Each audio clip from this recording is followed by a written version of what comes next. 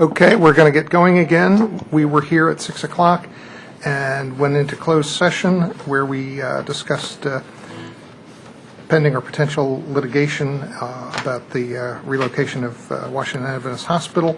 So we're now back to our regular session. And I'll just note very quickly that we are going to be going on summer break after this meeting. So our break starts basically after tonight and goes through Labor Day, September 3rd, and we will be back September 4th on a Tuesday. And that's not the only Tuesday meeting in September of the council, because the third meeting in September is on Tuesday, September 18th, because Rosh Hashanah begins at sundown on Sunday the 16th. So people should remember we will have 2 Tuesday meetings in September. And just 2 other quick things to note for people thinking about when we come back in September. Tuesday, September 4th, one of the things that we'll be doing is having a single reading ordinance awarding, we hope, a single reading ordinance awarding a contract for executive search services for the selection of a new city manager.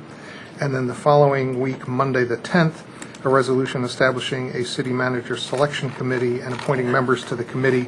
We've put information out about that. We're looking for anywhere between 21 and 30 members. So if people are interested, they should contact the city clerk and contact the council member and myself, and we will get going on that. There are no additional agenda items this evening. I don't have anything for the record, so at this point we will go to the public comment period, and that's for anybody who wants to comment on anything that is not on our regular voting agenda this evening. So it's an opportunity to comment on any work session item this evening and also on anything that's not on the agenda, and we ask that you identify yourself and keep your comments to 3 minutes. Mr. Lovelace. Hello, my name is Pat Lovelace, 7620 Maple Avenue, the Franklin. Your favorite official peace delegate. I'd like to, got a couple of things I want to remind people of coming up. One is National Night Out, which is on the 7th, the first Tuesday in August. It's a week from tomorrow.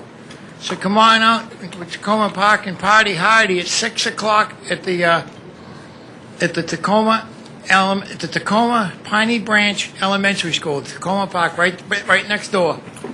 We're having your National Night Out against crime. So come on out and stand up against crime, you peace activists. I want to see a lot of peace activists out there, too, because that is part of being a peace activist, is standing up against violence and crime.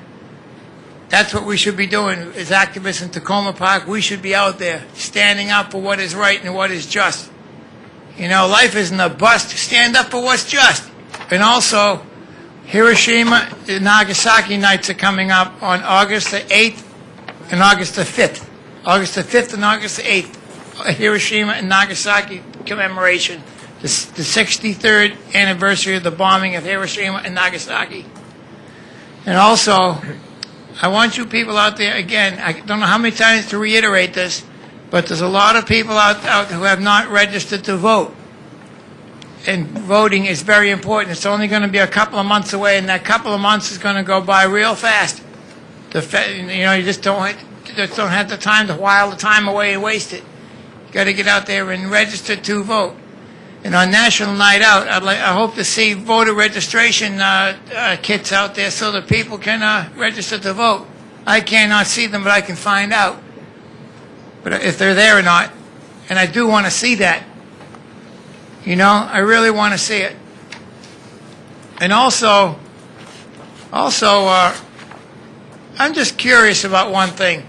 Why is it when we're going to be bringing up city manager, why is it we cannot have a person from our own city managing our own city?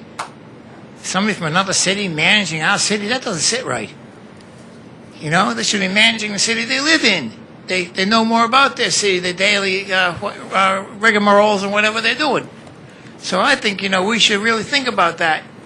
We really should support a city manager from our own city. Tacoma Park should rule. We should be active in our city. Take part in what's really going on. Stand up for what's right and think about it. Thank you very much. And remember, happy recess, everybody. I'll see you on the 4th of September again. Thank you very much. Bye-bye, you peace delegate. Thank you. Others who wish to comment, if you want to come to the podium.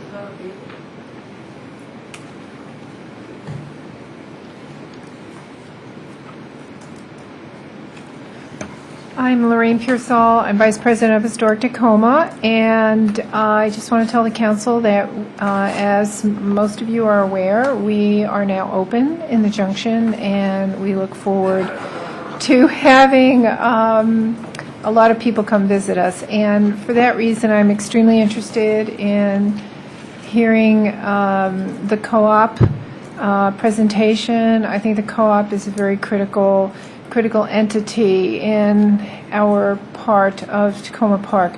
And the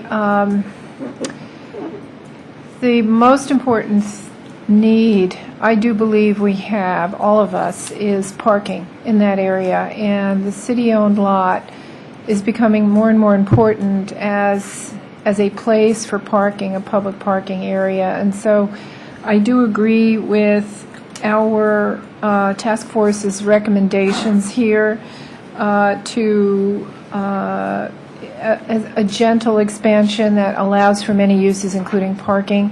And I want to suggest that it would be really exciting, and the co-op may be thinking of this, but there are spaces across the street, and bringing people across the street, together with our events, if there's a way to have a restaurant or something, and we may be hearing that tonight, I don't know, but there are opportunities on the 7300 block that perhaps that would be a great idea for the co-op to consider leasing or whatever, and just to have our thoughts really open on that, I think would be great. And whatever help they need, I think is something that we should discuss, because they're a very critical entity within the junction. And the other item I just wanted to talk about is the very last item, which I think is extremely critical, both the residency and the appointment of department heads. Now, our department heads are very, very important to the governance of our city, and I think ultimately phasing it so that they live within the town and they're really part of the culture is very important, and I think that's true for any city manager position as well. I mean, I think we should try it. I think that many cities do require residency. I think it is important to be able to have more of our city manager at cultural events. It's unreasonable to expect that to happen if that person is moved far away. And I think it takes a longer time for that person to become part of the culture of our city. And I think we are worth it to require that with the provision that we allow enough time for somebody to find a place to live. But I think that's fair enough. So please, I think more discussion is perhaps needed on that, but I think it's a very major, both of these things are extremely major.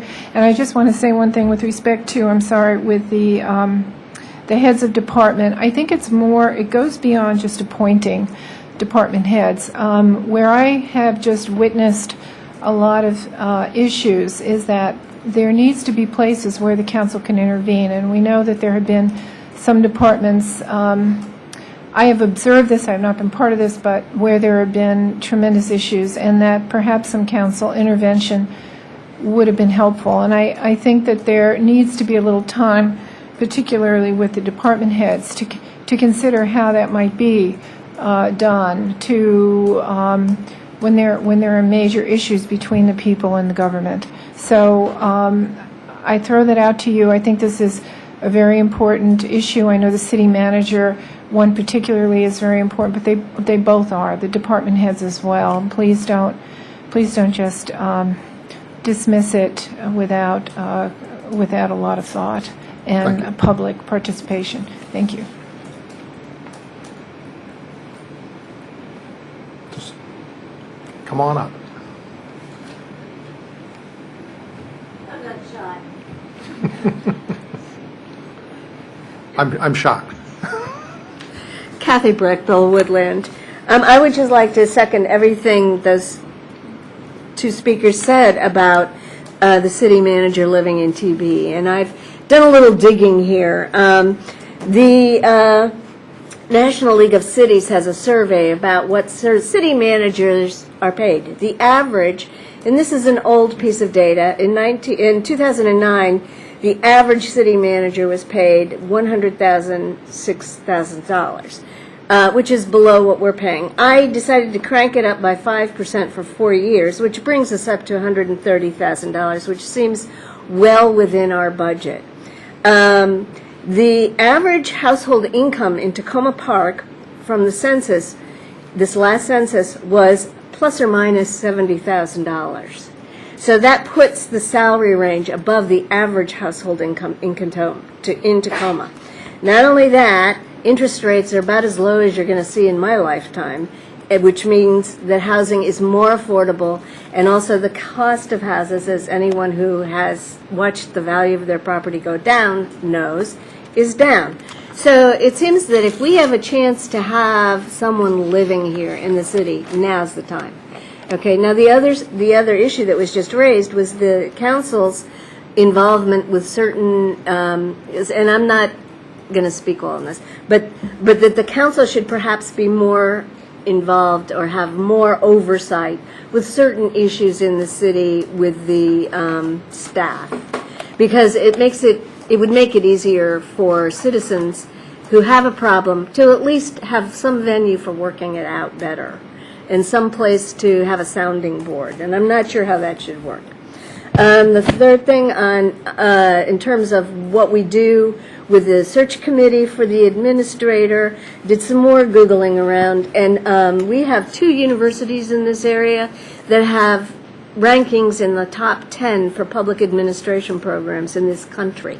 AU ranks 8th, Georgetown ranks 10th. Both of these universities have career centers, and alumni do use those career centers to look for jobs. So we have people who know the area, possibly are coming back here to look for work, and 2 fabulous sources of public servants. The last thing I have to say is that I would like the city to support the work being done by the Center of Watershed Protection on Sligo Creek. I spent quite a lot of time last week down at the Kenilworth Garden, and all in the watershed. So it's critically important that Sligo Creek be kept as clean as possible and that we know what the problems are. Have a great vacation. Thank you. Thank you.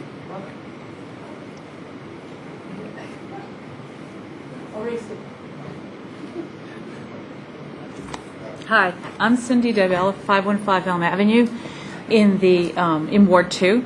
And I was so inspired by the intelligent conversation at Ward 2 night last week that I'm making what might be my first public comment to the council as a resident. So I wanted to talk about two things that are on your agenda as discussion items. The first, I live real close to the junction. I shop at the co-op and the stores there, the other stores there all the time. And I support generally the task force recommendations for that lot, as much as I would love personally to see it as a community garden. I think the better use is for it to be a co-op or similar business, food trucks with some parking to help ease the congestion here. So that's my view. On the other item, the residency requirements for city manager and advising consent of the council for city manager. I think that it is a good idea for the council to have input into major hiring decisions, and I like the phrase advising consent. So, you're not inserting yourself into the whole process. You're kind of keeping tabs on it in case something's really not right. I like that. As far as residency requirements, I like the idea of a city manager who can move here if they don't, in fact, already live here. My concern, having just heard what Robbie said, is that the department heads, that might be asking too much. I'm not sure how affordable in the long run housing really is here for folks at that income level, folks who may have a family, have kids somewhere else, pulling them out, moving them to Tacoma, and then having it be difficult because a lot of the housing here is still quite high priced. So I think I would prefer that you draw the line at the city manager there. So that's my 2 cents on those two topics. Thank you, and have a great break. Cindy, you say at that income level, our department heads do make, most of them, over $100,000 a year. I guess I wasn't aware of that. Okay. I thought that might Yeah. be the case. Well, I'm not sure how much that would change my opinion. I think let's try it at the city manager and see how it goes. Thank you.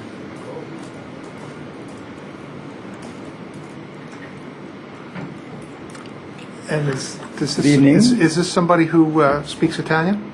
No, unfortunately. I've learned some new gestures, however, which I won't share. I'm not sure what they mean, but I have a pretty good idea. You're not going to try them out here. And I'm definitely not going to try them out here. I'm Reuben Snipper. I live at Erie Avenue and am sojourning in Rome for a little while.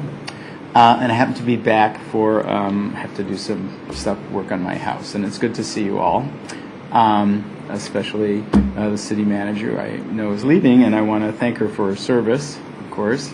And I'll talk to Chief Ricucci also about that. I didn't come back just to comment on the 2 work session items, but since I am here, I couldn't resist, and I have pretty strong feelings about them.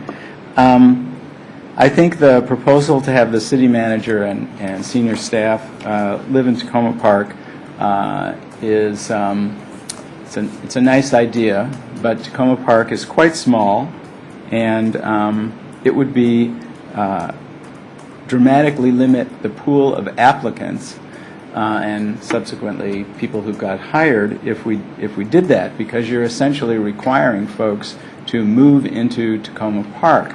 And those moves, that the transaction costs for those moves can be quite substantial if you have a house with kids and so on. It could be fairly substantial, even if you're moving from Silver Spring to Tacoma Park. You might have to have your kids go to different schools and so on. So I think it would limit the pool. I think it also would have an impact on the diversity of the staff, because it would be harder for staff to move in.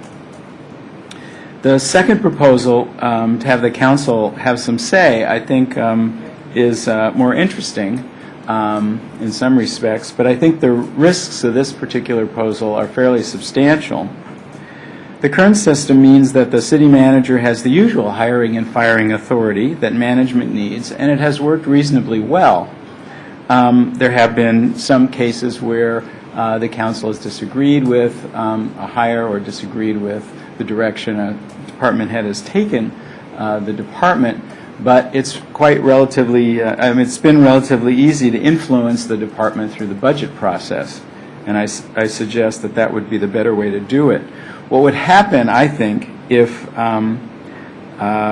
the council participated in hiring, in the hiring decision of staff, is that it would make it harder for the city manager to do the management, on the one hand, and it would also divide the loyalty of the staff.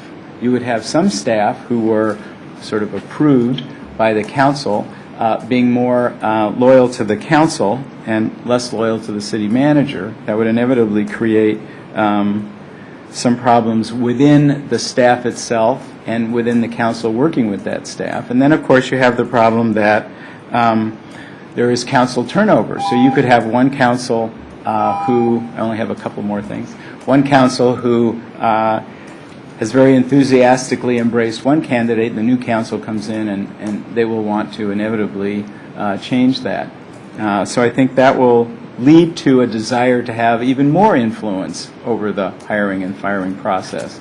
Feels like the nose under the camel's tent kind of idea, the camel's nose under the tent. And I make one final comment. I think that there's the idea that it's a bit like the federal system or the state system where the governor, chief executive, whatever, comes in and wants to appoint department heads. They're approved by somebody of the legislature. But it isn't like that because the Takoma Park isn't like that because the staff are not, don't serve at the same term as the chief executive. It'd be more like if the Congress were approving civil service hires. And of course, the reason why that's not done is because it would politicize the system, and everyone understands that. And so I urge the council to reject both of these proposals. Thanks, and I hope to chat with you guys over the next 10 days or so. Thanks. Thanks, good to see you.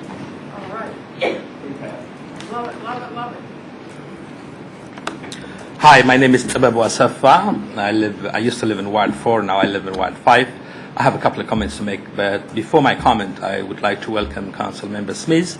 I've had the pleasure of having a long conversation with him. I like his ideas, I like his energy, and now I'm your Ward 5 resident. I plan to be with you, work with you, so I'm very excited about that. It's amazing how time flies when you are having fun. It was only yesterday I came to tell you about the first Ethiopian festival in Silver Spring. Just yesterday and last weekend, the second annual Ethiopian festival at the Veteran Plaza was a smashing success. I am very, very, very proud to say that. We had, as it's been defined, the longest sustained crowd in the history of the Veteran Plaza. We had over 5 hours of show, amazing show, wonderful energy. It was just a wonderful cultural and economic engagement, on a grassroots level. I'm very honored and humbled to be part of that. And on this occasion, I'd like to really express my gratitude to my fellow members of the Takoma Action Group who labored in my blessed tea. Gladys, Diane, Joyce, they were there. They wouldn't leave my booth for 10 hours. It was amazing. And a whole lot of Ethiopians came to me and said to me, wow, how did you get all these community members to support you? And my answer was short. In fact, actually, how did you get the community to support you? How did you get the politicians to speak very passionately on your stage? And my answer was very simple: service to the community. And I'm very, very humbled. Takoma Park gave me that opportunity. I'm a very proud resident of Takoma Park. Okay, so hopefully next year, to those of you who came, who supported me, who came, I'm delighted. I will always treasure you. And for those of you, for a whole lot of reasons that you didn't show, I hope you will come see value in this and join me next year. Okay, I will leave that as that. Okay, the second comment I'd like to make is about the junction. I have to publicly say I'm disappointed by the task force. I can't get over that. I tried to pass from that sentiment. I am the loudest, I've been the loudest voice, I'm sorry, but this is a very critical moment. I am the loudest voice. I had a dream to put a cottage coffee shop. I had a dream to introduce a new market system in the international market system, a virtuous exchange. I had a dream to put Tacoma Park, like Starbucks had put Seattle on the map, an international coffee roasting, planting company on the junction. I'm gonna live and die to make that happen. And the task force did not for a second ask me what I wanted to do. So publicly, I would put that remark on the table. So I'm watching this thing very, very, very, very passionately. I am still bent out of shape to make sure that my dream comes true. I have a tremendous support. I have a tremendous excitement, and Blazed Coffee is shining like the northern star. And I just want to say that I am going to make sure that happens to be the case. And thank you, and thank you to everybody. Thank you to everyone who have supported me, and the passion will live. Thank you. Thank you.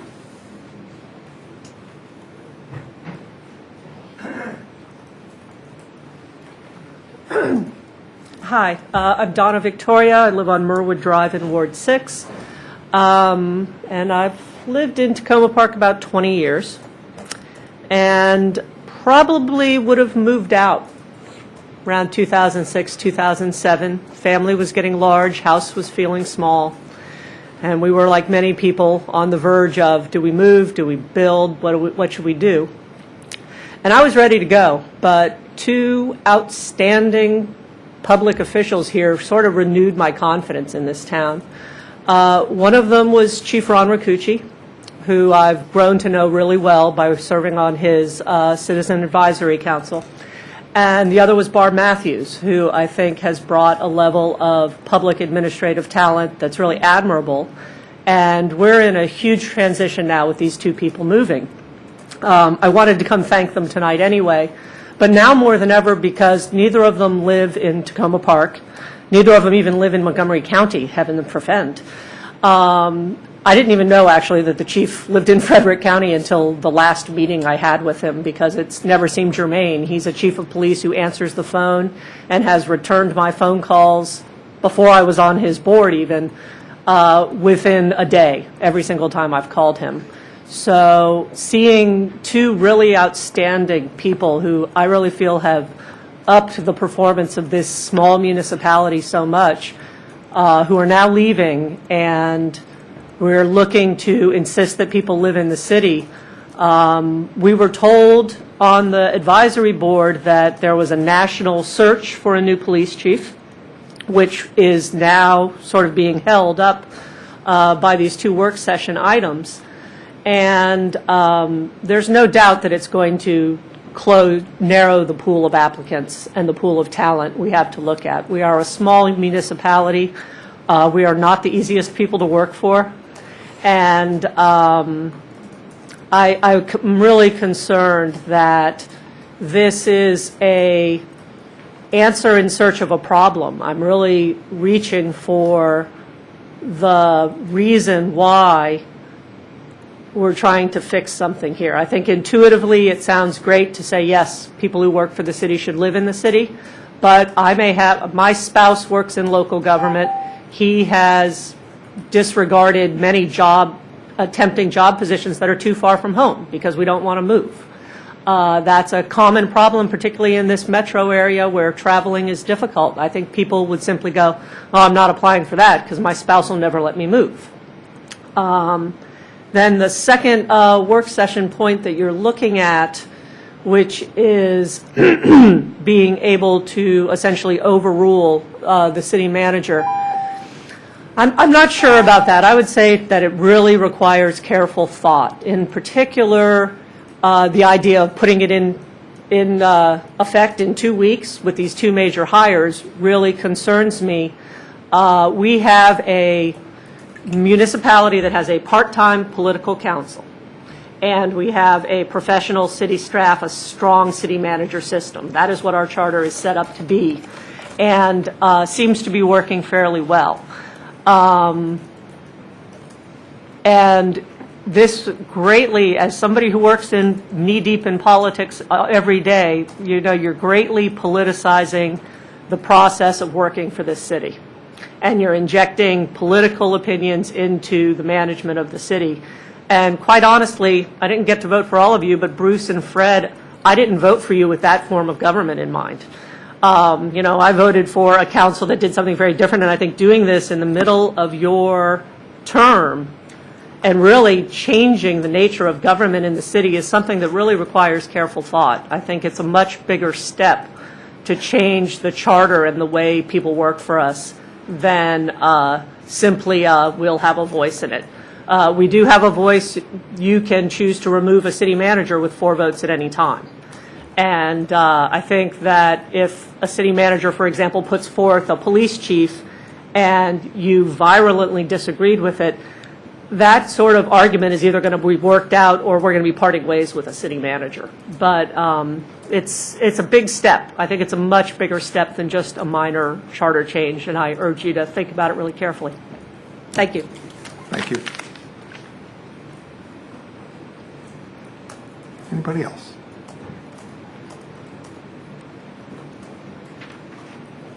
Hello, my name's Dan Robinson. I live on Grant Avenue. I was sitting up there not too long ago, too.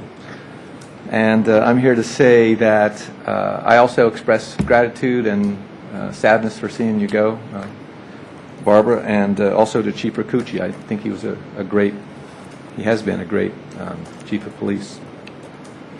And I'll welcome the 4 new council members. Wow.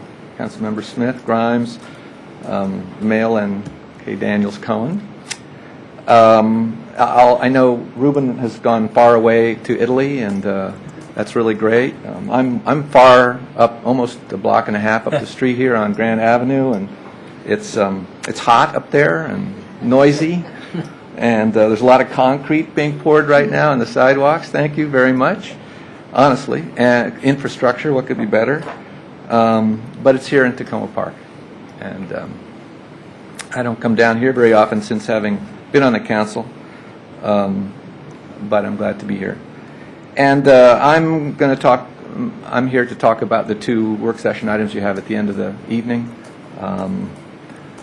I remember the 4 years I was on the council. I remember clearly some of the strains and juggling and tension about that balance between the political side, mayor and council, and the management side, city manager Matthews and the staff. And it was complicated. It was complicated. And there were times when I didn't know what was right or wrong or how to go about things. And it's true, we have a city manager or a council manager type of government. And I think in the past, we had a different kind of government where the council had a much more direct say in how things went. You might remember my going out to Boise, Idaho, and meeting with the mayor there, and that's a strong mayor, but he was very enthusiastic about having what's called a strong council as well, and they had the ability to directly hire top-level staff. He was happy about that. Now, that is a different thing, and what you're talking about here is some kind of a hybrid. I haven't seen, in my little searches in the internet, I didn't see any examples of that. Council manager, strong, or manager, and then some kind of strong councilor role in that. But I think it's a hybrid that's worth trying. I think that the fears of the muddiness of authority, or some kind of confusion, or lack of competitiveness going out, or division of loyalty, those are valid fears. I think there are some real upsides, and those include, I'll just take a couple more seconds. Those include a better connection between the council and the staff, and therefore between the community and who's on the staff. And we have a nonpartisan form of, this is a nonpartisan, so I don't think that kind of federal jockeying for this is my group or this is my group, I just don't have the sense that would take place.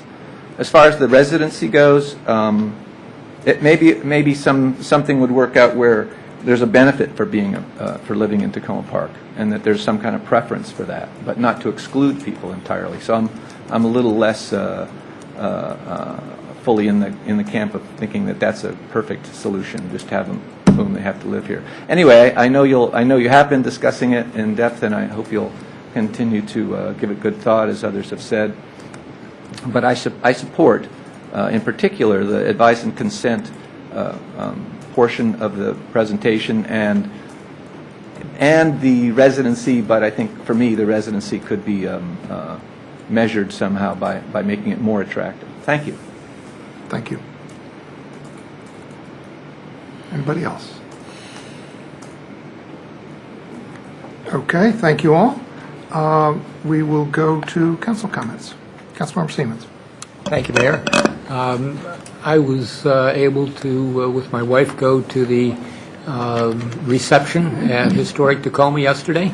The new facility is fantastic. We were there when they first purchased that site and toured it, the kind of the before at that time. It was very dismal. The renovation has done a fantastic job. Excuse me. Anyways, it was really great to see the new facility, and I think the greatest part of it is to see, to recognize how much time and energy and resources have been put into the renovation, and to realize that now there's all that time and energy from the group, and the resources will now be directed towards the main purpose of Historic Tacoma, and that is preservation of the local city's history. You know, a lot of times when we think of Historic Tacoma, we think of the impact in our neighborhoods, in the historic districts, and the preservation of the structures in our community. But I think a even more significant role that they play is the preservation of the history of the city, the documents, the artifacts, that they now have a place to store and to maintain in safe and proper environment. I really look forward not to just the preservation of our history, but also the presentation of the history to the community, and how we all will have access to those records and artifacts at their new location. And I compliment you, Lorraine, and all the work that you've put in, and the other members of Historic Tacoma. Thank you. Councilmember Daniels-Cohen. Thank you, Mayor. I just want to underline Councilmember Siemens' comments about Historic Tacoma. I gave them gold stars a couple of weeks ago when I found that they had gotten their use and occupancy. So congratulations to opening the building. I also want to underline Pat Lovelace's comments about National Night Out. I've been participating in National Night Out for years and years, not always in Tacoma Park. It's a really important part of the community. It's pretty exciting, and the way that the community policing officer is running it is pretty exceptional. So I encourage everyone to come down, if only for a minute. It will be at Piney Branch Elementary School, right down the street here on Maple Avenue, from I believe 5 until 8. It's always on the first Tuesday of the month. I think it's the first Tuesday, if it's not the second. It's early in August. August 7th. It's August 7th for sure. And I've got a whole line of stuff, and I apologize, but there's so much that's been going on in the city. I just got to acknowledge a bunch of it. Sherman Avenue, I am the favorite daughter of Sherman Avenue, so I've got to mention this. Won the Wacky Tacky Award for July the 4th parade. And this year, of course, I'm not surprised that they won that. Being a member of that street, there were a bunch of back and forth about the prize, and usually it's a trophy, but it's come to pass in these days that there's money. So the first money, everybody said, let's do a crab feast, and then someone said, no, let's give the money back to the city, and unanimously the whole listserv chose to give the money to the Tacoma Foundation, so it can go back into the city, and my hat is off to them. It's a great job for Sherman Avenue, and a great bit of sharing as well. More hats off, and kudos to Old Tacoma Business Association for continuing a fabulous food truck experience. This week there were 2 trucks as promised, and a whole bunch of Tacoma Parkers got to eat. I finally got my fish taco. Unfortunately, I decided to share. There are 2 of them. I've shared them with my husband, which was a mistake because they were that good. So he got the other fish taco. It's a really spectacular balloon artist was there, and there are going to be food trucks again this Friday night from 5 to 8 in the city lot. And I just ask you all to come up and just take a minute to purchase some food at the food truck. In the food department, notice my segue is excellent. Another really great meal was planted, grown, harvested, cooked, and eaten. Now, planted, grown, harvested, cooked, and eaten by the Youth Garden farmers. Great work and great food and great fun, especially eating veggies that you've grown yourself, and that included 12 ears of white corn. This has not been the easiest season to grow anything. Thank you, Howard Cohn, for your tenacity and your expertise in making things grow. Another exciting thing, some of you were there, I know I saw a few of you there, was the Make Art Not Landfill program yesterday at the gazebo in partnership with the city's Arts and Humanities Commission and the Old Tacoma Business Association. It was fabulous and well organized. There was music and recycled materials turned into art and kids making things from recycled materials and so much more. And Ward 3 was very well represented and actually won some of the major awards. So I even took the recycle quiz that Daryl Braithwaite gave, and I did learn a couple of things about what you can and what you can't recycle, and I've been making a couple of mistakes in my little recycling issues. Just a quick note for your information, the Tacoma Park Farmers Market was one of the 6 top farmers markets as noted by the Washingtonian magazine. And I know that may not seem like a lot to you all. It was the Washingtonian's the Best of Washington issue. So that's a pretty huge thing to have happen to our farmers market. So I can't let a week go by without doing some gold stars. Huge and dynamic gold stars go to the Director of Public Works, Daryl Braithwaite, and her amazing staff. For some reason, the trash didn't get picked up on Sherman Avenue last Wednesday, a glitch of some kind. Several folks called, but I decided to email the Sherman Avenue listserv, and I copied Daryl Braithwaite. It was at 7 p.m. Wednesday night. At 7:15 p.m., the big truck rolled down Sherman Avenue and picked up all the rather ripe garbage. I mean, it had been sitting there in 103-degree heat all day long, so it was pretty smelly. I don't believe there's any place else in the area, and maybe even in the world, that such a thing could have happened. Daryl not only gets gold stars, but the perpetrator of miracles as well. We really appreciate our Public Works Department and everything they do for us. Now the next one's gold stars with a really, really heavy heart, and mine seems so minuscule compared to what Kathy Plevy put on the listservs today. Tomorrow is Chief Ron Ricucci's last day, and off he goes to Florida, where they only have summertime. He's been a very special police chief. He's brought a full complement of officers to our city, created a bike patrol, detectives and plainclothes officers on the street, including a TEU, a community policing officer, Citizens Police Academy, Junior Police Academy, Chiefs Advisory Board, and I could just go on and on. The things that he's done for the city in 5.5 years are listed, like it takes 3 pages to cover them all.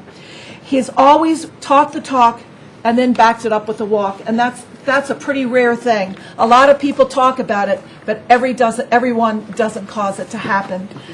These are all the things he said he'd do when he arrived in February of 2007, and he did them. He's handled the media in a positive and professional way in each incident that's gone beyond our local news to make sure the city and the department are held in highest regard. He has been aware of the uniqueness of our special community and all of its possibilities, and he's always had an open door policy with a willingness to work with the residents. He will be missed. He has left some really huge and difficult footprints to fill for our city.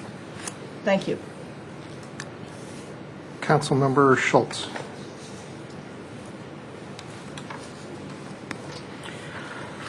Thank you. First of all, I want to, I guess my very first order of business, since I was not here at the last city council meeting, is I want to say formally to my new colleague, Jared Smith, welcome aboard. I'm really glad to see you sitting up here, and it's good to have a full house again. And so just wanted to make that, make you know that how glad I am to have you up here.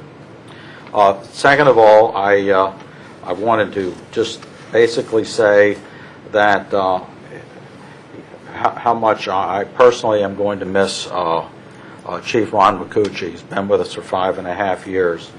And for those who have been in the city government and involved with the police department far longer than I have, he seems to have been recognized as the best police chief the city has had in anyone's memory.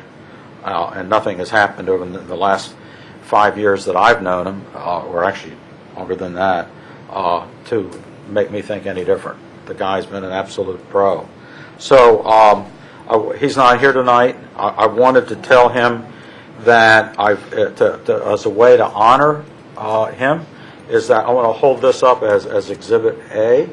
This is my speeding camera citation. See the little red car? That's my red car. The license plate. I got caught last week speeding down New Hampshire Avenue at 49 miles per hour, and I owe $40, which I will happily pay, and because I know that part of that $40 is going to go to public safety in the city of Tacoma Park. And so I sent the chief an email this afternoon saying that this money is going in his honor, because I know probably more than anything else, this is what he would want me to do, is to get a speeding violation.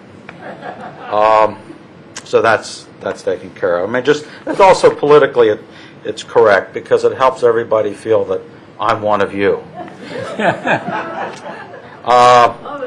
The State Highway Administration put out a travel advisory that came in the mail this week, announcing that the New Hampshire Avenue bridge, you may not even realize there was a bridge there, at the intersection of Sligo Creek Parkway. It goes over Sligo Creek. Doesn't feel like a bridge, but it is. And they're going to start redecking that bridge starting next spring, spring of 2013, in which at all times at least 2 lanes will be closed, and the access to Sligo Creek Parkway will be terminated for the duration of the work. So that's going to create some detours of rather massive proportions.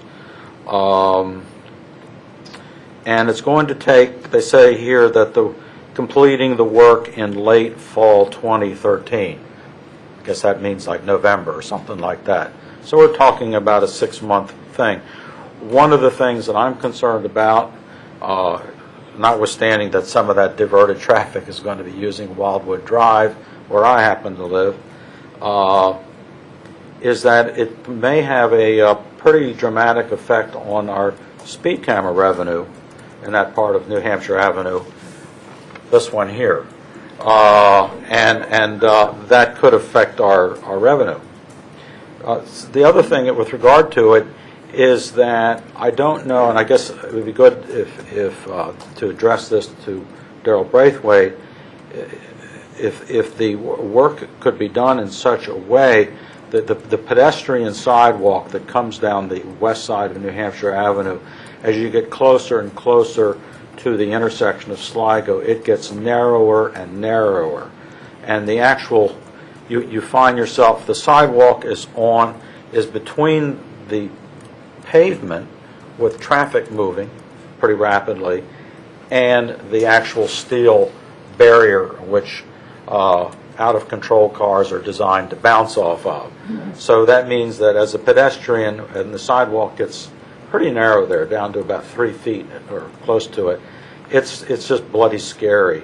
And I'm wondering if we can influence the the highway department to think about a redesign of that sidewalk so that, if nothing else, the barrier is between pedestrians and the vehicles, rather than having the pedestrians and the cars on the same side of the barrier. Or if the sidewalk couldn't be widened in such a way that it would make practical sense for somebody to actually use that as a bicycle access. Because right now the path through Long Branch Park, which becomes Becca Lilly Park, does not connect with the path on Sligo Parkway.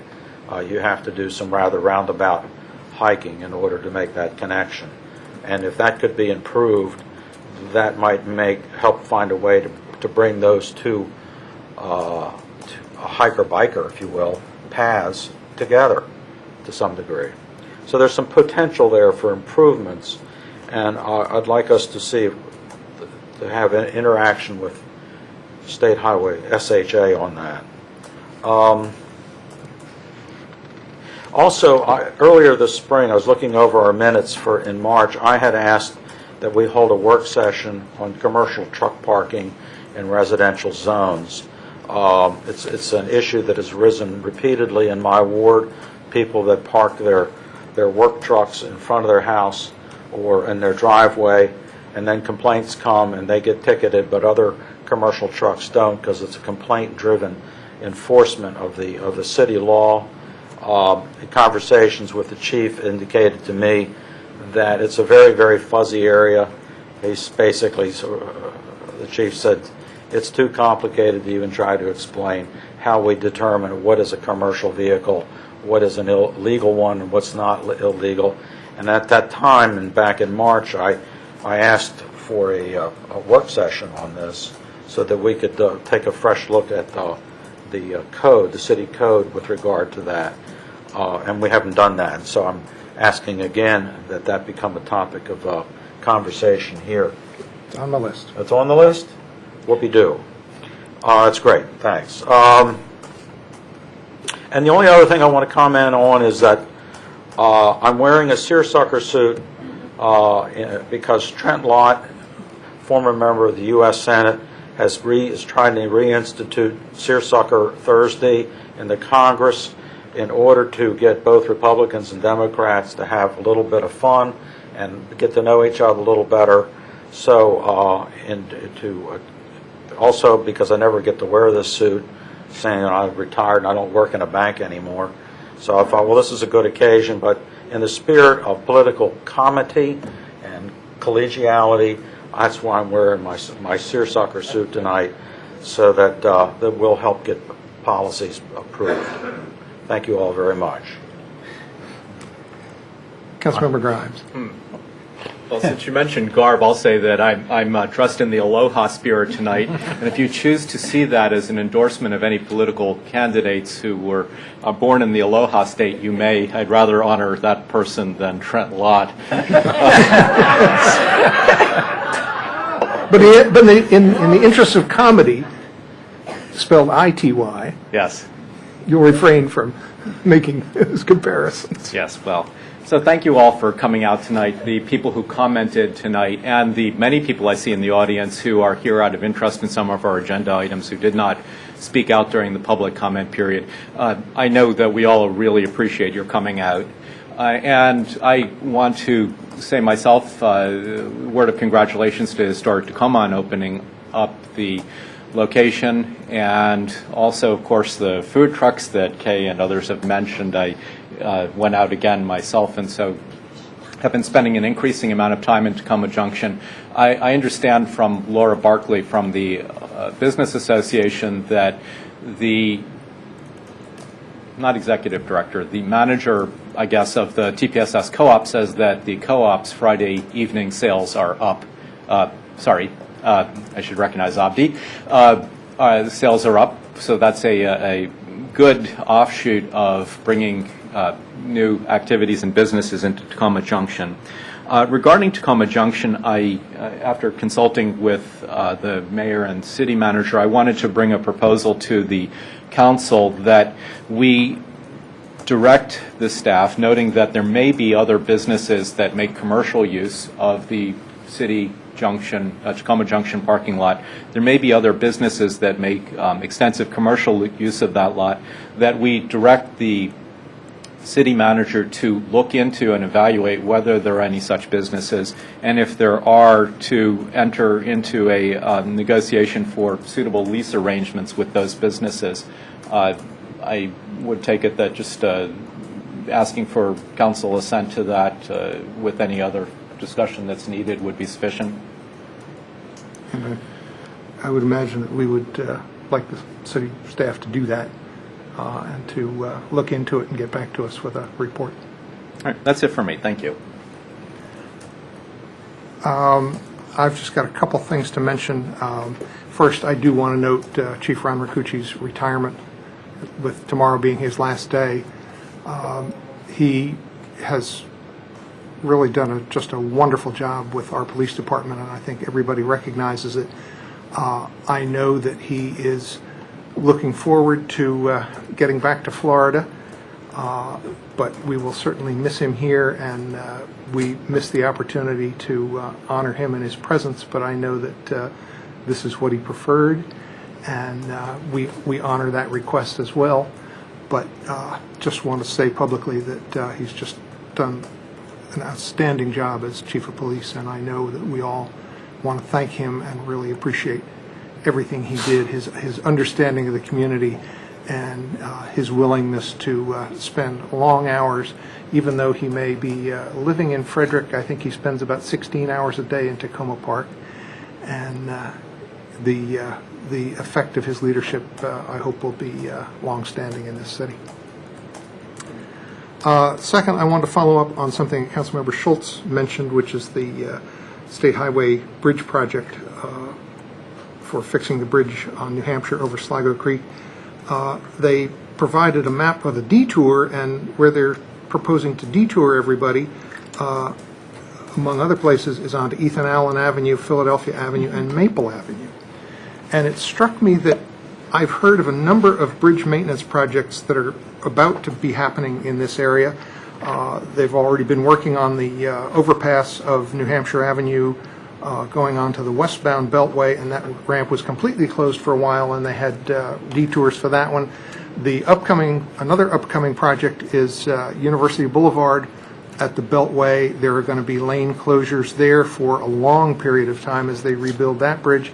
And we were also alerted some time back that the Carroll Avenue Bridge over Sligo Creek is going to be closed and rebuilt, and there's going to be detours for a long period of time involving that. So I was aware of those other projects, and I hadn't heard of this one, and I didn't know whether this was a surprise and whether the State Highway Administration is undertaking all of these in the relatively same time period, and we may have clashing detour routes with trying to get people onto Ethan Allen, Philadelphia, and Maple, and then, oops, we're also putting people on Maple as a detour for the Carroll Avenue Bridge closure, and it just struck me that this was a surprise. Do we have any sense that we had known about this one and I just somehow missed this one? My sense in talking to the Public Works Director is that she was not that familiar with this project. So I think this one is a surprise, and it looks like it's going to be about a 6-month project, and I hope it doesn't clash with these other projects. I believe the University and Beltway one is supposed to start relatively soon, and I had been under the impression that the Carroll Avenue closure was going to be coming relatively soon. So it would be good to get further sense from State Highway about the exact timing on these and see if there's any other projects that they're doing. They seem to be doing a lot of bridges in this area, and we may have more surprises ahead of us. I hope not. Mayor, I've seen that map too, but I find it a little confusing because they show a detour that doesn't connect back to New Hampshire Avenue. Right. It dumps into Tacoma Park. And it dumps onto Sligo Creek Parkway, from which you can't get back to New Hampshire. Right. So I find that interesting. And it's also interesting that I know that they're just showing the detours on there, detouring onto other state highways, but it kind of ignores the fact that a lot of people are going to take a lot of other detours and be going through neighborhoods all around the Sligo Creek Parkway area. And of course, Maple Avenue is not exactly a state highway, nor is Sligo Creek Parkway, but... Right. So there's problems with this one, and I think we need to follow up with state and highway also a problem that administration. they're not talking with our planning people. Right. Another thing I wanted to bring to people's attention, I want to make sure people know that there's going to be a safety exercise taking place on the Washington Adventist Hospital campus on this Wednesday, August 1st. And let me just read 2 paragraphs from their press release just to make sure that people understand.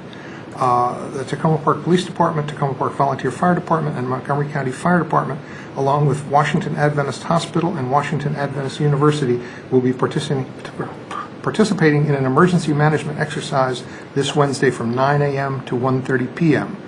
Community members and visitors around Tacoma Park during these hours can expect to see increased police and fire activity. Actors will also be in makeup to simulate injuries. This exercise will not affect normal police and fire operations or patient care at the hospital.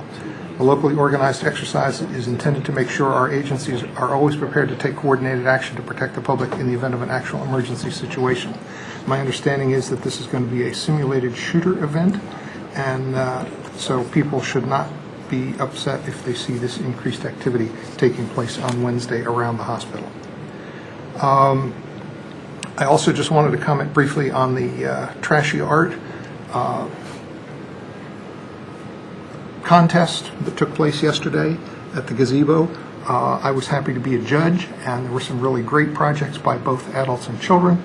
I was also offered the opportunity to be a judge at an upcoming event that should be also interesting, and I want to make sure people know about that, and that is that the proposal is that on September 16th, that's a Sunday, that there will be a pie baking contest. So anybody who bakes pies, be aware that there's going to be the opportunity to have prize-winning pies, and it's anticipated that after the pies are judged, the slices will be available for sale, and it'll be benefiting the farmers market and various food programs. And also wanted to recognize Historic Tacoma's grand opening. I know a lot of us have been waiting a long time for that to happen, and I think that we were happy to help move that process along when asked for an opportunity to try and make a contribution. And I'm glad to see it finally happening, and look forward to a lot more activities for the community in that space. And also just wanted to mention on the food truck front that I understand that the first week that the food truck was there, they had their best sales period ever that night. When that same food truck returned this past week, they broke their record yet again, and the second food truck had a wonderful night as well. And some of the reaction from the vendors was, gee, maybe we ought to consider locating here permanently and doing some kind of storefront business, providing fish in some form. So I think that they are talking with Old Town Business Association and various people about possibilities. I think it's sparking renewed interest in trying to make more options available for food in Tacoma Park and in the Junction area in particular. I think we have gotten all the council comments, so we will move to city manager's comments. I'll just be very brief. I just wanted to take this opportunity to publicly thank Chief Ricucci for all that he has done for the city. It's been a true honor to have the chance to work alongside him day in and day out for the past 5.5 years. He was originally scheduled to be here this evening. I tried to twist his arm into coming before the council and having a resolution of appreciation, but he indicated that this would be his 4th retirement, and he had had enough of fanfare as he left positions. I did present the chief earlier today with a token of appreciation from the city, one of our typical clocks that we give, as the mayor always says, in memory of the time we spent together, and he was very appreciative of that. I also just wanted to take this opportunity to thank Lorraine Pearsall. I had the privilege last Wednesday, I guess it was, Lorraine, of actually getting to tour the building and have a personal tour from Lorraine. As some of the council members have indicated, it's just a wonderful space, and want to thank Lorraine personally for all her work that I know she spent securing grants, managing contractors. That's no easy task. And just congratulations, Lorraine, to Historic Tacoma.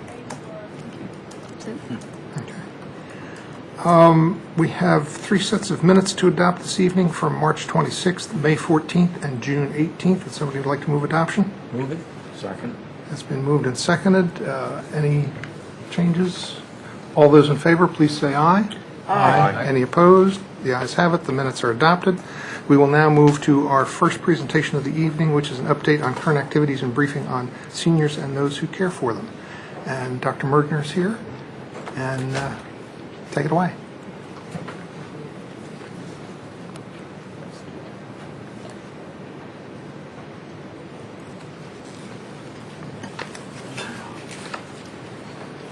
Good evening. I'd like to thank everybody.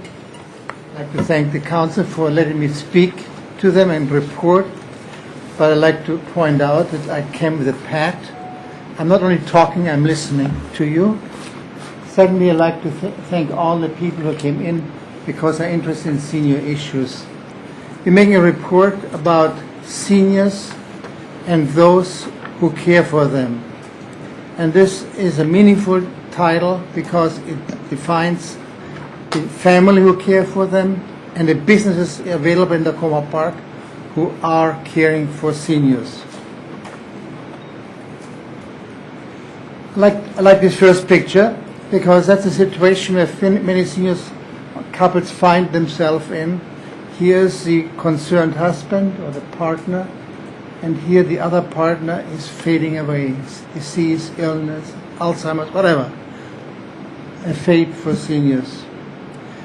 In Takoma Park, according to the 2010 census report, we have about 1,668 residents who are 65 years and older, and this is 10% of the population of the city.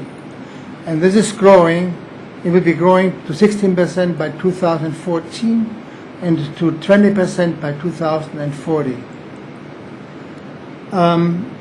But looking at these numbers, I'd like to emphasize that we should not be fear-mongering. It's an issue where we should rationally ask, who are these seniors and what do these seniors need and how can help be found for them.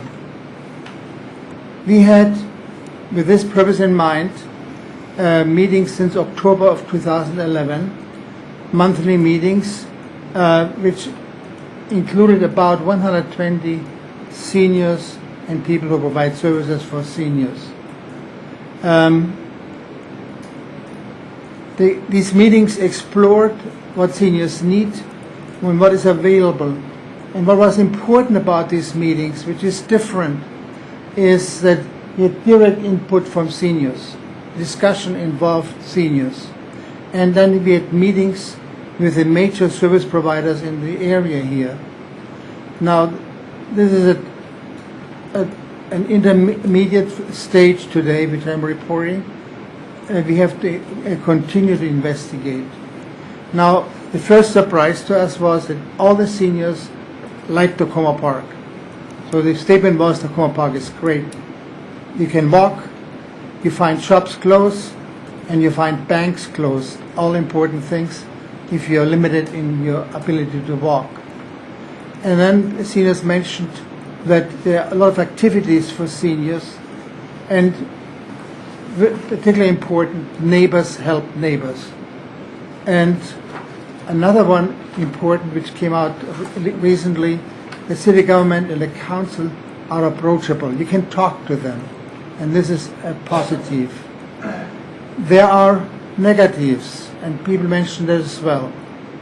One is a high cost of living, and I received a letter, which is in parentheses here, which states, I'm sorry I have to leave Takoma Park. If I would have known what you're doing, I might have been able to stay, but I cannot afford to live in the city anymore. So this is, for me, a very important letter.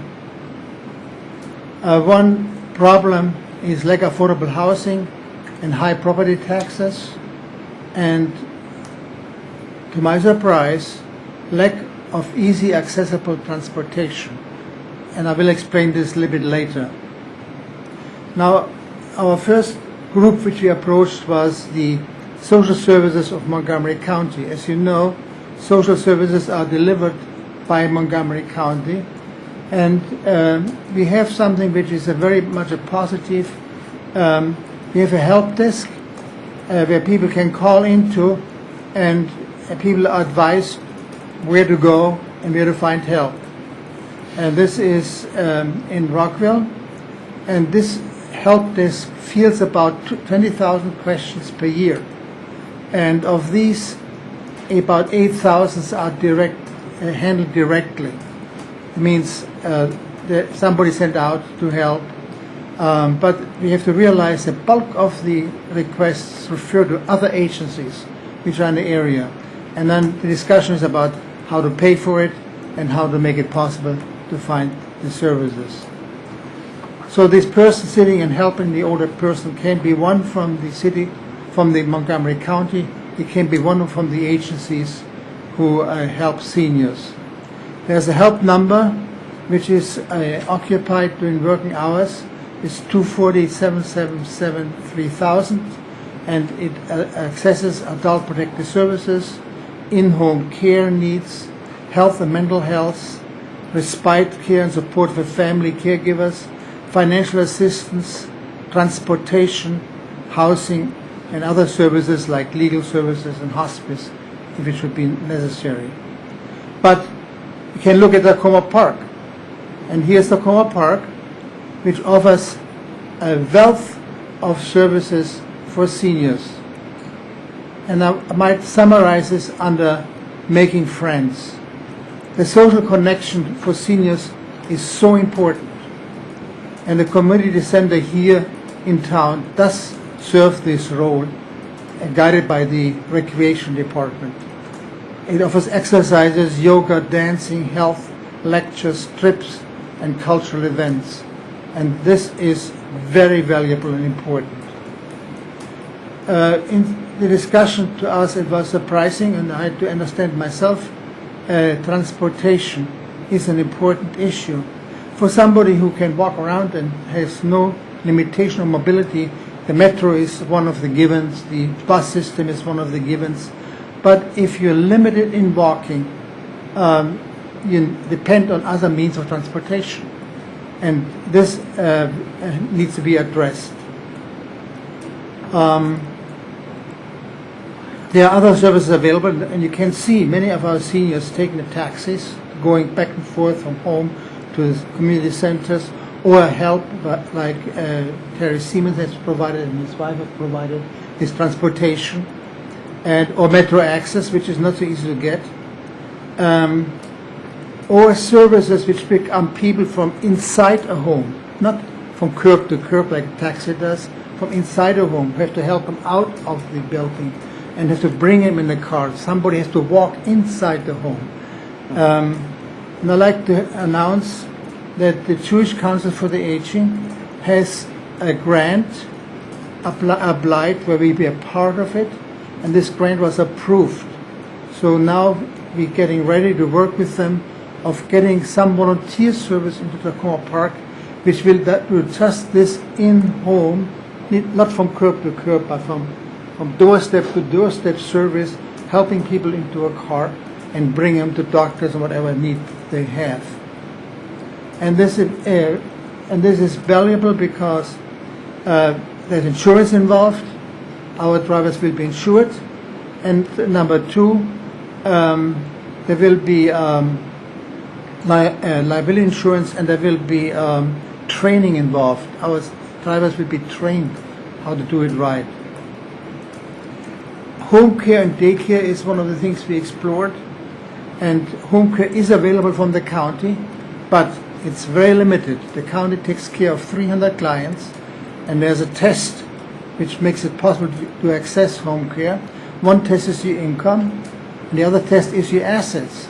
And I'd like to mention that the upper limit of assets you can own is $19,000. Beyond this, you will not be accepted for home care services. But there are private agencies which such as the Adventist Home Health Service and other private services, but they cost money.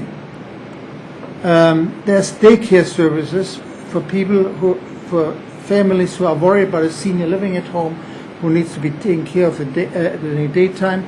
They are very good. They have medical care. They have buses picking up people and so on. But there is a whole slew of things which we have to explore further, namely nursing home, assisted living, and other services. And we don't know enough about it yet. Another movement is aging at home. And I have intentionally the trumpet player because they like to make music at home.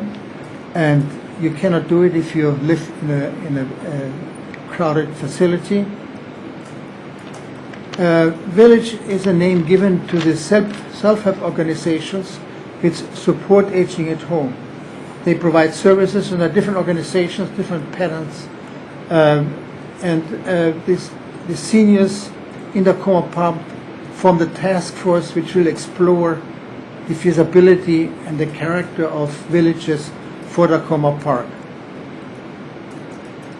Now, one principle I like to stress: seniors and their families are able to adapt.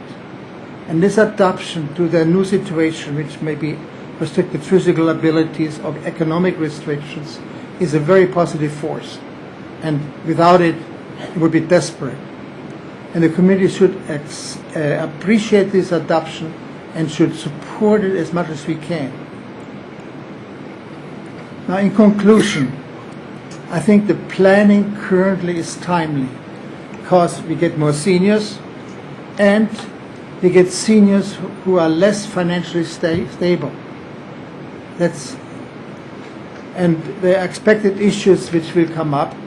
Affordable housing is one of them. Transportation is certainly one of them. Availability and affordability of home care and respite care. Jobs for seniors. Many seniors have approached me if I would know about jobs. There's a job fair by the Jewish Council for the Aging in March of next year. Poverty of seniors will be an issue we have to deal with. And the financial strength of the agencies which support seniors. The county aging and disability services, when they get their budget cut, the services they provide will be cut. So if they are not stable, we have people out in the cold.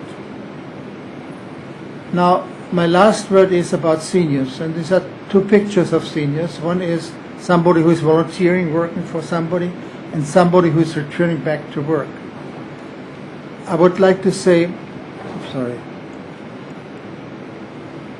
that seniors are a major resource for the community. If you look at families, many children depend on the care of their grandparents who are at home. Seniors add financial stability to community. 70% of the houses have no mortgage of seniors. Seniors will more likely frequent local businesses, and seniors will many times support the family financially. So they're very important. Furthermore, seniors are the major audience for cultural events. Seniors are willing volunteers, and seniors have professional skills and experience which can be given as volunteers. Why this presentation? First, I'd like to report what we have done so far. And I'd like to have a thank you for the council of having provided us with some money contribution so we could pay for the breakfast.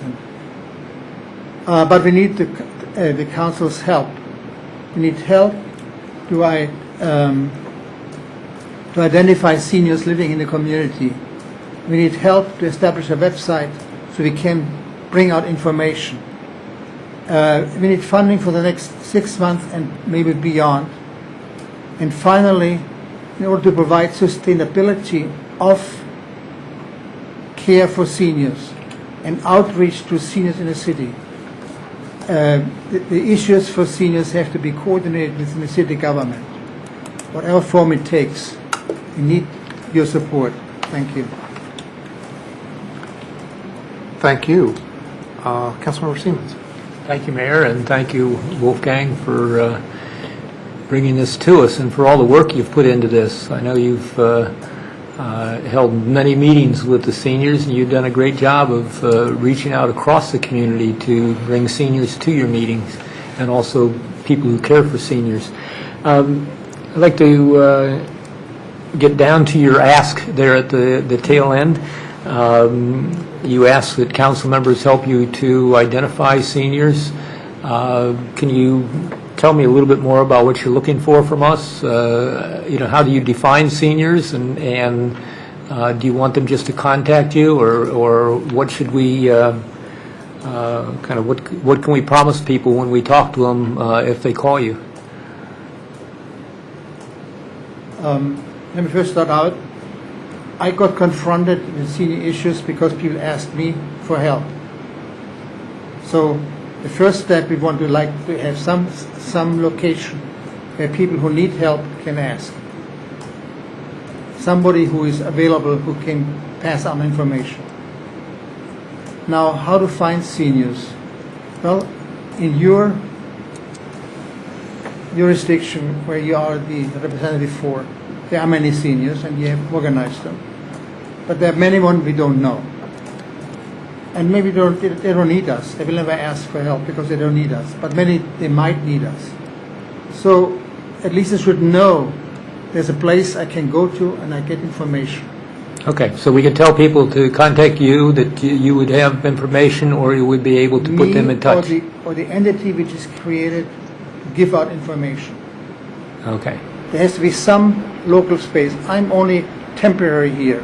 Okay. You didn't ask us to create a local space on your ask sheet there at the end? I said something. I said before. Right.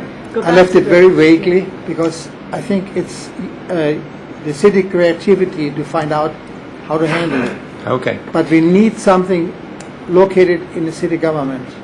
Okay. And then you're envisioning that the city would have a section on their website to support this? That's by all means, yes. All right. And then lastly, on your ask, you asked for some assistance with the funding. Did you have any particular amount in mind for that? Money amount? Yes.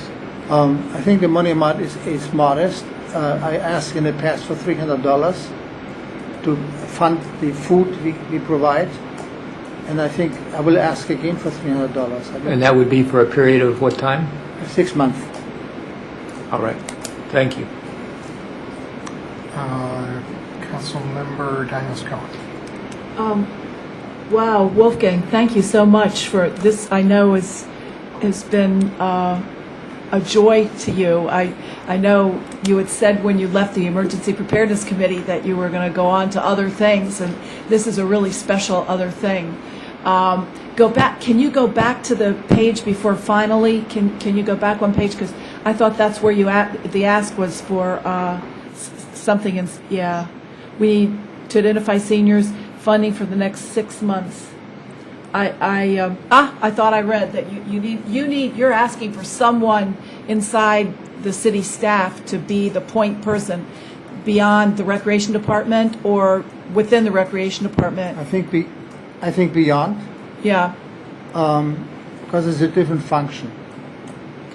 Other than the silver foxes and the trips and the right. And the there should yoga. be somebody who can be addressed, who has information beyond me. I'm 80 years old and I might not be around forever. Somebody who knows. So you're really asking for some staff assistance as well as yes. the $300, yes. which I think is really kind of modest, for sure.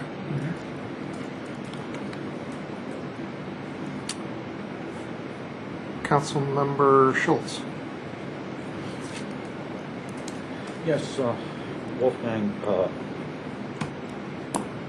Wolfgang, I want to thank you.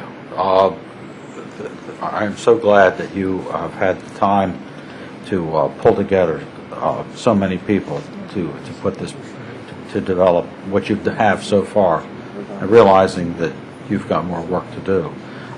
The in our presentation packet that we got here, the report that we got was 2 pages long, and yet what we see here was considerably longer. And I'm just wondering if somehow or another there's a way if there's any way you can make get the information you've just presented to us in a sort of a more complete format than this, because what we have sort of like page 1 of your presentation, and the last page, it starts with conclusions.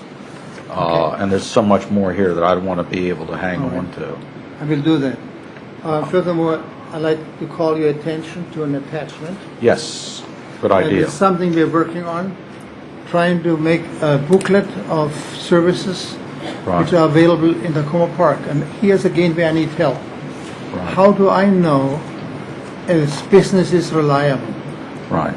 I need somebody to help me to find out.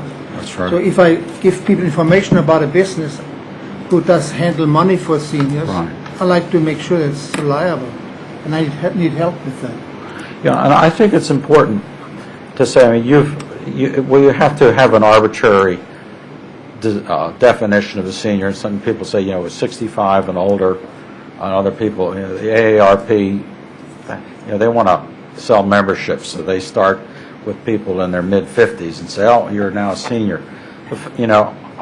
My wife and I are seniors, so we're 2 of those 1,668 people that you've counted.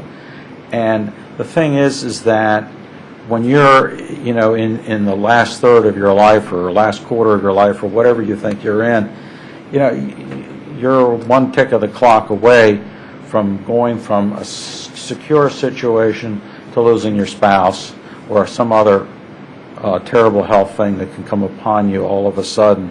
And one day you're okay and you are comfortable with your situation and your outlook, and the next day everything's changed. And I know in my ward a number of truly elderly people in their late 80s and in their 90s. Being in my late 60s, I'm not elderly. I mean, let's face it. It's all a matter of perspective. And when I talk to these people, I realize how important it is to me as their council member to be able to give them the information they need so they can solve their problem, or to their family member who's trying to help them solve their problem. And so this resource directory that you've got here and the other stuff that you're trying to get to would be tremendously valuable from my perspective, and I really praise what you're doing. Thank you. Councilmember Grimes. Thank you. So I'll add my voice of thanks and praise to you and to your many collaborators who are some in the room now and some not. These are great efforts. I do note that in the funding you include mailing. That could be a potentially substantial expense. I do know that the city staff have capabilities to do mailings, although not based on demographic characteristics such as age. Although perhaps the databases of addresses available to city staff can be married appropriately, legally that is, with, for instance, voting registration records that do contain the dates of birth. Those are not, that is not a clean data source. It's also not complete, but it's better than nothing, and it is fairly extensive.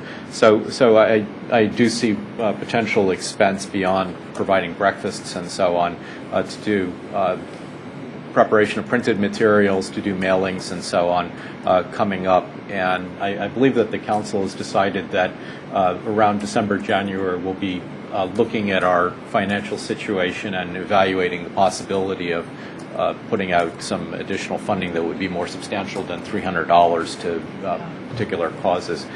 And I heard what you're saying about some kind of coordinating function about city staff involvement. You've done a lot of research. You and collaborators have done a lot of research about resources available from other governmental agencies, for instance, county agencies, from from charitable social service agencies such as the Jewish Social Service Agency. I think you have Catholic Charities maybe on here. Of course, there's Meals on Wheels and a whole bunch of others covering food and nutrition, healthcare, transportation, and that's a list that's hard for volunteers to stay on top of, or people who are essentially amateurs. And the ability to stay on top of those services that are available from outside of the city and to match service providers with people who need those services within the city is one that I think would behoove consideration for a partial staff position. And I would say actually that it's a similar function that could be provided by the city for other people who have needs, not just seniors, people who are lower income and can use assistance from outside agencies, youth, and so on and so forth. So perhaps that's something that we could consider for funding in FY14, a coordinator position that would coordinate the delivery of services to people who need them, not just for seniors, but comprehensively. So once again, I am really glad to see the presentation tonight, and will do what I can to support the efforts going forward. Thank you. Thank you. Councilmember Mayo. I'll add my thanks as well, Dr. Bergner. Thank you.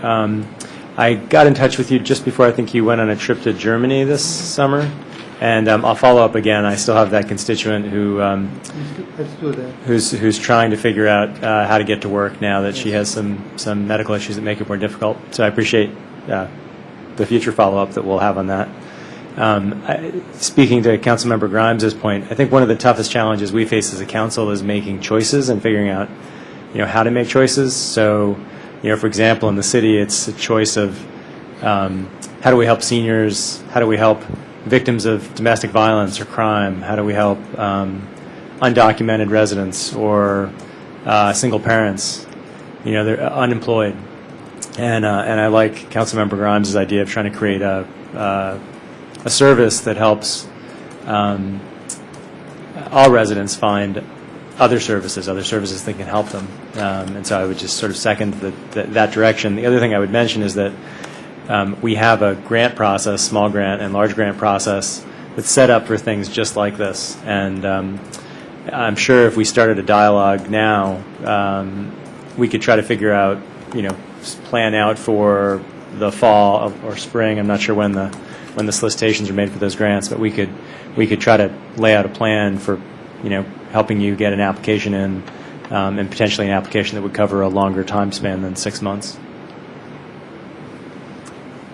And I'll add my thanks for all your efforts, and I really appreciate getting this information in this report. I'd like to just follow up on a couple of things. Councilmember Mayo was just talking about the grant process. Could the city manager remind us of the application cycles under the current process? The time frame is usually, I think, September. Is that correct, Jesse? For the small grants, and then January is when you start talking about the large grant process. Okay. So that's good timing in terms of the application for small grants for September. So I'm sure that you can get the information on that, on what's needed from the city clerk, since she handles some of the process on that. I also wanted to just get maybe a quick sense from the city manager. As I was thinking about this topic, I was thinking about some of the discussions that took place in the tax duplication task force with the county that you were the co-chair of. There are a couple sentences you could say about any of the issues surrounding services for seniors. I know Gaithersburg in particular had issues about that. Gaithersburg's particular issue dealt with their senior center. The county had closed an up-county senior center, and for a period of time had been providing the city of Gaithersburg, I believe it was $150,000. So in the early stages of the task force work, they had actually asked for an increase in that because they had seen a huge influx. Instead, what happened as the county encountered financial problems, instead of getting more money, Gaithersburg's payment went to zero. There are several jurisdictions that do get tax duplication payments. They tend to center around those jurisdictions that actually provide senior transportation. Friendship Heights, I know, gets a payment, and I believe there may be one or two other jurisdictions, but it is solely focused on transportation. So there are some possibilities around the transportation issue that might potentially be addressed with a county payment, depending on how those discussions go. There are possibilities there.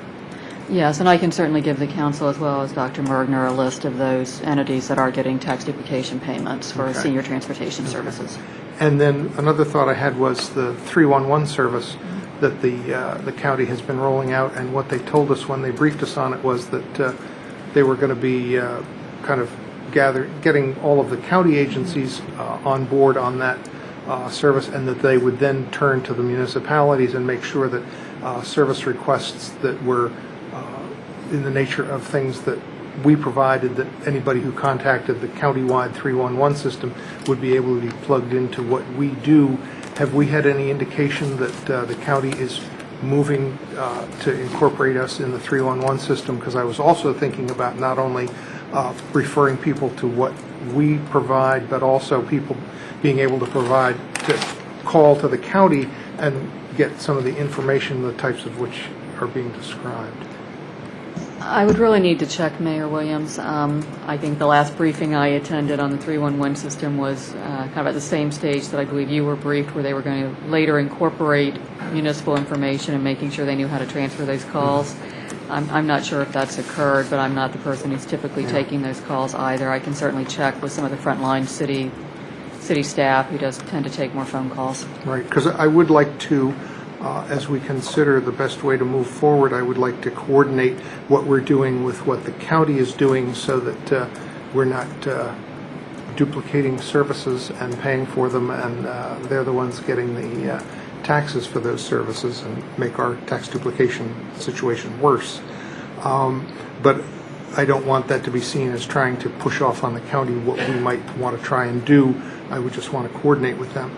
And finally, what your current situation with the $300 that you got, has that been exhausted and you're looking for kind of immediate money? Yes.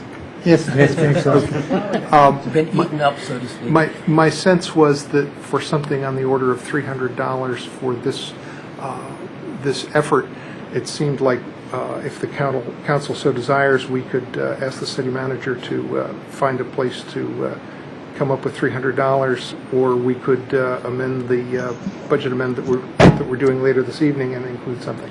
I just took a shot at marking up the budget amendment in the event that the council wanted to grant the $300 request. If you do want to do that this evening, I can walk the council through the necessary amendment when you get to that item. I think we'll want to do that. So don't let anybody say we can't move quickly once in a while.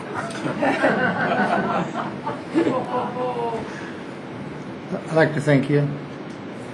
Thank you very much. The next item is a briefing from the Tacoma Park Silver Spring Food Co-op on their expansion plans. And just so folks know, after that presentation, then we'll take a short break and then we'll get to the rest of the meeting.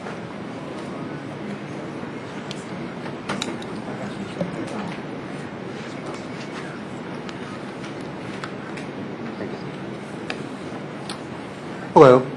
I'd like to thank the Mayor and Council for hearing us today. My name is David Walker. I'm President of the Board of the Tacoma Park Silver Spring Food Co-op. We'd like to open with a brief introduction to cooperatives in general, and I'm going to move very quickly through these slides.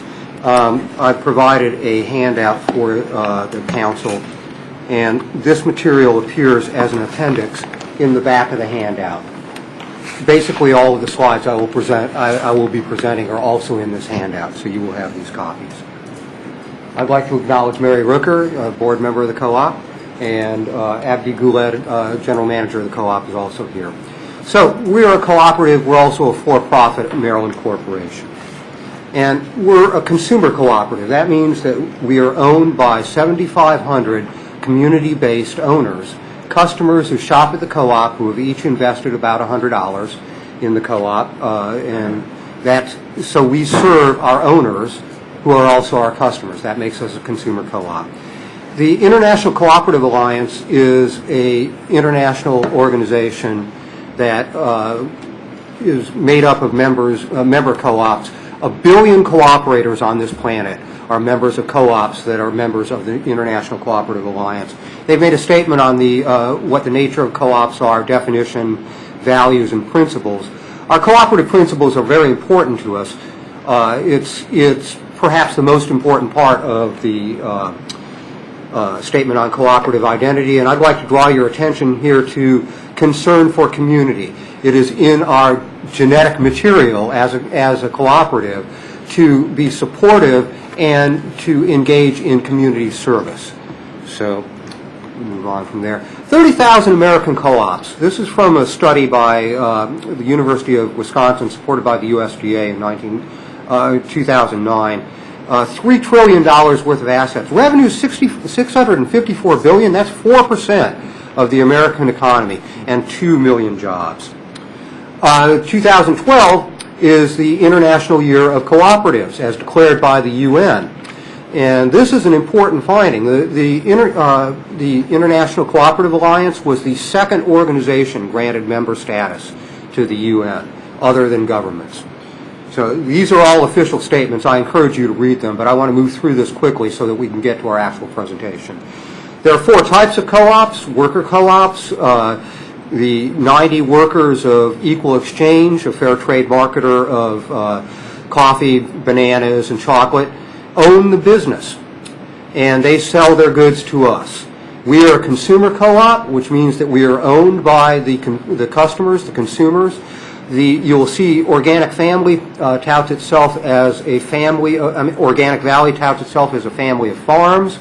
They're owned by the farmers who produce their goods, and Ace Hardware here in town is a member of a purchasing co-op that buys goods and practices co-branding. Co-ops exist in basically every economic sector. We are inherently, by our structure, multi-stakeholder organizations, and you can see that all of our stakeholders are members of the community, and we have to recognize that as an existential part of cooperation. This is an important point. Co-ops exist because their users need them to exist, not because there's a profit opportunity, but because somebody needs it. And think about it. If the co-op didn't exist, Central Tacoma Park would probably qualify as a USDA food desert. And I want to draw your attention to the last statement here. Cooperatives create jobs, pay taxes, and provide goods and services to owners and to our community. This is simply the nature of co-ops. Co-ops promote fair business, fair pricing, fair labor practices. I might point out that this balance originally hung in the first modern consumer cooperative founded in Rochdale, England, 1844. Here is our mission statement, our vision statement, and guiding principles of the Tacoma Park Co-op. I want to give you a chance to read this separately because I want to move on. But let me point out that in our mission statement, in our vision, in our guiding principles, we find community.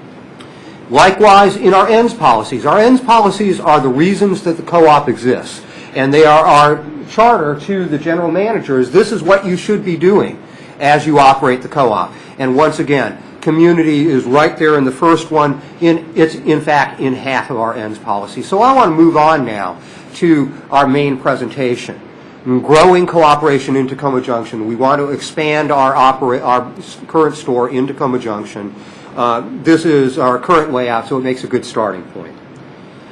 First, I want to tell you about the co-op and where we are, what our status is we have revenues of well over $10 million. Our Tacoma Park store is growing rapidly, annual sales growth greater than 5%, and our co-op is profitable overall. We will make a substantial profit this year. We have adequate working capital, so much adequate working capital that we're able to devote $500,000 that we've simply set aside in cash to underwrite this expansion operation. So we have a formal expansion reserve fund which is growing all the time. We have no long-term debt. We have only trade debt. So as we buy goods to sell on to our customers, we have revolving credit with those vendors. And that gives us good liquidity and a strong balance sheet. And I want to draw attention to our 7,500 community-based owners. Now here is our sales chart here in Tacoma Junction, and you can see that we have had consistent growth over 5.5 years, and moreover, we're ticking up there at the end, so our growth is accelerating. And once again, you will find all of these charts in our. You can see the effect of the recession there in 2009. We saw a flattening of sales and almost a little downturn, but we've held on. I mean, this is a consistent period of growth. Here is our balance sheet. You can see that half of our assets are cash. So we really are well capitalized. We have nearly 4 times as much equity as we have liabilities. You can see there are deferred taxes, $47,072. This is not something that we actually owe. This is offsetting a deferred tax benefit, which is one of our other current assets. And we have a substantial fixed assets. This is our installed base, our freezers, our shelving, our cash registers, everything that it takes to be a store. This is an exceptionally strong balance sheet. As a matter of fact, an MBA would say that we are probably under-leveraged, and what that makes us is a good candidate for financing as we go forward to seek a mortgage. Here is our sales distribution. You can see where our customers come from. This is the result of a customer address and transaction survey done last August. More than 700 customers were surveyed as they left the register. So these are people who actually made purchases, and you can see where they come from. The blue circle is a 2-mile radius from our store, and then you can see the red outline there. That is our core trade area, Track 2 census tracts.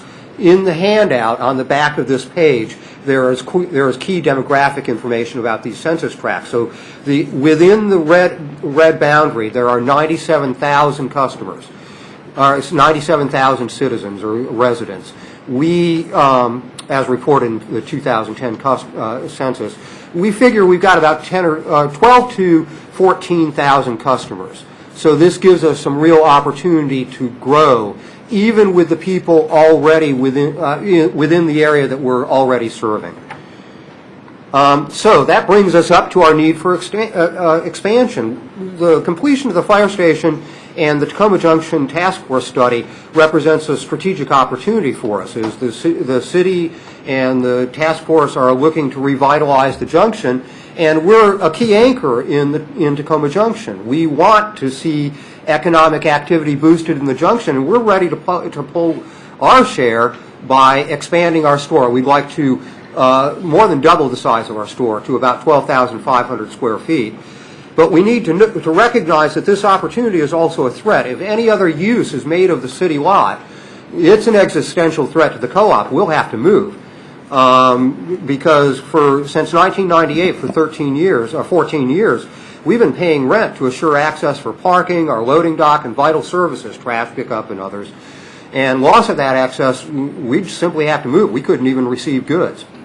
So the city lot is really important to us, and that's why we're focusing on it and making strategic plans.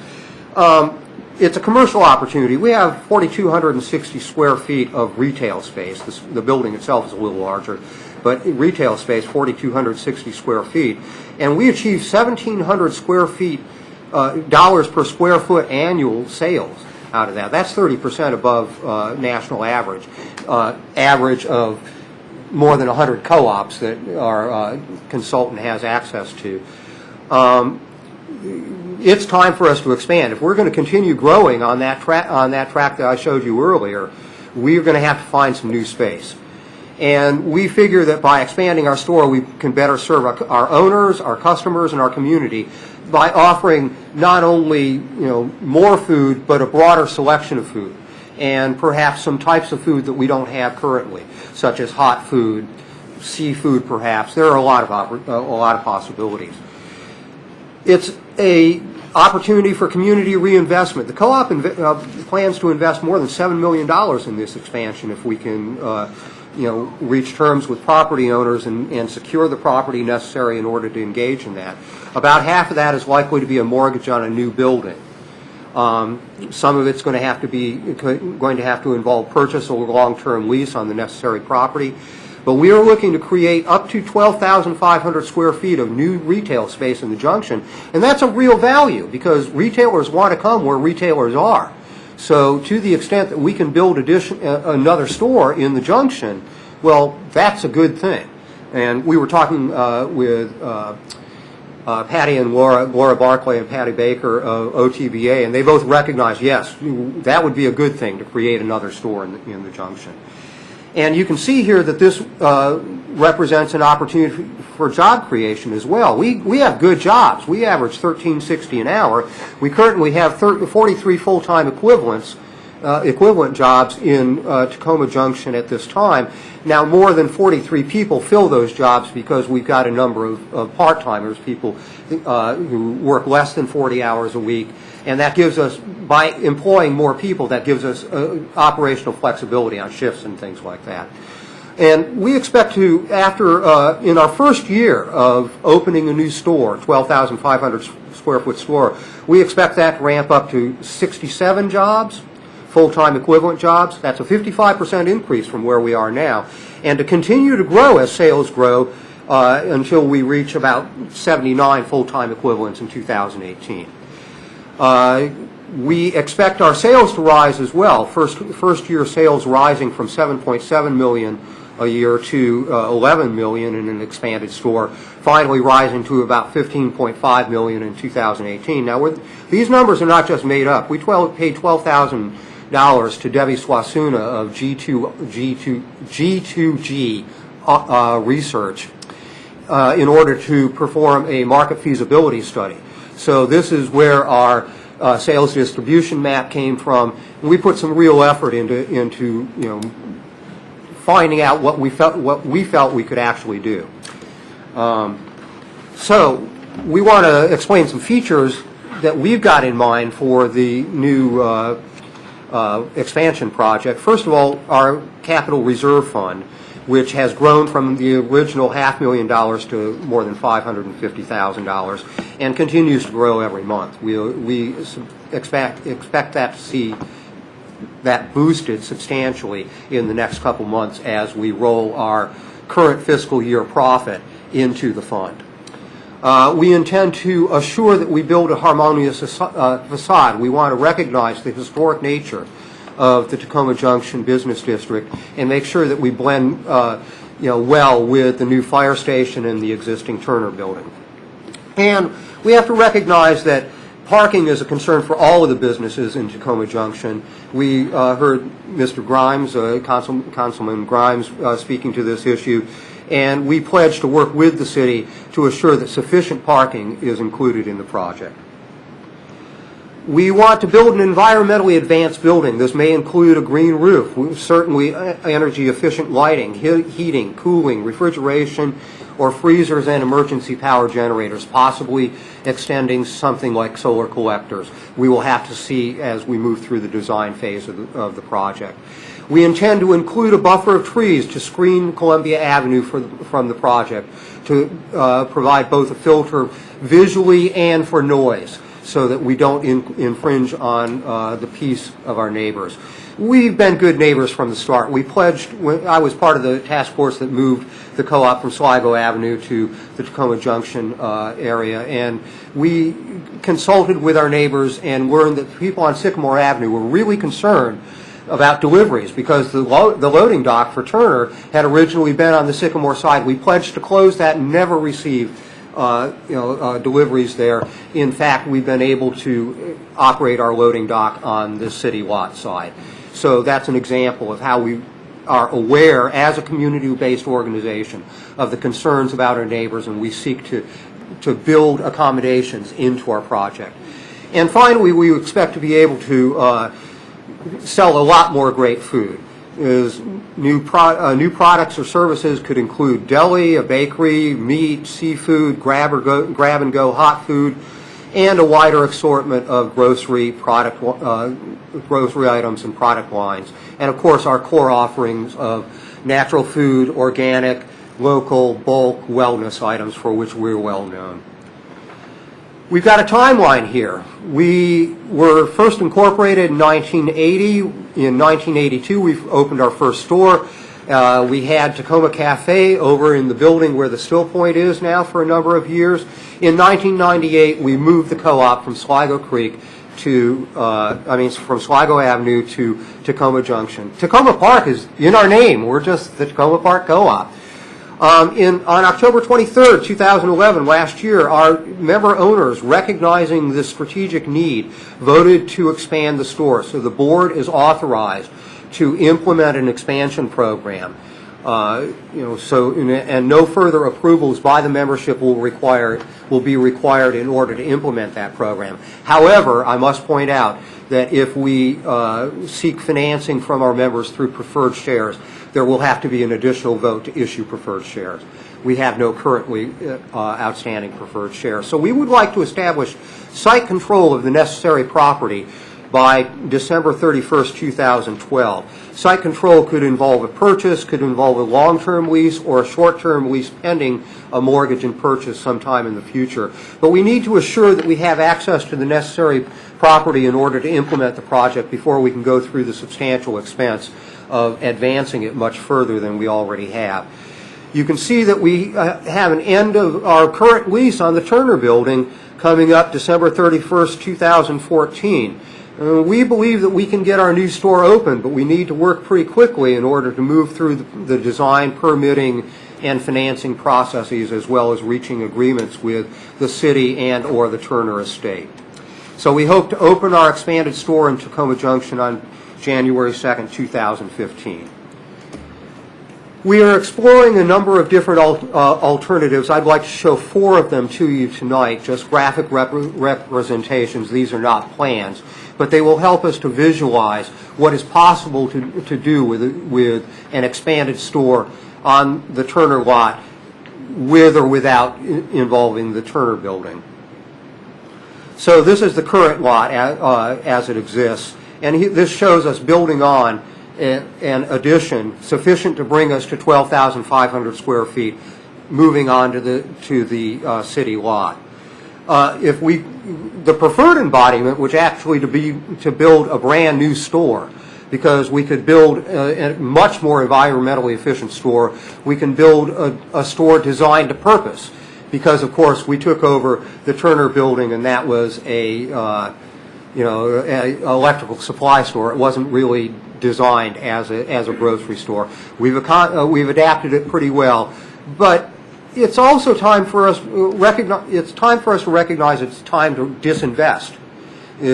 That equipment is 14 years old now. We're ready to be moving on and reinvesting in new refrigeration, in new fixtures, in new floors, and it would simply work better for us to build a new store. So this is one layout for a new store. It's sort of a more narrow, deep layout. And here is a shallow, wide layout showing how you could put parking behind it. Now, 30 parking spaces is not enough for 12,500 square feet, and it's certainly not enough for the junction as a whole. But this, as I say, this is a graphical representation. I, in fact, don't think that this layout works that well. I think the other layout works out better. But another possibility would be to have two-level parking. So this shows a store with a retail 12,500 square foot store at street level, and it shows about 30 spaces on the surface level with ramps leading down to a lower level. So, and in this design, well, I count up 86 spaces. Probably not all of those could be realized because I'm not a planner. But in this design, that would give you 116 spaces total in the junction, and only 65 are required by code for our 12,500 square foot parking space, 12,500 square foot store. So this shows how our thinking goes to address the overall need for parking in the junction, not just our own.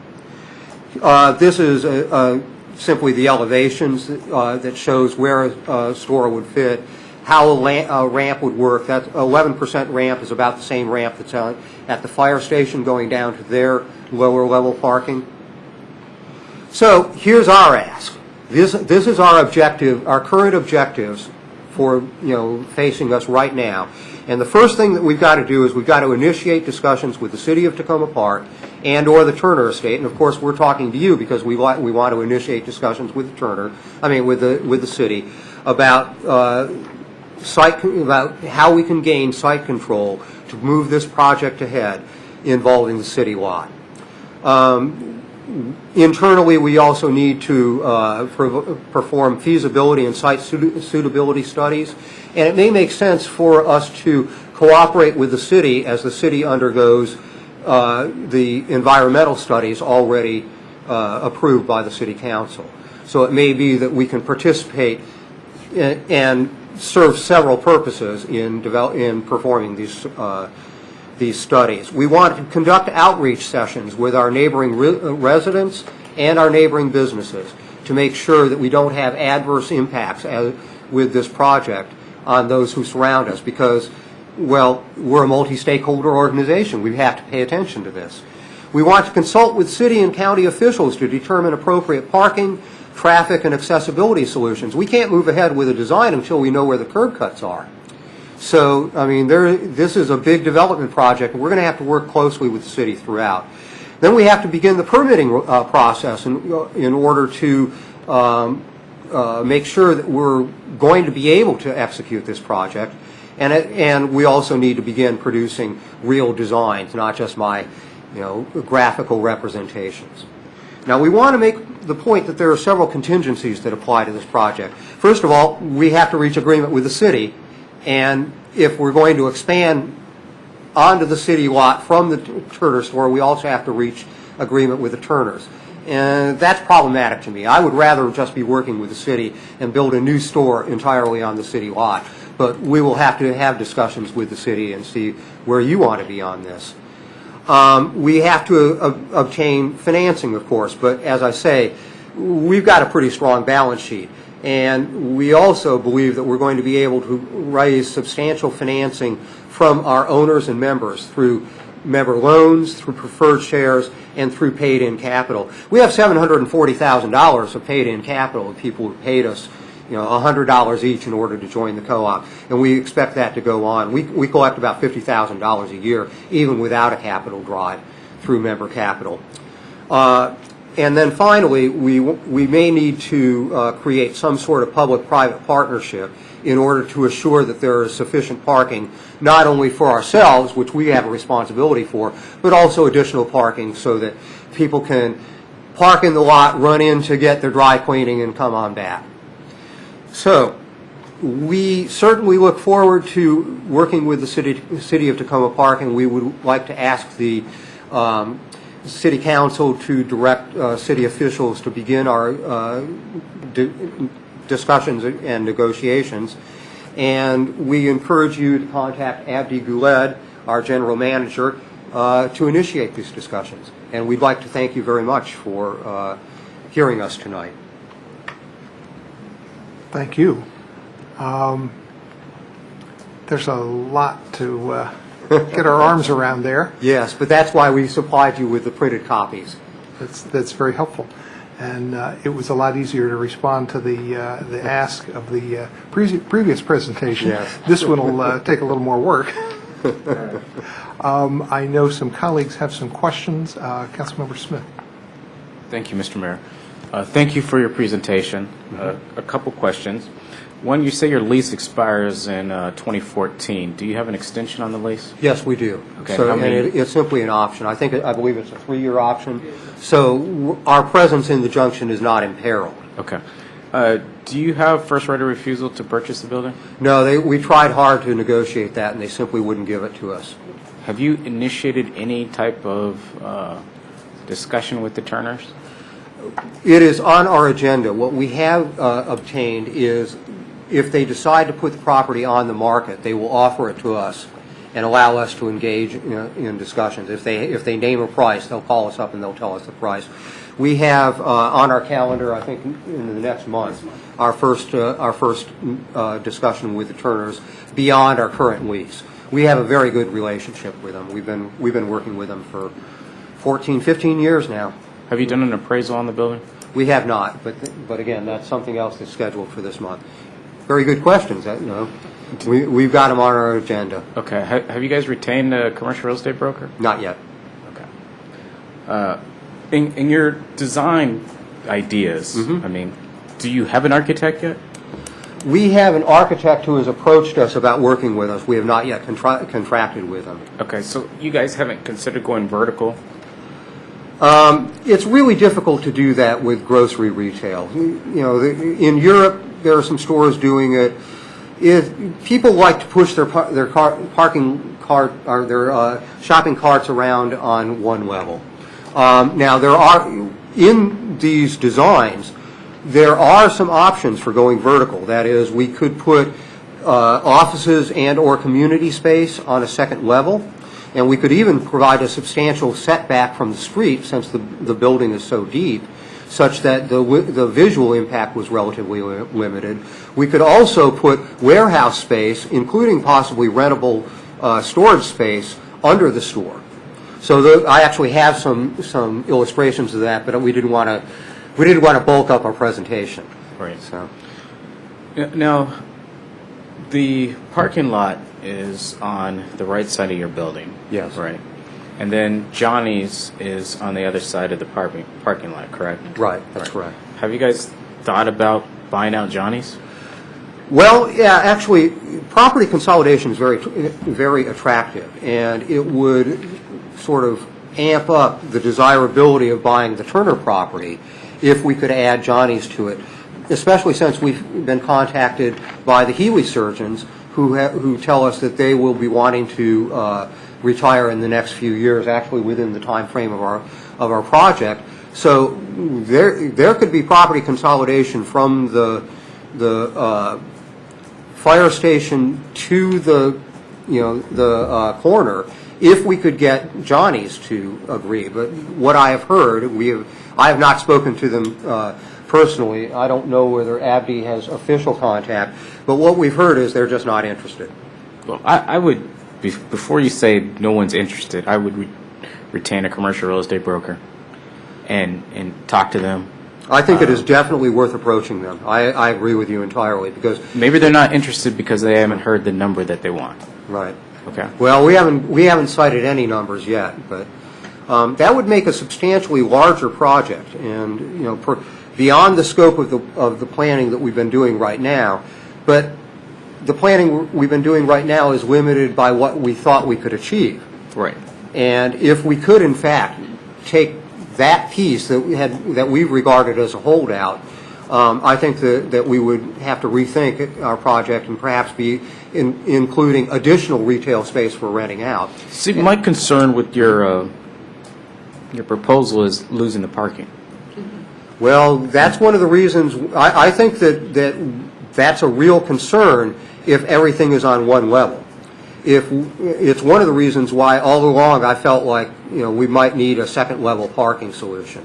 Right. And we could also do a second level parking solution on top of the building. But I think that there are reasons having to do with site suitability issues why going down might be a better solution. Okay. I was told some time ago that you guys were interested in opening like a wine bar across the street. Is that still? I think we have no current plans to do that. Okay. We, as part of our strategic planning process, which started some years ago, we surveyed our members and our customers, and invited people to tell us, well, what would you like us to see?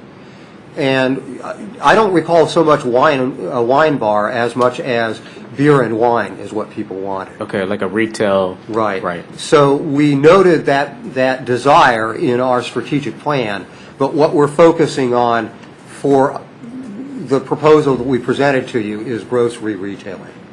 Okay. All right, thank you. Mm-hmm. Can you tell what Councilmember Smith does for a living? He's good. Councilmember Grimes? And there's some great advantages to having a colleague who is competent in the real estate business. Yes.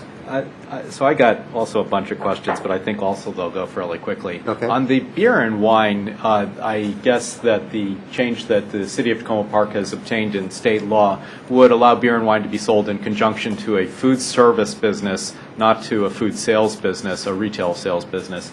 And so you would have to open up some kind of outlet that would serve prepared foods in order to sell beer and wine. Yes. That's a remark. Yeah, I agree with you, and that's why it's not part of our current proposal. So, yes, I was a member of the Tacoma Junction Task Force, and as part of the task force, for instance, we talked to individuals, some of whom are very much within the co-op orbit, who had looked quite some time ago, quite some years ago, at building on that lot, potentially a multi-story building. Mm-hmm. And there is concern that the current paved surface is on top of rubble for a substantial portion of the lot. There is also pending environmental evaluation of the lot. So buildability is definitely a concern. I'm curious whether a multi-story structure could be built all above, at the current ground level without going beneath the current paved surface, without going beneath that level. For instance, parking on the ground level and then the store above, or as you said, I guess you've already looked at parking on the second level. Parking on the second level would But work that would better. not. But parking on the second level would not be going underground with the first. Yeah. Yeah, I think that that is a valid design. I want to be sure that I'm not a designer or a planner. I'm not an architect, and I don't want to be advancing plans beyond my competence. So I think that these are some of the questions that we want to be asking as we talk to our architect, begin the design process. I think that you're right. I'm concerned about the site suitability as a building site. And I think that one of the things you're going to be talking about doing is drilling down and putting in piers and anchoring to bedrock in any case. And as long as you do that, then yes, you can put multi-story structures at or above ground level. Okay. I have a question actually to direct to the city manager. What schedule is expected for the conduct of the environmental studies that are planned? That was to be in multiple phases, a non-invasive, I think, initially, and then one that would involve selective borings. I have not discussed that recently with Sarah Daines, the Director of Housing and Community Development, but I can check with her tomorrow and get some information to the council. I think we'd all very much like to have you do that, regardless of the co-op plan, of course, presentation, of course, occasions asking for that, but it's something that we need to get moving on, in my opinion. I, again, addressed to the co-op, would you please explain a little bit more by what you mean by site control? Yes. That you said you needed site control in order to move forward with any form of planning. Well, what we need to do is we need to assure ourselves that the project is going to move ahead before we start planning the specifics of a new store on any given piece of property. So, for instance, we need to know that we're going to be able to, and that's why I say that, a short-term lease leading to a long-term lease. But it's just not worth spending $100,000 doing the plans for a property that you're not going to end up building on. So would site control, can you be maybe more specific, would site control mean getting from the city a exclusive right to explore development on the property that would be good for a period of 6 months, a year? Yes, that would be sufficient, and then we could, on that basis, we could go forward and start shopping for a mortgage, or financing for a purchase. So first, what period of time would you need to have this site control?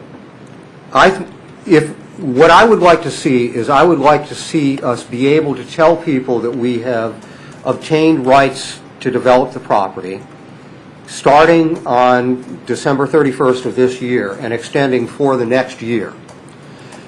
During that year, we would expect to be doing substantial financing and negotiating a more permanent agreement that leading to either a long-term lease or a purchase of the property. So, if you were looking for the rights granted as of January 1st, I'll say, instead of December 31st, when would you need to have that grant be made? I think that, first of all, we're flexible and we want to cooperate. Are you looking for us to say, in September, because it's not going to happen tonight, are you looking for us to say, yes, as of January 1st, 2013, you have 1 year of exclusive right to explore developing on the property? That would be very gratifying to the co-op. Okay, when is the latest date this calendar year that you could obtain that? Because I think December 31st. Because I think that I think it would possibly be, not possibly, I think it would be in the best interests of the city to conduct an open process that would involve inviting similar proposals from other organizations or companies or developers or whoever to see who else might be interested in developing. It's not that I would speak on behalf of other council members, don't recognize the special role that you very much made clear and emphasized this evening. We knew it already, the special role that the co-op plays in Tacoma Junction already, and the need for this initiative in order to ensure your health going forward.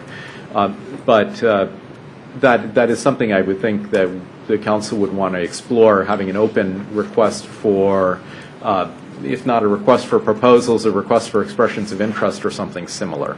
Well, as a community-based organization, we have to recognize, the city's prerogative to do so and respect that. Moreover, we don't want to short-circuit the process. Moreover, we regard ourselves as strong competitors. And so if that's what the city wanted to do, we could certainly accommodate ourselves to it. That's good. I have one final question.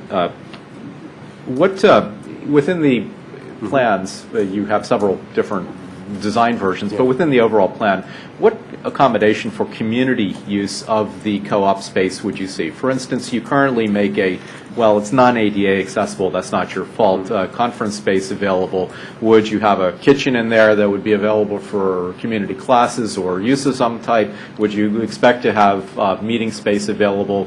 What kind of community amenities would you expect to include in the project? This is a good question, and it's the reason why I was talking about, the idea that we could build a second story onto the building, is that would provide the ability to include community space, including possibly a kitchen for cooking classes. However, we also have to recognize that we have to finance this, and then we have to meet the terms of our financing. So I think what I would like to say, at least at this stage in the process, is we need to build an expanded store. And I would like to see that store built such that it could be, that we could add on a second story at some later date as our financing becomes a little less challenging. Our first couple of years, I've done 7 years pro forma financial statements, and I do think that this is a feasible project. But the first couple of years, we're going to be putting all of our energy into paying debt, and making that debt as small as possible is simply a prudent thing to do. So while we recognize that in 5 years we may really need that space, it may be imprudent to build it in the initial building. And I think that we have to recognize the need for the kinds of space that you're talking about, recognize that we want to build accommodation for that space into our project, even if the initial construction does not include it. Do you want to follow on to that directly? Yeah, just one. Go ahead. I realized I have one more I didn't get to. My colleague was mentioning the proposal. What I suggest is that you work with council, you guys retain your own council, draft a letter of intent, and give it to the city. Okay. And that will outline what you guys want, what direction you want to take this whole proposal. Okay, that's a good suggestion. Okay. Thank you. So my real final, I saw I forgot one. I haven't addressed parking because it's been brought up already, but that's a concern I have. There's another concern about some words that you used in response to a question of Councilmember Jarrett's about, you used the words property consolidation regarding the, Johnny's, I was trying to think of the real name, and Healy Surgeons. What do you mean by property consolidation? Do you mean using the existing, specifically, do you mean using the existing buildings for some new use, or do you mean demolishing those buildings in order to replace them with something else? I think that it would be difficult to convince our customers to buy food out of a garage.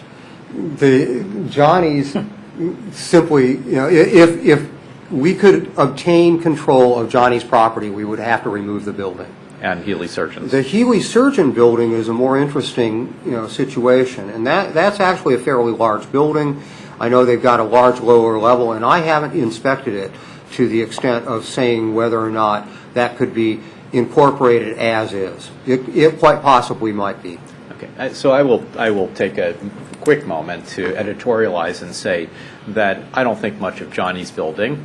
I like the Healy Surgeon building, but I also think that creating a single building that would encompass both the city lot and Johnny's building space, much even more so one that would encompass the 3 spaces, would be overbuilding the Tacoma Junction area. I think that heterogeneity is good for our commercial districts at the Tacoma Park scale, and I can tell you I would oppose any building that would encompass more than just the city lot, unless it was truly something extraordinary and preserve the heterogeneity that we see in the buildings now. Thank you. Councilmember Schultz. Thank you. I'm impressed by the boldness of your vision and your eagerness to get on with it and the strength of your financial statement. You said that you're not a planner or an architect or an engineer. I am a planner by training, and I'm also did a lot of real estate financing in my time. In your presentation, which went quick, thank you. You mentioned a $7 million project, and you mentioned approximately $560,000 in cash, which will grow substantially this calendar year. Where does that $7 million come from, basically? Yes, as I say, I did a pro forma financial 7 years pro forma financial statements, and that also included a sources and uses of fund statement. Right. So I actually have looked at that. Quite a bit of it, at least $250,000, is expected to come through retained earnings. I think $300,000 was expected to be collected in paid-in member capital, and that would be 3,000 members joining in the next 3 years. That's not that much more than we're already collecting. You're talking about the $7 million becoming the size of your organization. Well, no, I was saying that we need to create a $7 million capital structure in order to do this work. All right. So we're counting on raising, $200,000 to $300,000 additional capital from new members joining the co-op as we conduct a membership drive. Now, I was assuming that $7 million was the cost of the project. Yes, it basically is. No, I guess I'm not communicating. Yes. I'm talking about the cost of the project. I'm talking about how much is it going to cost you to buy the land and design it and build it. We're hoping that can be done for $7 million. Okay. So the $7 million figure was $7 million in capital that we needed to devote to the project.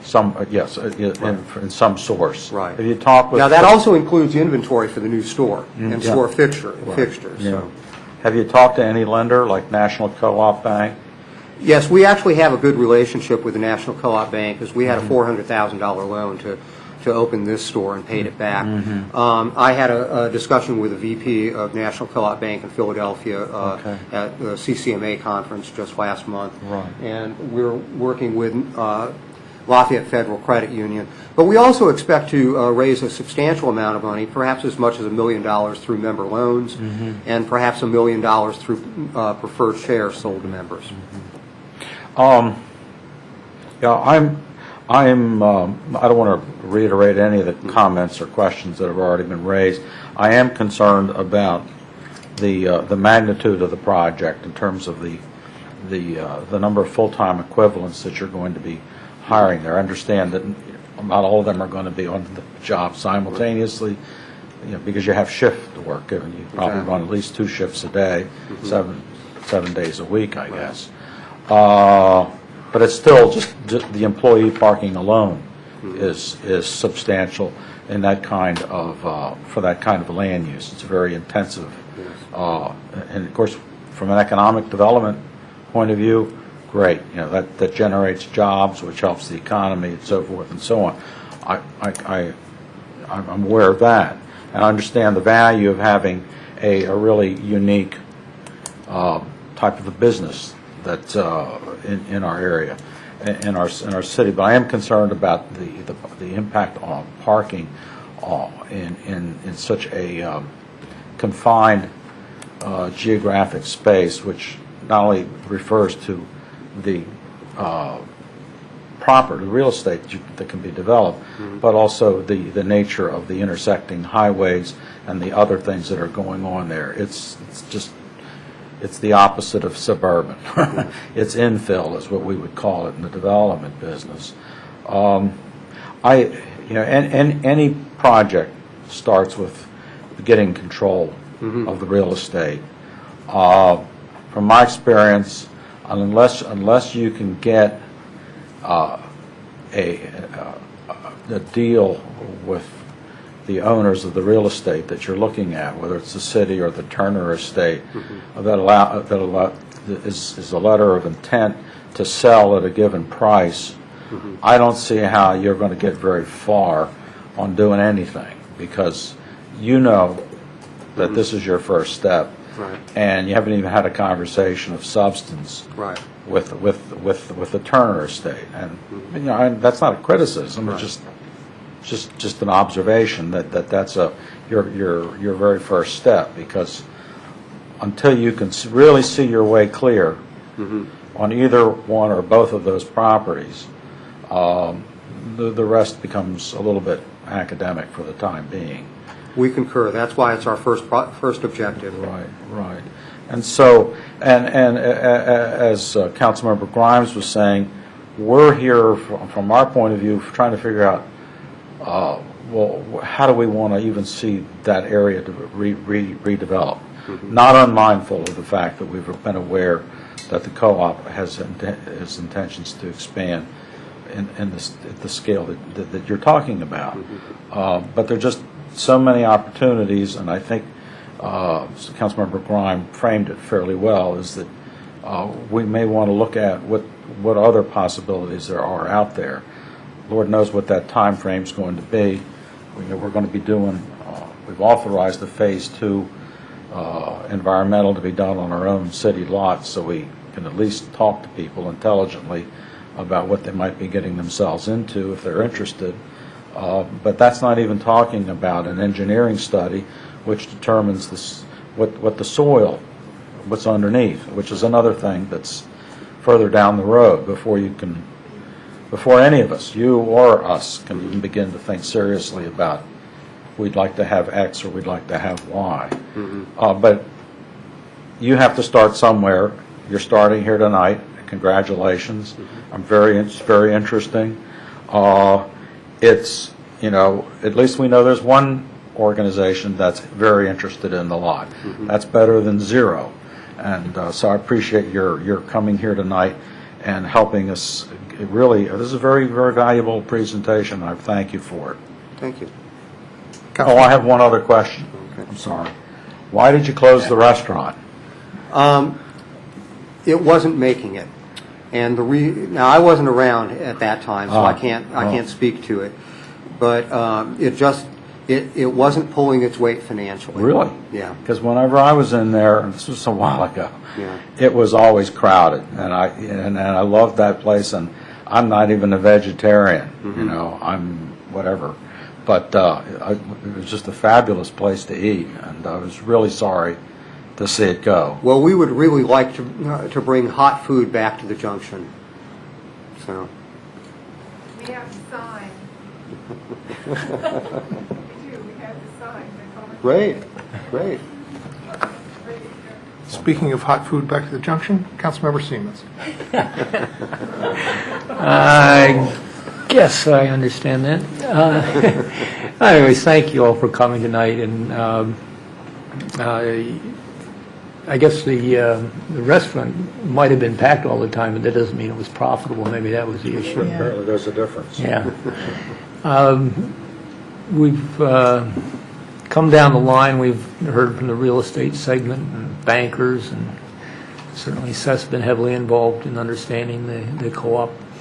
I'm looking at this from a community perspective, which is, you had in your presentation, is a big part of your whole business philosophy. I understand you had a chance to talk with the Tacoma Junction Task Force regarding your plans and your desires there. Yes, we had two liaisons to the Tacoma Junction Task Force. Have you done any other outreach with the community on what the community wants, or what their ideas are for both the co-op and for the space? We have done a lot of outreach through our strategic planning process.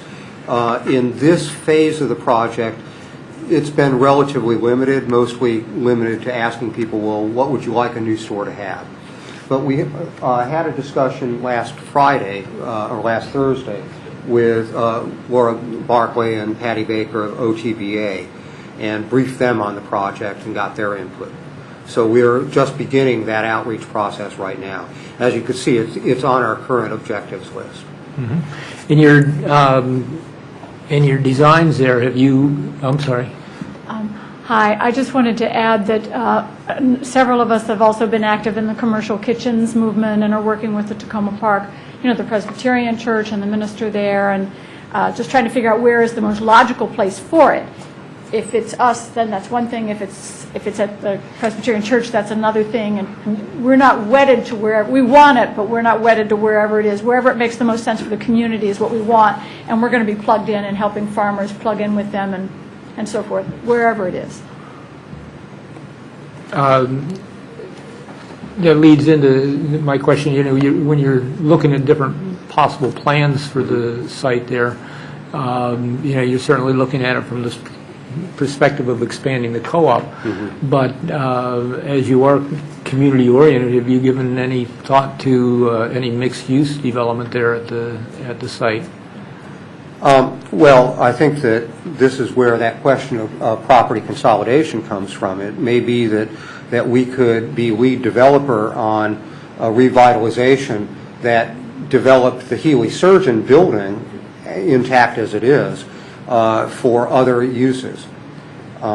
If we build an entirely new store, the existing Turner building will be available for development for other uses. And we do have that potential of developing above or below the new store as for community purposes. I guess what I would say specifically about a commercial kitchen is one of the things, we're members of the Mid-Atlantic Food Co-op Alliance, MAFCA, and we will be hosting their meeting in October in the historic Toccoa space. We're very grateful for that. And about a year ago, they had a speaker come who had developed a commercial kitchen. And what he was saying is if you don't have 12,000 square feet, if you're not developing 3 kitchens, it's not going to work. So we have space for a store or a kitchen, but not both unless the kitchen goes on top of the store. Okay. Which is a possibility. Right. And there may be other community uses for space in that right. Location. And then I guess lastly, your map showed very clearly that you were kind of in the center of your market area. Mm-hmm. And you've also said that you've kind of reached your max there. What happens if this doesn't work? What's plan B? Well, that's a good question, and we need to look to our strategic future. We would really like to keep that future in the center of Tacoma Park, but part of our discussions has had to be a recognition that it may be we have to look outside Tacoma Park for space large enough to accommodate us. Mm-hmm. I mean, it's not easy to find 12,000 square feet in the city. Right, no, it's not. And, I mean, that's one of the reasons why we work so hard to fit it into the junction. Right. Okay. Thank you. Councilmember Mann, you changed your mind? Councilmember Daniels-Cohen. Thank you, Mayor. Thank you so much. What a great, really inclusive and report this is, and your financial report, of course, is impressive. You're very aware of that. Just FYI for you, the Turner Building actually didn't start out as an electrical building. It started out as a Safeway, so it was originally a grocery store. It was probably, one of the initial Safeways in the Washington metropolitan area. Yeah, actually, the sign was in the building Yeah. when we took it over from Turner. It's shocking. And it really bothers me that it's gone. It's really shocking that a store that size, when you see what grocery stores, what Safeways look like now, it was a full-blooded Safeway store. From my perspective, this is a really important point. We lost the grocery store. I mean, we used to have stores about the size of our current store all over the place. They serve smaller trade areas, but that store has gone away, and we want to bring the grocery store back. Sure, absolutely. I'm a little concerned about the parking too, and we had this discussion a while ago, and I'm also concerned about trying to build underneath. I don't know that that's a possibility. I know in our minds it's a possibility, but the cost may be prohibitive. The Tacoma Junction Task Force did a real quick survey of how much each parking space would cost to build, and you didn't even know what's under there, just yet. My request of the city manager also would be to see if we could start whatever we have to do to find out. I'm not sure what the environmental shtick is. Sorry, I couldn't think of a better word, but it is a shtick that goes down into the earth. I think we're going to do a phase 1 and a phase 2. But to do that, because the dilemma that as I'm listening, what do you do first? Which thing is first? I mean, is the chicken or the egg? I mean, do you talk to Turner? Do you go get financing? If Turner says no, and the city, do you talk to the city? So I think there's so many different directions. I think you may need to just get your priorities and just start. And this may be what's happening tonight. This is That's exactly right. And that's a good thing. Yes. And I really appreciate it. I really appreciate the well-organized information that you've given us. And of course, I always appreciate the co-op. Well, we're happy to have everybody at the co-op. Yes, yes, it's always a pleasure to go there, for sure. Okay. Thank you very much. Yeah, you're welcome. Thanks very much for the presentation. I'm glad it only took 15 minutes. And there's a lot to chew on there. Well, thank you. And you have a lot of work cut out for you, and looks like we have some work cut out for us as well. And thank you, and we will talk to you soon. Well, we appreciate your time and attention. And I just want to thank the council for your patience and for your valuable input. And we just really are excited about this and look forward to working with you. Thank you so much. Thanks. And this Thursday is Super Thursday for members, by the way. Yay. So working forward with you, and you have my email, and we will contact. Okay. Thank you. Thanks. We'll take a short break and come back for our 9 remaining agenda items. So we're an hour and 38 minutes behind.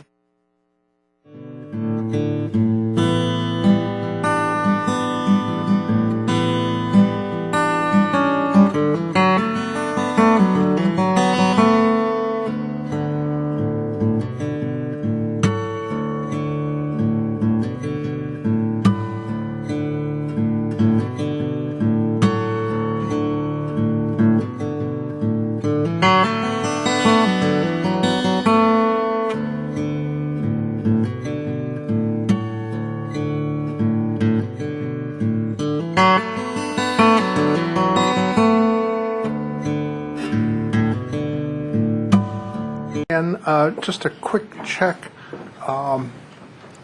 Is anybody intending to Sleep tonight? pull any of the consent agenda items? I just want to see, because if that's not the case, then there's at least one staff member who can go home. So I don't see anybody's going to pull any consent agenda item. Okay, Thank you very much.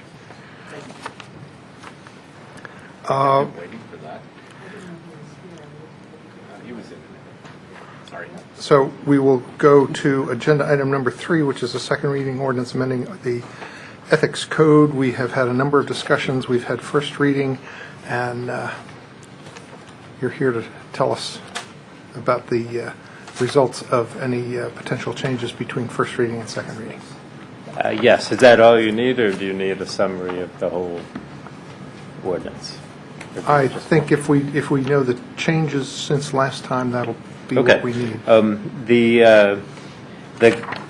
The council asked, if you flip to the first page behind the cover sheet, the only change between first and second reading that you requested were the removal of paragraphs 4, 5, and 6 under the definition of doing business with. We could not remove paragraph 4. That's in the state model. Somebody who's regulated as a lobbyist or registered as a lobbyist is considered to be doing business with the city, so we had to leave that in. The other 2 paragraphs came out, and other than that, it's the same as we looked at it first reading, and the State Ethics Commission's general counsel took a look at it and said that she doesn't foresee any problem with the commission revising the changes that we've made during first and second reading that we made after the State Commission approved the draft that we looked at last year. Okay. Thanks for that update. Assuming we pass this, can you give us a simple answer to when, I know it's slated to go into effect tomorrow. What does that necessitate in terms of first filings by people who are affected by it?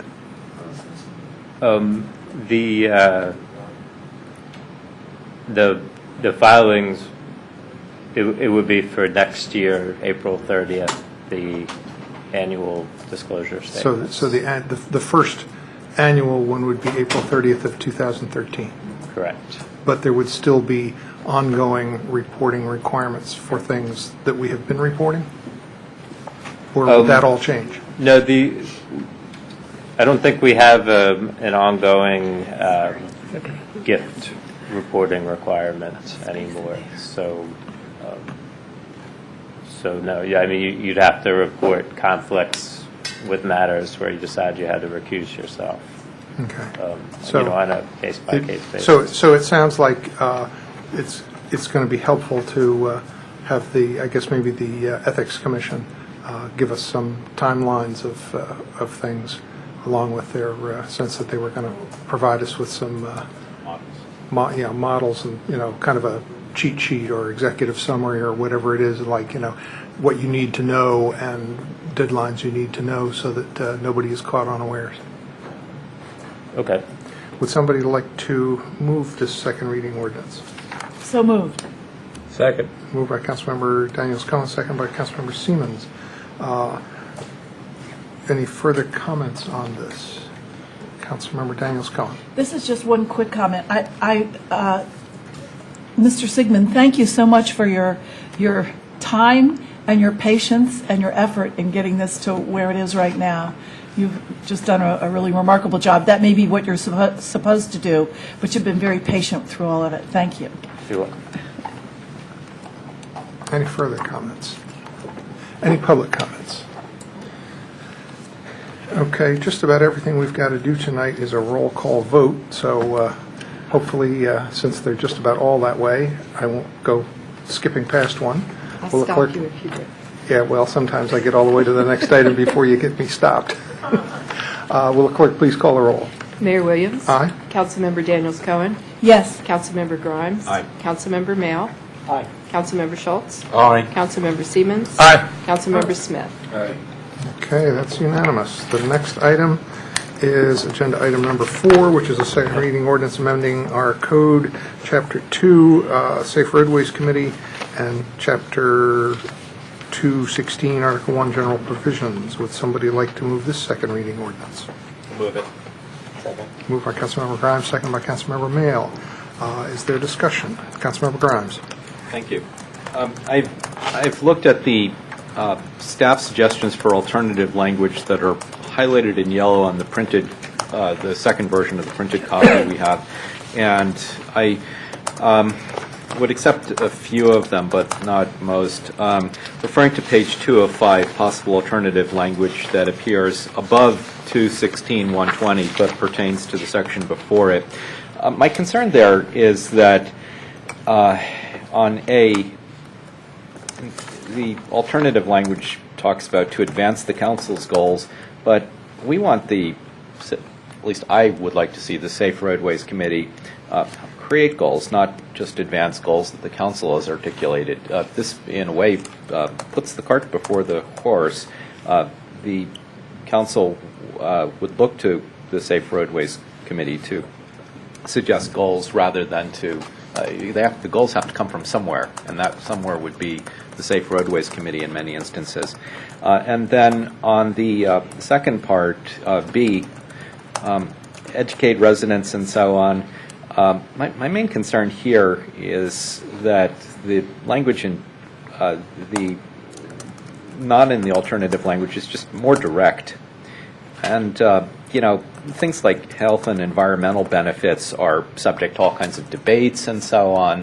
And I just really wouldn't want to get into those kind of financial, environmental benefits debates. I'd just rather take it as a given that we would like to look for alternatives to driving.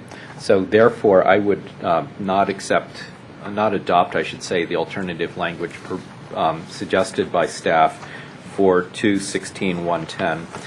Moving on to page 3 of 5, moving the point 5 at the top, that is under 216.120C5, that is something that we're doing, creating it as a standard for all council created bodies, so that looks good.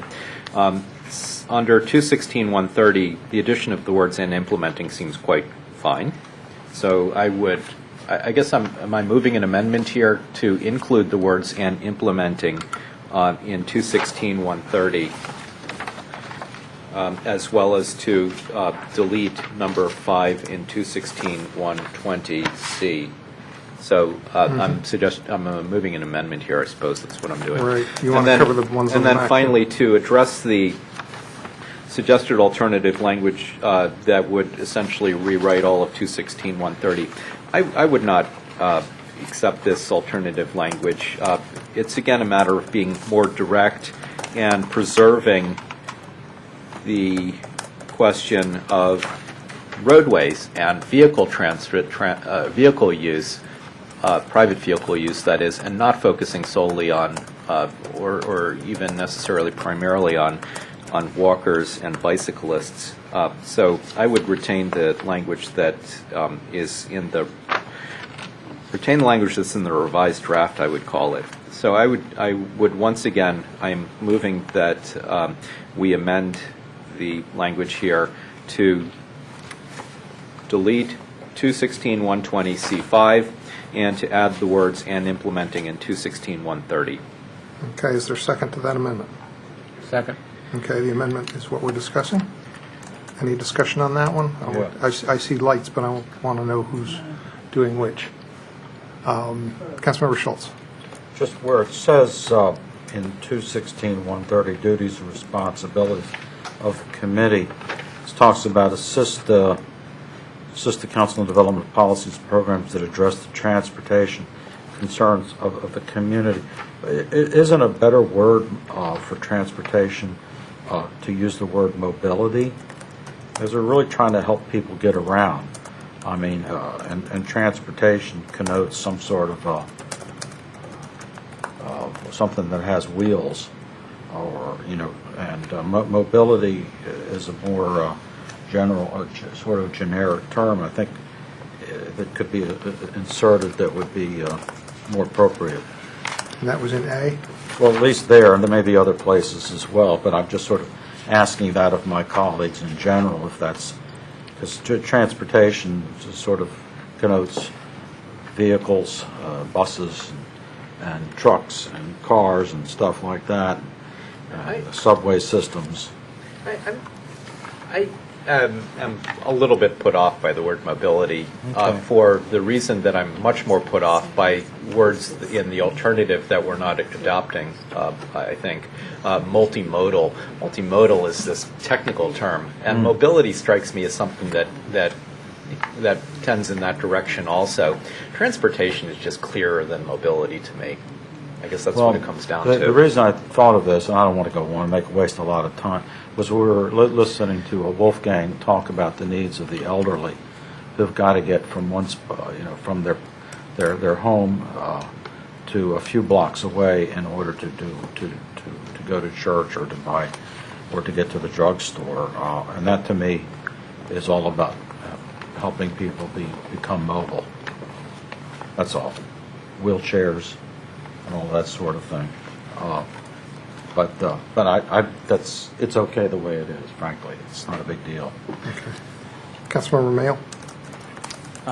Thank you. I support the changes Councilmember Grimes suggested, the changes suggested for addition. The one thing I would add is that under C, we identify programs such as Safe Routes to Schools.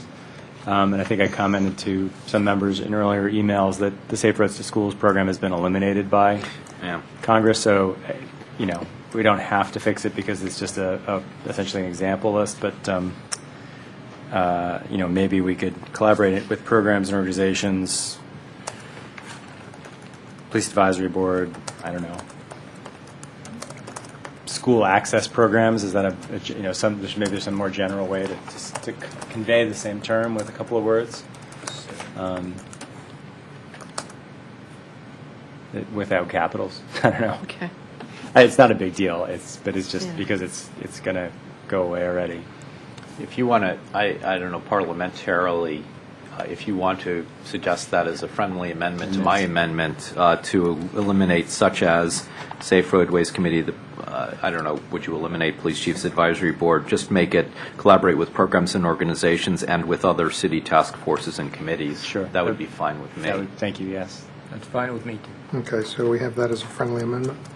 So we're eliminating such did we as... have for your amendment, I second. you seconded, and you said that's okay. Okay. So without objection, that's a friendly amendment. Yes, so in 216-130C, we are eliminating the words such as to and. I'm sorry, not the and. Such as to board.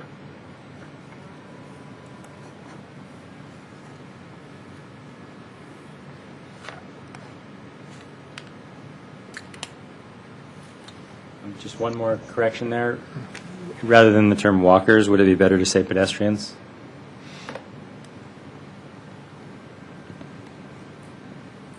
Sounds good. So another friendly amendment. Okay, is that friendly for Pedestrians the replaces walkers. mover? So moved. Oh, no, this mover. I don't care. Okay with a seconder?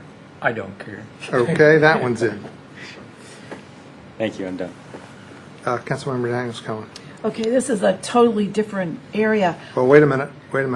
Oh, I have to be... We're on the amendment. I'm sorry. Okay. Erase my thought. Okay, hang on. Does the city manager or the clerk have a comment on the amendment? I just wanted to point out that on page 3 of 5, the section with the yellow highlighting where you are, that word "and implementing," that is already in the ordinance. I didn't explain why it was highlighted because there was a suggestion from staff that does, in fact, the committee implement policies. Oh, so this was a potential deletion. It was a potential deletion, not an addition. It's already in there. The language here is the committee shall assist and advise and assist the council with developing and implementing. It's not saying that the committee develops and implements. It says it shall assist the council. It does assistance, meaning going out and interacting with the crossing guards or doing surveys or so on. I would argue that the precedent exists that city committees do go out and implement, even though they're only advisory committees according to code. So I see no reason not to explicitly say in implementing here. Okay, it's in there. And this, So remove that from the proposed amendment because it's not needed. and this is about the amendment? Yes. But I have another one after this. It said, you've got, especially for walkers, pedestrians been struck in 216-130. And it may be, have been struck, I hope that's the right word, in other areas. Instead of pedestrians, you've got walkers. I would interpret Councilmember Mail's request to replace walkers wherever it appears with pedestrians. With pedestrians. I see it's struck up That's here. how I interpreted it. Yeah, thank you. Okay. I think we've got that one as well. I don't know if there's others. I just saw that one. Okay. Anything else on the amendments? Any public comments on the amendments? Okay, all those in favor of the amendments, please say aye. Aye. Aye. Any opposed? Okay, we now have the amended ordinance for second reading. Any further discussion? Yes. Councilmember Daniels Cohen. All right, maybe I was asleep at the wheel last week, it's all possible, but in the D section of 216-120, have we struck staffing? The city manager or his designee shall provide appropriate staff support to the committee in all committees, so none of the committees supported by the city council any longer have any staff support? Never did.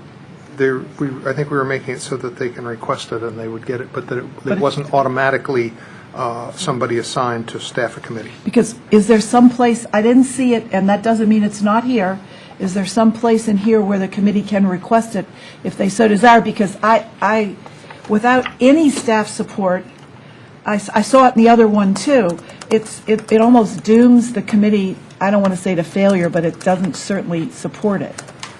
Did I just miss it last week? We kind of I think that was the intent. I'm not sure where the To doom it to failure? language is. No.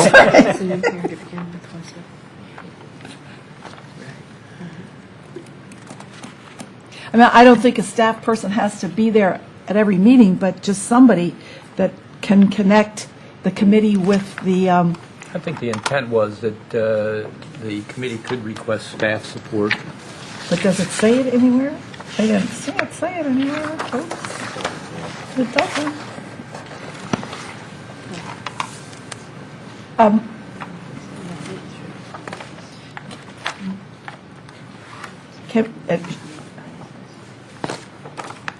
Do I need to make an amendment motion? We're reading. Everyone's reading, okay. Appears that may be the case. I mean, I can certainly, if we have something in writing that says the committee can request staff support as needed. But in the committees that I've been in, without any staff support, we would have been lost. I know we're Yeah, this was just struck based on a prior council discussion. If the council would feel more comfortable leaving the language in, then you could just simply undelete it and basically add some verbiage such as on an as-needed basis. I think what I heard from the council is that you did not want staff attending every meeting, that you expected committees to be taking their own minutes and things of that nature. Right, but they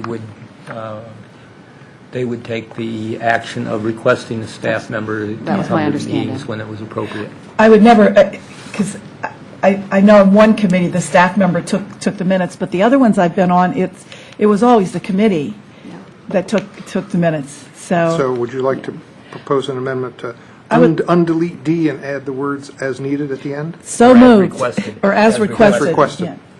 Yes, so moved. By the committee.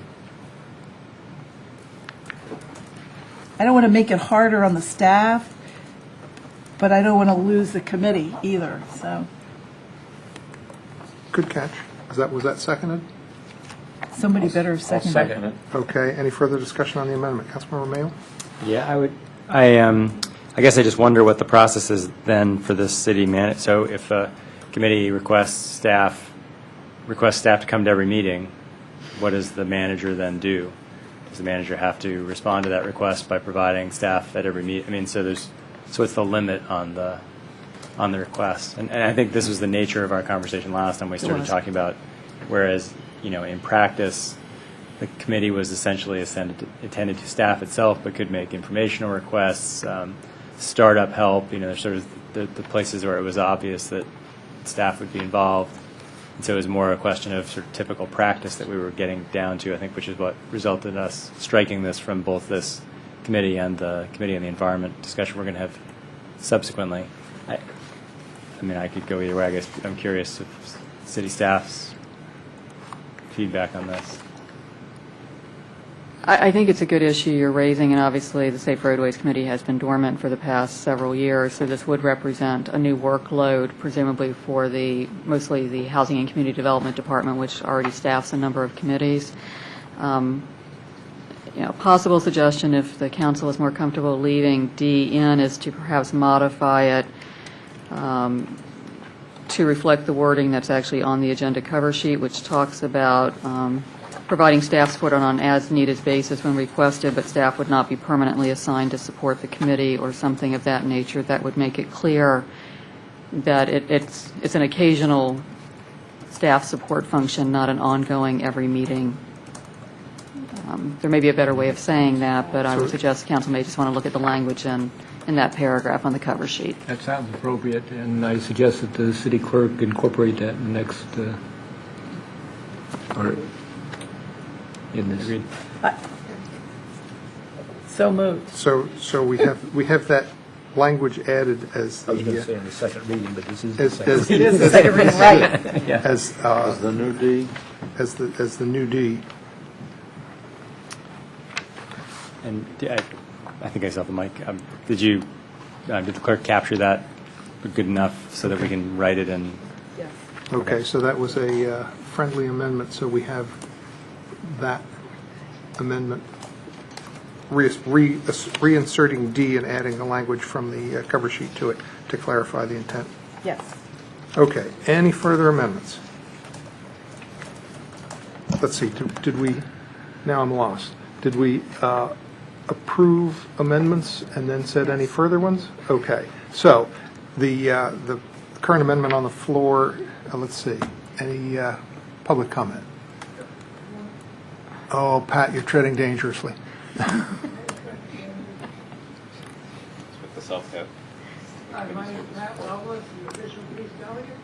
I want to tell you, Kay Daniels Cohen, that I give you a gold star for that catching that thing as you need it, because I think that it could make a big difference on, especially new committees who are just getting started and stuff. Yep. Other issues like that. That's going to really help out. Because without that, you could new members could get lost in committees real easily. And I want to thank you and give you a gold star for that move. Thank you very much. Thanks, Pat. Jeez, you're lucky. Okay, all those in favor of that amendment, please say aye. Aye. Aye. Any nays? Okay. Any further amendments? Now we're back to the second reading ordinance as amended with the two sets of amendments. I think we're all clear on what those are. Any further comments? This says first reading. That's, Second. First reading. this is second reading. It says first reading at the top of the sheet, but it's second reading. Oh, so That's a typo. Or a hangover. Any public comment? Will the clerk please call the roll? Mayor Williams. Aye. Councilmember Daniels Cohen. Yes. Councilmember Grimes.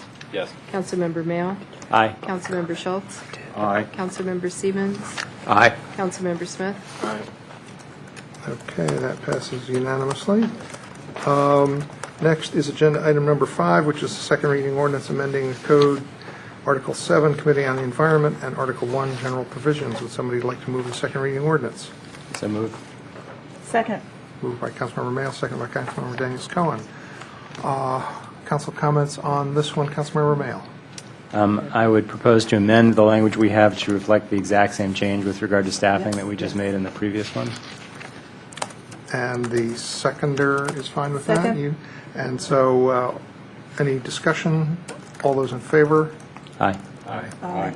Any opposed? Okay, we have it as amended with the additional language as we talked about on the previous motion. Councilmember Schultz. We're, see, on page 2, where it says membership, near the last paragraph, near the bottom, committee shall consist of between 11 and 15 persons. I don't have any trouble with the numbers. I'm just sort of asking what happens if the membership falls below 11? Does that mean that the committee is suspended, or I mean, the other, with the Safe Roadways Committee, we just said a committee of not to exceed, didn't we? A certain number. We didn't have a minimum. I just don't understand. I mean, I'm just a little puzzled by that. Does the city clerk shed any light on whether we have other committees with numbers with a minimum? Well, we do, but it is potentially a problem, because if it falls below that, then it's not meeting, it doesn't have the required membership. So it's up to the council. And in this case, the reason that I drafted it that way was because I was trying to follow the guidance from the Sustainable Maryland sort of model language, and it suggested that a sort of certain representation from different groups was important. Yeah. And so that in and of itself suggested a minimum. I tried to be flexible and go lower than that, so it was really a broad range, but that's why it's there. Yeah, no, I understand. I understand that's why it's there. We can go ahead with it, though. I think we just need to understand that there's kind of a bit of a risk if the committee falls below 11, and we need to take responsibility not to let that happen. And it would just mean that we would solicit new members, and that would happen? In certain categories. Yeah. And that we would need to do that proactively so that they didn't fall back and we're left with a void while we find some more. So it sounds like it will be helpful if the clerk alerts us that it's starting to get close to that minimum, that we need to get busy. Okay, any other comments? I'm not sure if those are old lights. Oh, yeah, mine was. Is there any public comment? Oh, I'm sorry. Nope. Councilmember Grimes. You know, I hope I didn't zone out here. Resident Steve Davies sent us a note regarding the addition of the words air pollution in here. Did we address that? I was looking at something and I might have. You did. Yeah, so can we appropriately add the words air pollution? It's on A at the top of page 2, I believe, to advise City Council on all environmental issues. So it's covered? Including, well, no, it's not covered right now. But that's where he was proposing to add the word air. Sorry, I'm not quite on top of this. If you know where it would go and you're amenable to adding it, do you want to suggest it? Yes, I'm happy to suggest an amendment to on the top of page 2 of 5A, which reads to advise the City Council on all environmental issues, including but not limited to stormwater management, greenhouse gas reduction, air quality, I believe was what he suggested. Ozone pollution, I don't know. Well, he said a reference to air pollution.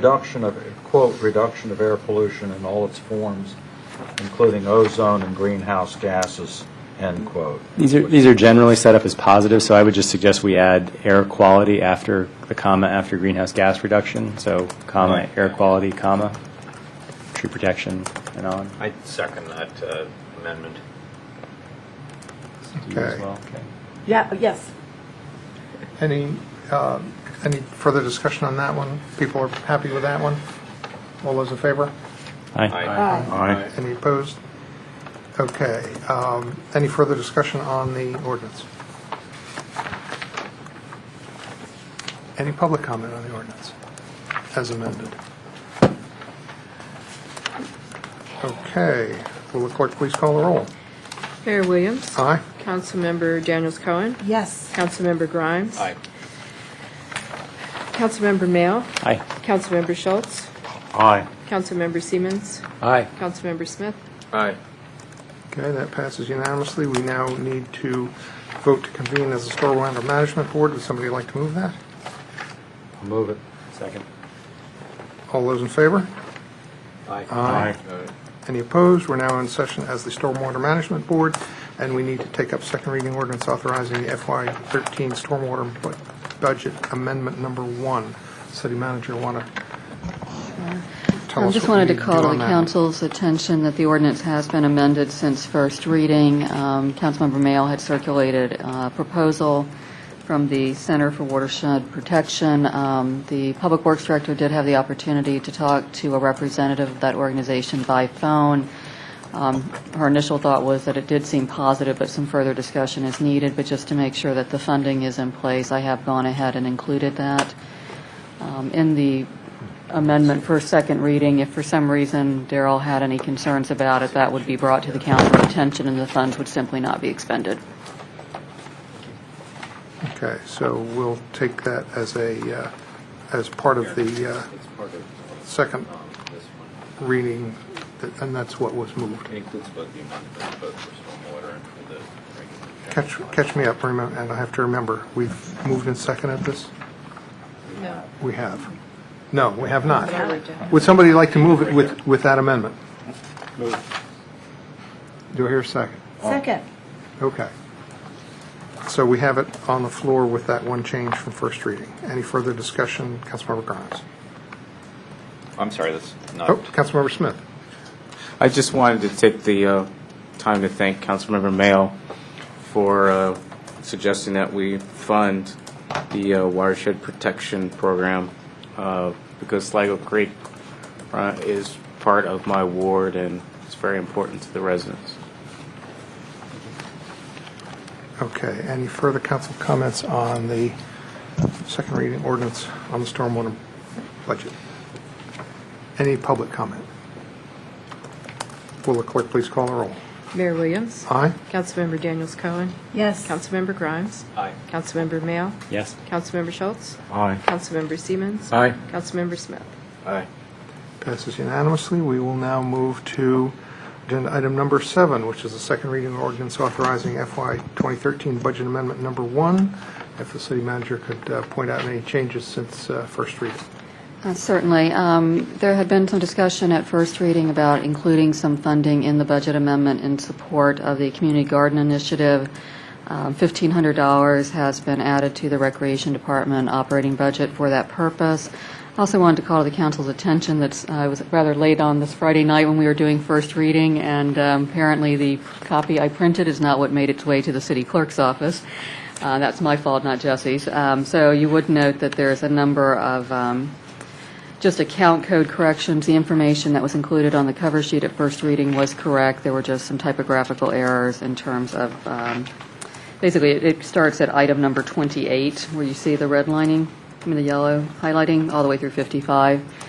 Those should have read initially from the contingency account rather than from other fringe benefits.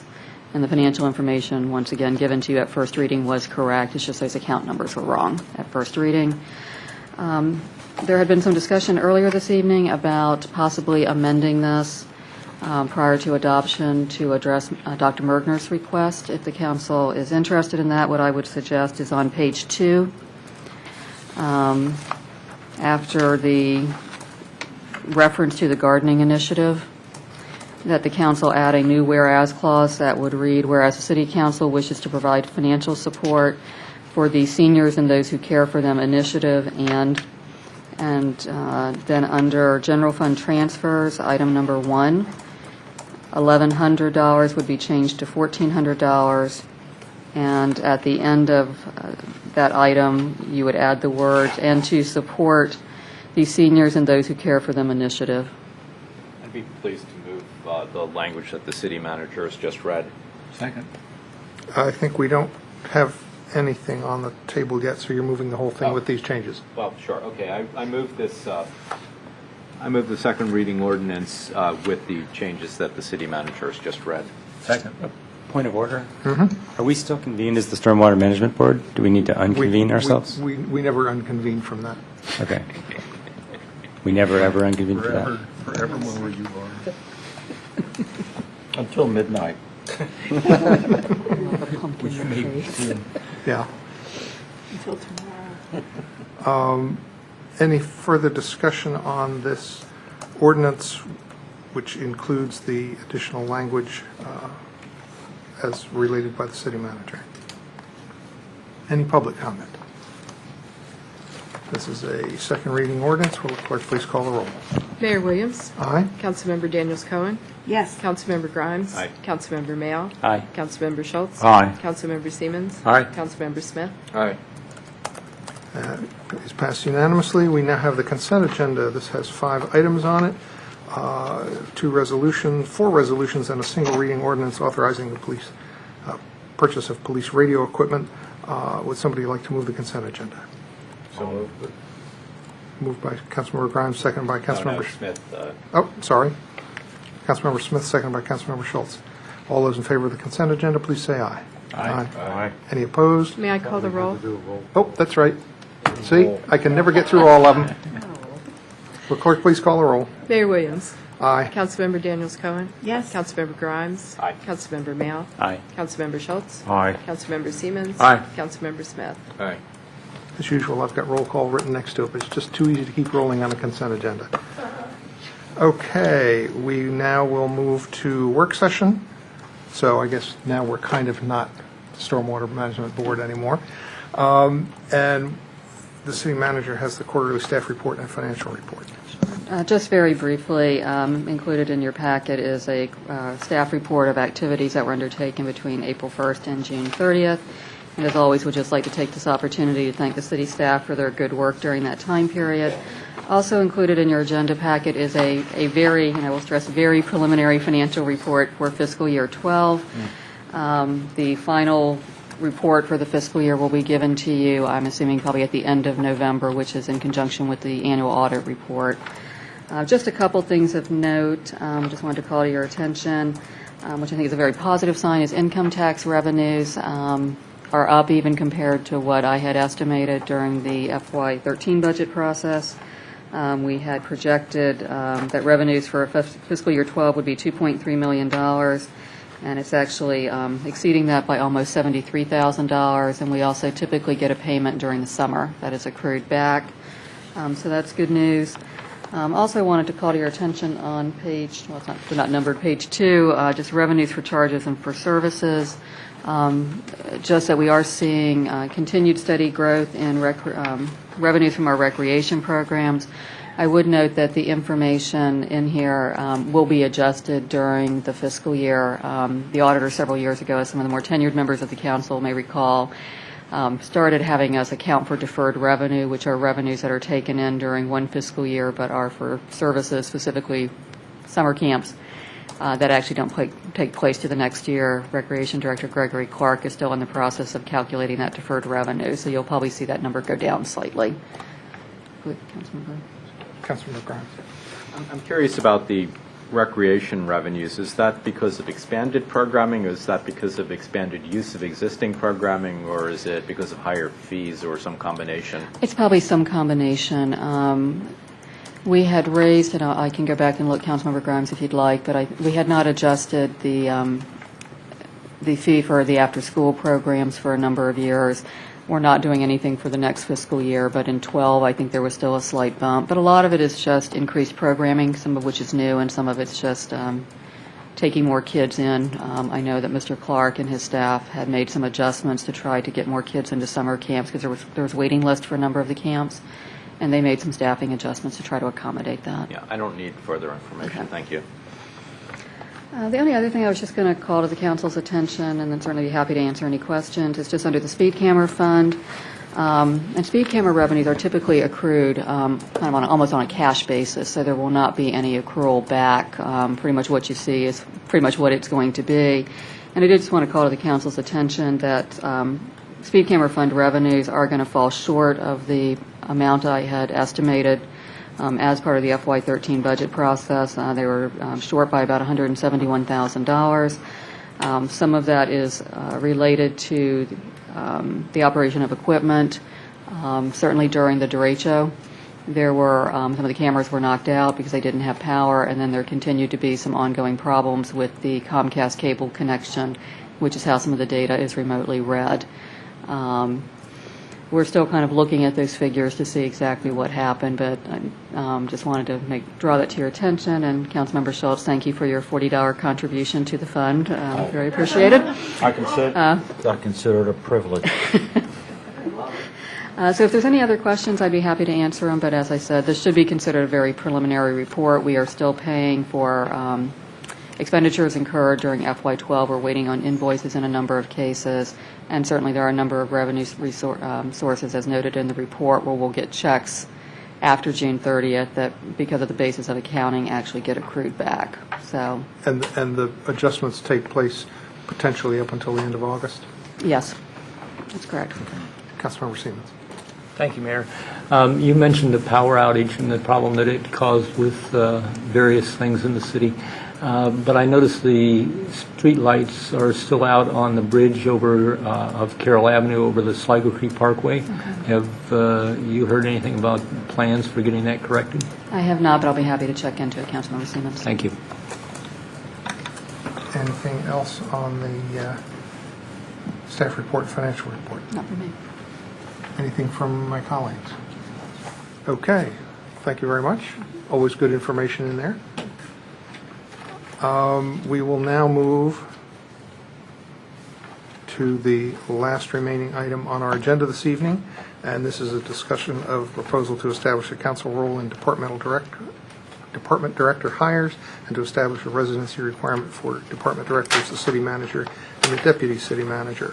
I want to give Councilmember Mayle a chance to present this, but first I did want to just get a little sense at the beginning about what we might try and accomplish this evening and any kind of any pressures on coming up with any kind of possible conclusion on this evening in terms of it being a work session and some of the reasons for having this discussion now and possibly needing to come to some kind of conclusion as opposed to this is the first of many discussions.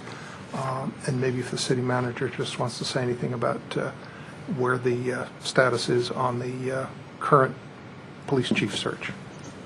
The closing deadline was last Friday. I'm scheduled to talk to Mr. Mercer, who, as most of you know, is the head of the executive search firm that we're working with, tomorrow afternoon. The process was put on hold approximately a week or so ago. We probably would have started background investigations on some candidates, and I probably would have gone ahead and lined up interviewers and interview dates. In light of the council discussion this evening, Mr. Mercer and I agreed it would not be prudent to move forward with the search until the council had this discussion. Councilmember Siemens and Councilmember Grimes, did you have anything that you wanted to go on this piece first? Okay, Councilmember Siemens. Thank you, Mayor. I just wanted to check. These two proposals are distinctly separate, and I would just like to ask what your plan is. If we're going to treat them as kind of two different agenda items and cover one and then the other. I was going to cover the residency first and then the advice and consent. Okay. Councilmember Grimes. I wanted to pick up on the question that you asked the city manager, and she responded to regarding the police chief search. Council members, a number of them, at least I can't remember who was involved, did exchange email on the question whether the police chief search should be suspended while we work out the residency question. And it is my feeling that it should not, that we should proceed, the city manager, that is, should proceed with the police chief search without regard to any possible future residency requirement. In other words, it would not apply to a person she engages if the person would be engaged soon. So if it's proper, maybe there's further discussion for the moment, but if it's proper, I would suggest that the council discuss giving the city manager direction on whether she should proceed with the police chief search without regard to the current discussion. Councilmember Smith. I support Councilmember Grimes' proposal. I think it's very important that the city moves forward with the hiring process of the police chief. I just don't like the fact that we have an interim police chief that that his contract may be up in, I don't know, 60 days? It was for a period of 120 days. 120 days, okay. And I think we should, try to get this process done quickly, and we can worry about the residency requirements for the future city manager and maybe a future police chief, but we need to move forward on hiring the police chief. Councilmember Siemens. Thank you, Mayor.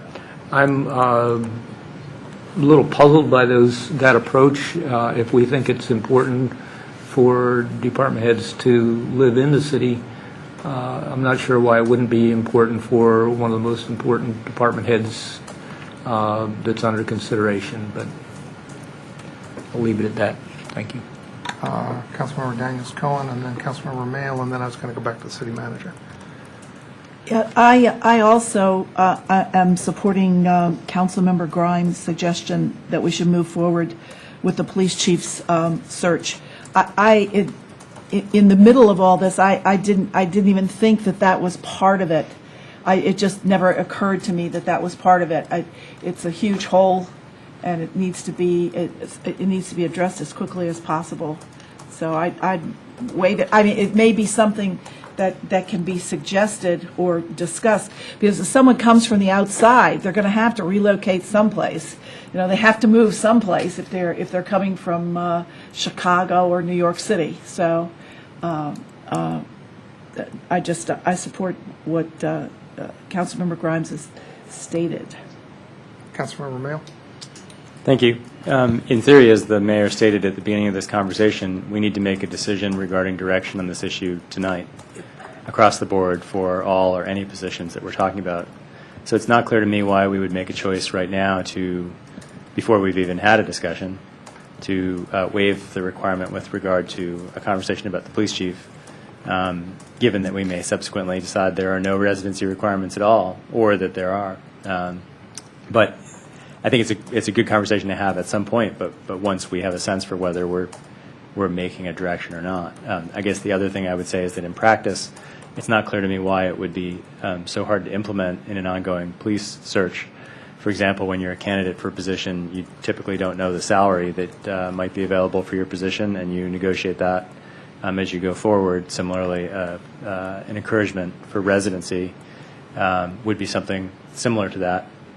In particular, at least because the way I was envisioning it, we would retain a council ability to waive the requirement. So if we were going to make this requirement, if we were going to think about flexibility with regard to this requirement for the police chief search, I think the easy way to do it would be to say, okay, we're going to, we reach a decision tonight, fine, that's great, we've reached a decision, but if there's some flexibility needed, council could just give the city manager directions that, we're going to be more flexible with regard to the waiver because this was an ongoing search. That would be one way to deal with the incoming applicant pool. But I just go back to my first point, which is that I think we're going to try to make a decision writ large this evening anyway. So I would just propose that we readdress the question of the ongoing police chief search at the end of this discussion of the residency requirement. I have no problem tabling my, whatever I call it, proposal. Okay. I just wanted to give Councilmember Schultz a chance to say something, and then I was going to say something brief and ask the city manager something. So go ahead. Yep. Okay. No, well, of course, we don't really know whether we will get to a decision tonight on the residence. Tabling it till the residency thing issue. My concern is that the executive search firm may choose to say, well, if this is a new condition, we need to re-advertise, or at least get back to all of those who submitted responses on time and inform them of this change, and then ask if this is something that they want to withdraw from, or do they still want to say what they want to do. It sounds to me we would be asking executive search firm to handle a rather delicate thing, probably something that they've done before, where we change horses in the middle of the stream. But if it has to be re-advertised, and I'm not saying it does, they would decide that. My concern is that the hiring process could not be completed in your remaining time here as city manager. And then in that case, there would be nobody, no city manager except our interim city manager to make the hiring decision. And then that becomes another question. And if we say, well, we should really wait till the real city manager gets here, with no disrespect to our interim city manager intended here, we may be waiting until next summer before we would get a police chief. I'm not trying to be dramatic, but as we found out in the past, is that when we were a year ago sort of pausing in the middle of hiring the recreation or advertising for the recreation director, we paused it for a while and then came to the realization that to restart it would require going back to ground zero and re-advertising, which was going to cost us about 6 months. So, and there's ramifications to the morale of the police department and all kinds of other stuff that we need. I just sort of think it's important that we waive this and just get that set aside so we can discuss the rest of the issues. Thank you. And what I wanted to say about this is that my assumption when the issue came up of, gee, let's move forward with the police chief on this, just, not apply the residency requirement here, is that that's not the only piece that affects the recruitment, that the other piece that we're going to be discussing tonight about the advice and consent changes the parameters for what a potential candidate for the police chief position would be looking at in terms of their application and their interest in the position, and that it isn't just the residency, it's both pieces that essentially were the reason for the pause. Does the city manager have any comment on that? No, I think you're correct, Mayor. I think there's really two pieces, as Mr. Mercer and I talked about it. As Councilmember Schultz indicated, particularly I think if there's a local candidate who may not have anticipated moving, and there are a number of them, truthfully, in the top-ranked group that I'll be discussing with Mr. Mercer tomorrow, I think he would simply contact them and basically find out that if residency were a requirement, would they be prepared to move? Obviously, there are some potentially out-of-town candidates who are going to pick up and move anyway. So that would probably be the first thing Mr. Mercer would need to do. I think in terms of the second piece of the proposal the council is discussing, I think there's two aspects of that. One is how do candidates feel? It was obviously advertised that the position is appointed by and reports to the city manager. So I think Mr. Mercer, just as a matter of courtesy, would need to contact those candidates and discuss that aspect of it. I think another practical consideration is obviously if the council is talking about changing the form of government, which is what you are discussing this evening, I would suggest that that change should take place first and be formalized before you pick up the recruitment. Okay. So I think that gets us to the point where I wanted to turn to Councilmember Mayle and have you walk us through your proposal. And you want me to keep the two, do one at a time? I thought it would be simpler if we did one at a time. Sure, I can do that. So residency was the first focus of our discussion. When I think about Tacoma Park, why people live here, what people talk about, what people come to this council chamber to express to us, it's a sense that it's a special community, a community that is different, that is often referred to fondly as the People's Republic of Tacoma Park. A place where we embrace the community process of making decisions. We embrace neighborhoods that help each other, that work together, that do exceptional things. And so I think it's not a surprise that I have heard from residents from my very first days of campaigning that they wish that city staff lived here with them, that they wish that city staff were part of the community, not just from 9 to 5 or 9 to 11 or 12. But all day that they wanted to make this place part of their home, that they wanted to be part of the experiment that is Tacoma Park. Has a special place. That's a first reason to think about a residency requirement for me. A second one is that I believe that when individuals who are part of governance or supervising or whatever sort of business structure, operational structure you work in, where they experience the same joys, the same sorrows, the same hardships and suffering, the same successes and satisfactions as the people that they serve, it builds a stronger ethic of service.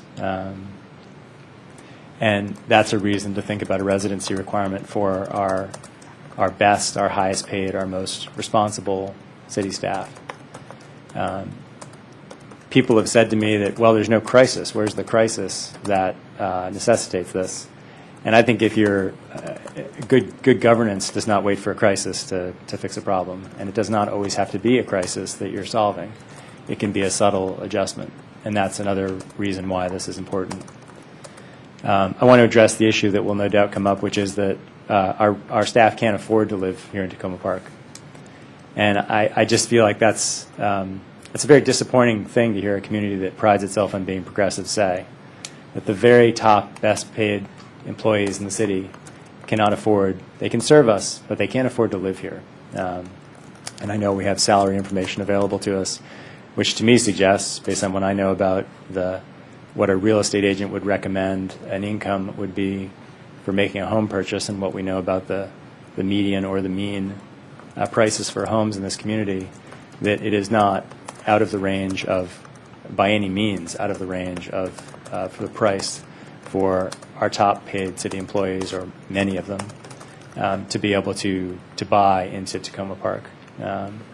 So those are a set of the reasons why I was interested in this proposal. The way it's set up is residency in Tacoma Park. I think I looked a little bit into we don't have our counsel here, so she couldn't confirm or deny what I'm about to, how I'm about to potentially blaspheme her profession. But when I looked into a lot of the legal cases, in particular in Connecticut and Rhode Island, there have been lots of cases that have gone to the state Supreme Court regarding residency, particularly regarding unions. They've generally found that residency requirements are acceptable for department heads and senior positions. Those requirements need to be, there needs to be a reason for them, and the reason tends to be something associated with sort of good governance, proximity to residents and residents' concerns, and sort of a sense of shared burden, shared experience of the outcomes of governance. That those are acceptable reasons, and that the residency requirement has to be something that is applied after someone is hired. You can't require that someone be a resident to take a position. So it would violate the U.S. Constitution if you said you had to be a resident of Tacoma Park for 1 year, 2 years, 6 years in order to apply for a position. That wouldn't work. But you can create a residency requirement for people who are taking jobs, and you can give them some period of time to move to the community to become resident. So that's my quick introduction to this proposal focused on residency, and I'll stop talking there. Thank you. Councilmember Grimes. Thank you. I have very mixed feelings about the residency requirement. I doubt that anyone questions the benefits to the community of residency in most cases. I've heard people say things like police officers don't want to reside in the community that they enforce the law in, and frankly, I don't buy it. And we do have some proportion of city staff who have to respond to resident demands who do live here. So I see residency as very desirable, but I question the mechanism. So I will say, I think, 5 things. One, on the current police chief search, I've already suggested, and some council members at least support, that we do not apply any residency requirement in the current police chief search, that we ask the city manager to proceed with it as if we weren't having this discussion. Regarding the city manager search that we will soon be embarking on, the council hires the city manager. The council can therefore make it part of the search and selection criteria and evaluation criteria for city manager candidates, whether the person will live in the city or will not. We can ask whatever we want. But we also have an opportunity here. I believe we are planning to not exactly replicate, but come pretty close to the process that the city used in searching for a new city manager in 2004. That includes appointing a city manager search committee. I was a member of that committee. One thing the committee did was to come up with search and evaluation criteria. And the committee also created a survey of residents to find out their attitudes about what they were looking for in a city manager and what the most important issues in the city were, and so on. The city council could, in creating the city manager search committee, ask that committee to specifically to poll residents on their views on residency and to consider the different angles and make a recommendation to the council whether residency should be part of one of the criteria that we apply in looking for a city manager candidate. Regarding the department heads, you never know what's going to happen. I heard you, Councilmember Mail, when you basically said that, but there are no foreseen near-term openings among department heads here, and that gives us some time to consider what we do regarding residency. I just don't see that we have to make a decision tonight. So I would suggest that we take some time, ask the city manager search committee to consider residency as a potential criterion for the evaluation of candidates and so on. And then there's one other piece, which is something that you all on the council at least know about from email.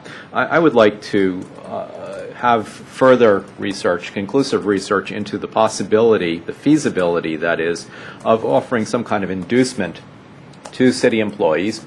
That might be only to department heads, it might be to all exempt employees, it might be to all employees, noting that there could be difficulties given union contracts and regardless of any legal difficulties, creating a sense of inequality among staff. If we do offer some, for instance, pay differential to those employees or some subset of employees who choose to reside in the city of Tacoma Park, I think it is widely perceived that if we do create a residency requirement, we would be increasing the cost of employees. We would have to pay more to get employees of the same level and quality.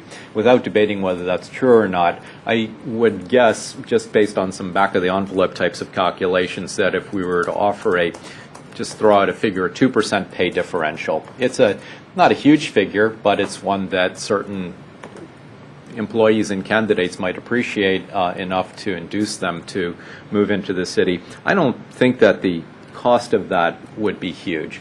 So to sum up that last point, I would look for ways to make it attractive for employees, whether all of them or just some of them, whether just maybe the senior managed department heads, to live in the city of Tacoma Park rather than create it as a requirement. Thank you. Councilmember Schultz.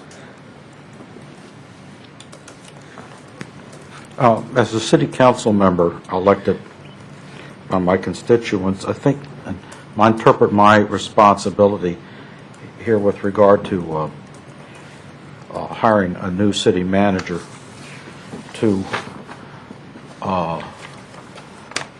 find the best possible candidate that we possibly can in the most effective way we can, and we're doing that by bringing in an executive search firm who's done this successfully in the past. I take that back, but we're doing that with the police chief, but not with the city manager. And I think that finding the best possible person is something that we can't treat that lightly. I'm very concerned that if we make a residency requirement, that we're going to lose whether we're going to lose candidates that we don't even know we're going to lose. We're not even going to ever get an application from them, and we will never know who didn't apply. I think the way I sort of feel like it is that it's a solution that we're looking here in search of a problem that needs to be solved. I don't think we have a problem that needs to be solved. I think we've had a city manager that by all accounts has served our city's needs superbly. In my time in public service in this city, no one has ever suggested to me in any way that any of our staff, department heads, or for that matter anybody who works for the city, would be doing a better job for the city if they lived here. In fact, nobody in the city knows where our people, where our department heads and our city manager necessarily live. They might have read somewhere, I suppose, that the city manager, our current city manager, lives in Reston. But we went through 8 years ago a very careful selection process with a heavy involvement of a city, of a group of citizens who helped screen candidates. And apparently it wasn't a problem in 2004 when this process was done, but now all of a sudden today it's become an issue, and I didn't even realize we had a problem. Now we're talking about coming up with a solution to something that needs to be taken care of. When we say, we truly believe that anybody at a department head level can certainly afford to buy a house here, I don't think that's for us to decide. I mean, who am I to say, you're a department head, you can afford to buy a house here? I don't know anything about their personal financial situation. Okay, we can do a credit check on them and find out that they pay their bills. That's usually pretty customary in these kinds of things. But, we're talking about, we're asking people to live in Tacoma Park, and we're looking for professional skills, training and experience, and a lot of subjective criteria.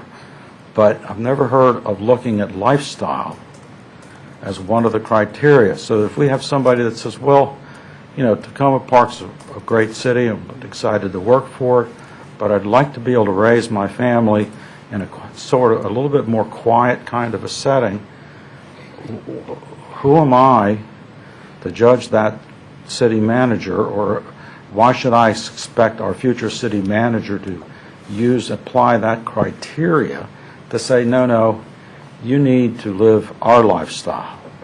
Because if you don't live our lifestyle, then you're really not one of us. And that brings up the old thing in my mind when a racial thing that used to be bandied about a decade or so ago, when black people say, well, it's a black thing, you wouldn't understand. And I sort of thought, well, gee, if that's the way you're going to look at it, I guess we're sort of saying, well, it's a Tacoma Park thing, and if you don't live here, you can't really know who we are. And I think that's just utter nonsense. I think we're starting to believe our own publicity, and that's, to me, a form of reverse snobbery. Sure, we have a wonderful town, and I don't want to live anywhere else. I love living here, and I'm happy to boast about living here and all the good and crazy things that we do.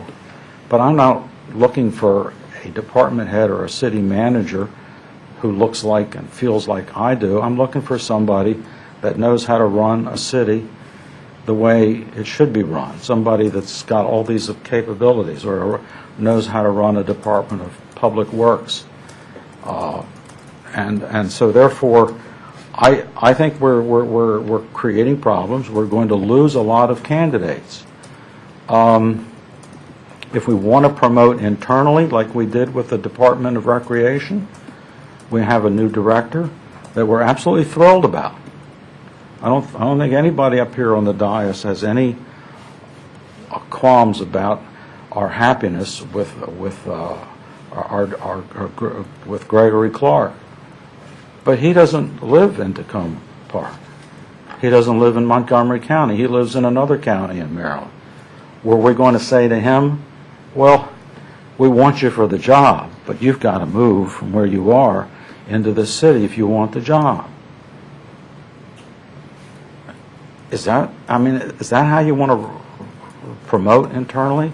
If we find a candidate, say for police chief, like the city manager just mentioned, who already lives within a short commuting distance of the city of Tacoma Park, let's say they live in Arlington, for example, which is a half an hour commute, since I know because I used to drive it all the time, from Tacoma Park. We're going to say, well, you have to sell your house. That means you might sell your house at a loss, but that's too bad. You just have to do that if you really want this job. It means you have to take your kids out of public school and put them in another public school, change your doctors, change your church, where you go to church. Your spouse is going to change their job commute. Plus you got all the costs of relocation, and you're adding to the stress of changing a job, which by and of itself is not the easiest thing in the world to undertake. That's tantamount to my way of thinking of sort of saying to somebody, well, if you don't want the job that bad enough, then we don't want you. That's not the criteria I want to use. I want to find the best possible person that we can find. And I just don't think we need to be adding hurdles that I think come out of a sense of idealism, come out of a sense of pride of our city, in the sense of our place being extra special. Just because I think our place is an extra special place to live is great, but I don't think that should prejudice me against a candidate who can't or doesn't want to live in the city. I do think when we're looking for a city manager, as Councilmember Grimes said or suggested, or the city manager is looking to hire a department head, that's sort of a criteria that they can keep in mind and saying, well, I got two equal candidates here. One lives in Ellicott City, the other one lives in Silver Spring, and gosh, if everything else being equal, I think I'd like to be better to have somebody who lives closer. Sure, let's not kid ourselves about that. That's something that all employers think about. Is that person going to be able to get to work on a snowy day or something like that? I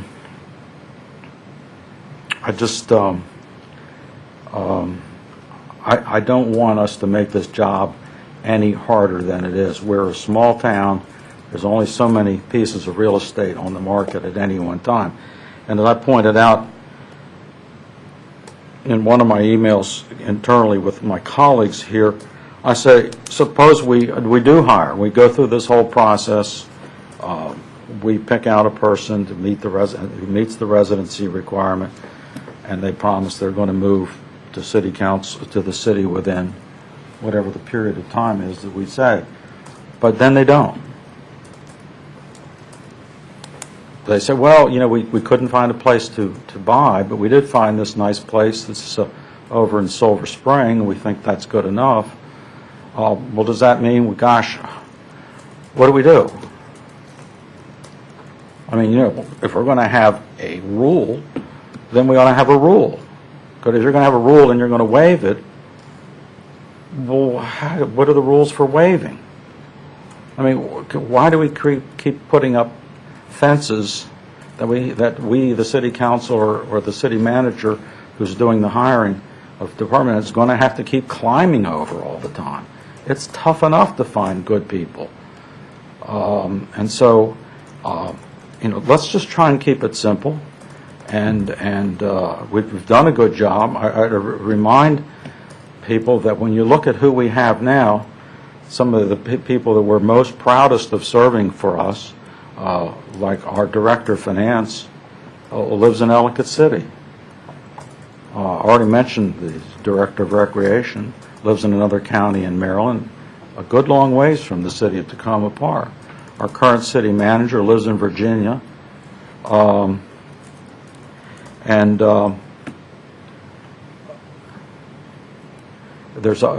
was some other names that I wanted to mention. Our chief. Who knew he lived in Frederick? Nobody knew that. Nobody cares. There's nobody in the city of Tacoma Park that cares that Chief Ricucci lives in Frederick. All they care about is, the obvious things that you care about relative to crime and safety, and the fact that your chief is doing a good job and is responsive to the residents and to the elected people that sit up here. That's what people care about. So I rest my case. Thank you. Councilmember Smith. I just think that if we believe in Tacoma Park, if Tacoma Park is this special place that some of us up here say it is, that it should not be too far for us to ask our city manager and senior staff to live in the city. We're doing a nationwide search. It is supposedly the worst economy in a generation. You're telling me we can't find qualified people to move to Tacoma Park that would be as good, if not better, than our current city manager? I just think that a residency requirement is a modest step for us. I mean, we're not trying to do something extreme here. I mean, we're going to pay the city manager with the incentives $150,000. Someone making $150,000 does not mean they have to purchase a house. They could rent an apartment. So why can't they live in our community?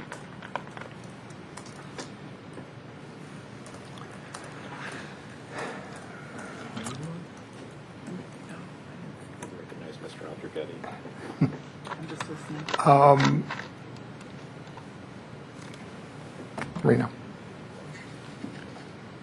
Point of order. Yes. This is not a public hearing, it's a work session item.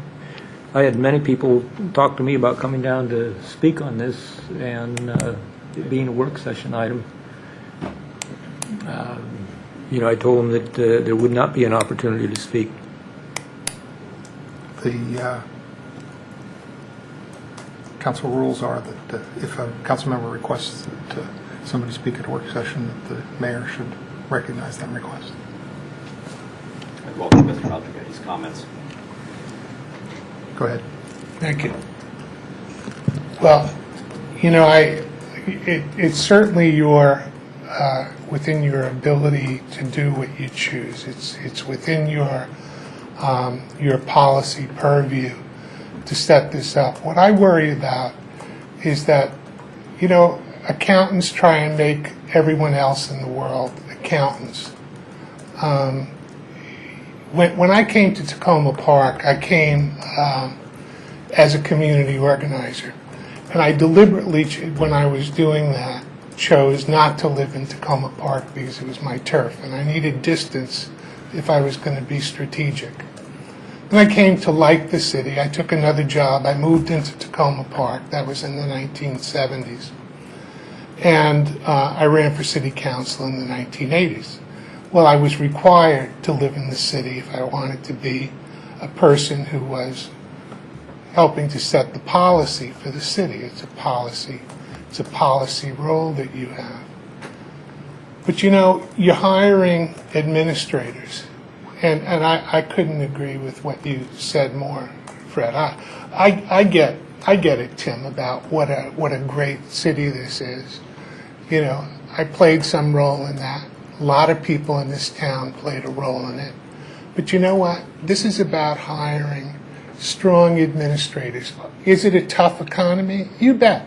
But you know what? I'm trying to hire people right now. And I'm looking all over the country to find a development director for my organization. And good people go fast in whatever economy. You want to be competitive. You want to find a good administrator. I think the point is, are you creating a problem or do you have a problem? What are you looking to solve? You want somebody who's going to live close to you and understand. People who work in a community understand. I manage a rare disease association. I've grown it from $132,000 to $10.5 million over the last decade. We've grown our staff from 1 to 40. You know what? The organization that hired me as their first staff person said, you know, we had a number of people from within our community, within our rare disease community, that wanted that position. But we wanted somebody who had a background in fundraising and a background in creating structures. And so they hired me, because that's what I do. What do you want? What do you want? You want a neighbor? Hire a neighbor. Do you want somebody who's going to be an administrator? Then let them figure out where they're going to live. Don't make them just like you or just like me. You know, that's the greatness of Tacoma Park. It's its diversity. Thank you. I'll just add that I'm not in favor of adding a residency restriction on either city manager or department heads. I think we want the best person for each of those jobs, and I think when we talk about it should be possible on whatever the salary for those positions might be to afford to live here. That may be the case depending on the circumstances. The down economy that we're in that makes mortgages more affordable also makes them much harder to get and to qualify for. A lot of people are upside down in their current mortgages, and what you don't want to do when you're upside down in your current mortgage is lock in your loss by moving. It involves a lot of closing costs on both ends of the deal. It may be that if you're moving a far distance from, hundreds of miles away to take a job, you're going to have to do that anyway. But if you're living more locally in the metropolitan area, that is a lot harder to do. Councilmember Schultz talked about the disruption to your life. It can also mean disruption for your spouse in their job, in their commute. They may have to change jobs. You may not qualify for things you thought you would qualify for.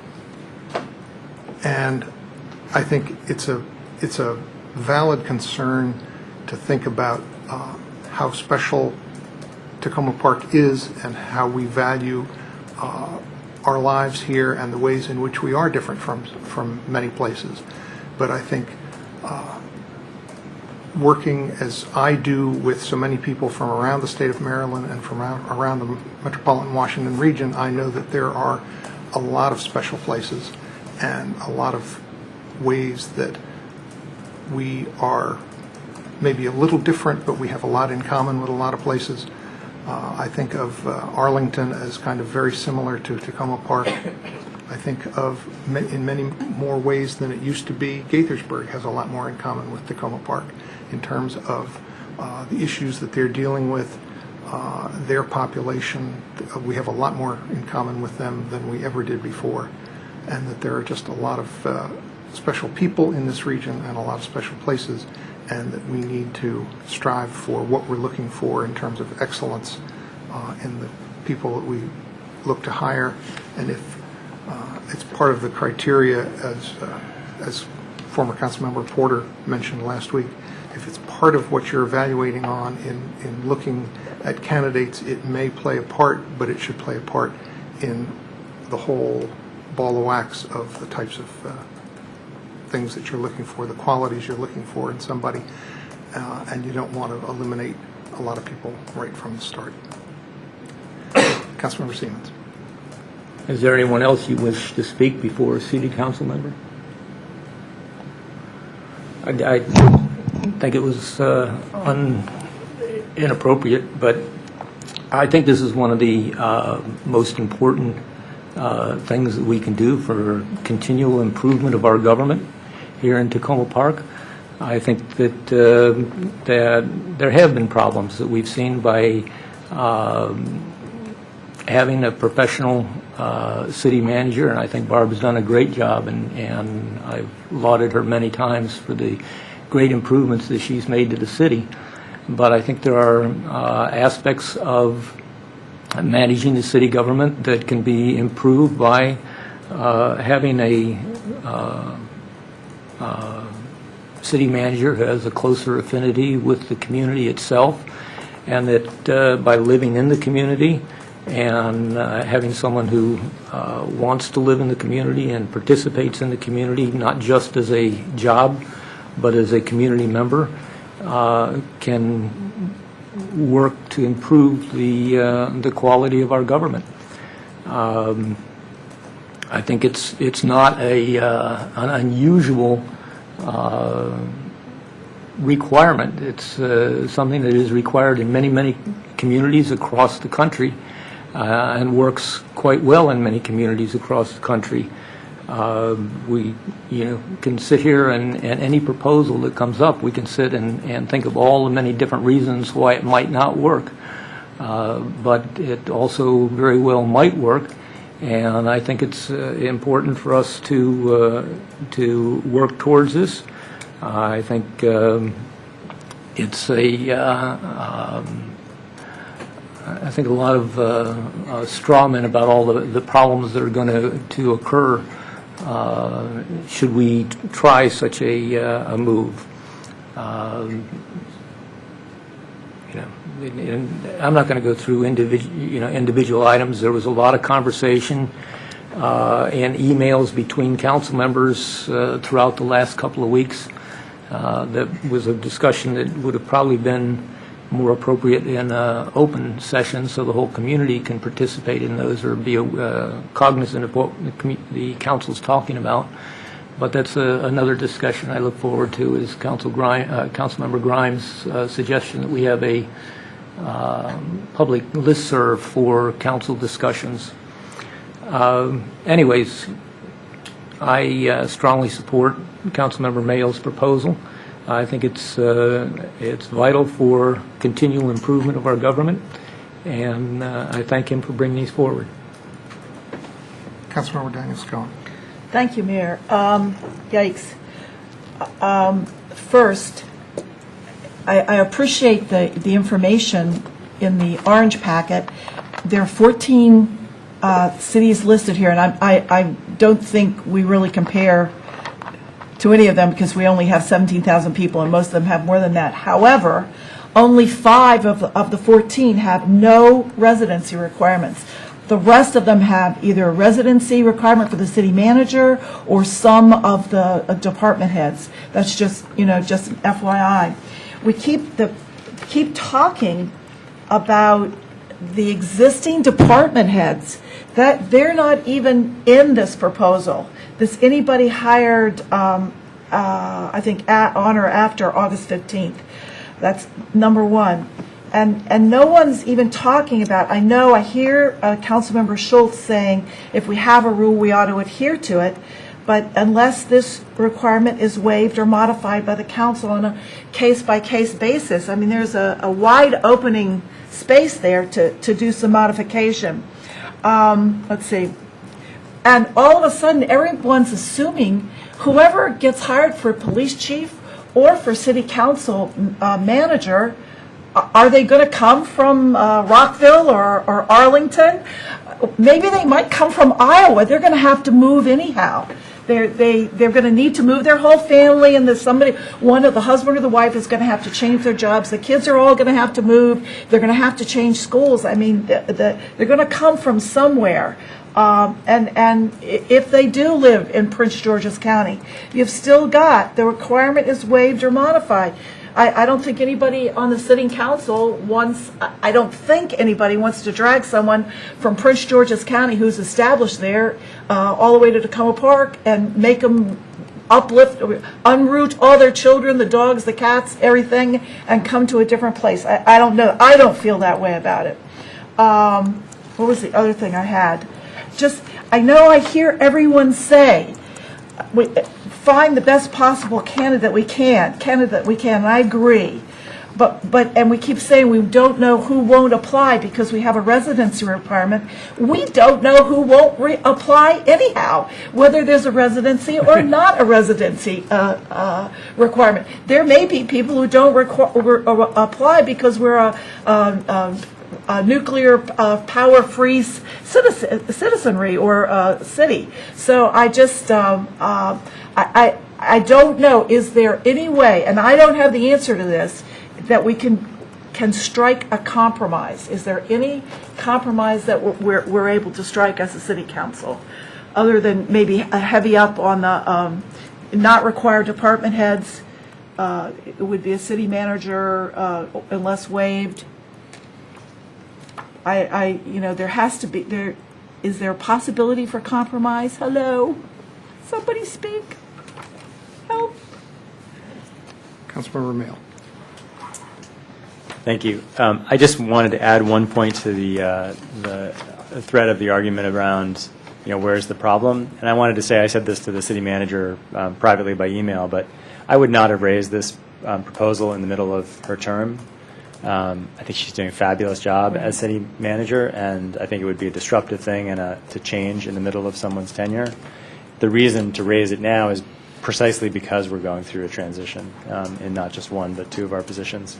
So I just wanted to say that we don't. I certainly didn't anticipate a vacancy like this when I came on council. So to the extent that it's not something that came up before, or we haven't seen it as a problem, I just wanted to put that on the table. And other than that, Councilmember Daniels-Cohen made all the other points I was going to make. So, thank you. Councilmember Grimes. When people use the expression "nothing personal," that is a fine indication that it is in fact personal. So I will use the expression "nothing personal" in relation to the city manager, but ask her to recognize that her commute from Reston is a very small part of the factors involved in her working here. I think it is antithetical to Tacoma Park's environmentalism to have employees who commute from places like Reston or Frederick. We are supposedly an environmental city. It is anti-environmental. It is anti our energy concerns. That said, it is a small portion of the criterion that should be used in examining or evaluating any employee. I wanted to add that to the discussion. It seemed appropriate. And I will I'll repeat what I think is a compromise, since Councilmember Daniels-Cohen asked whether there could be any. Maybe she or other council members don't see it as that.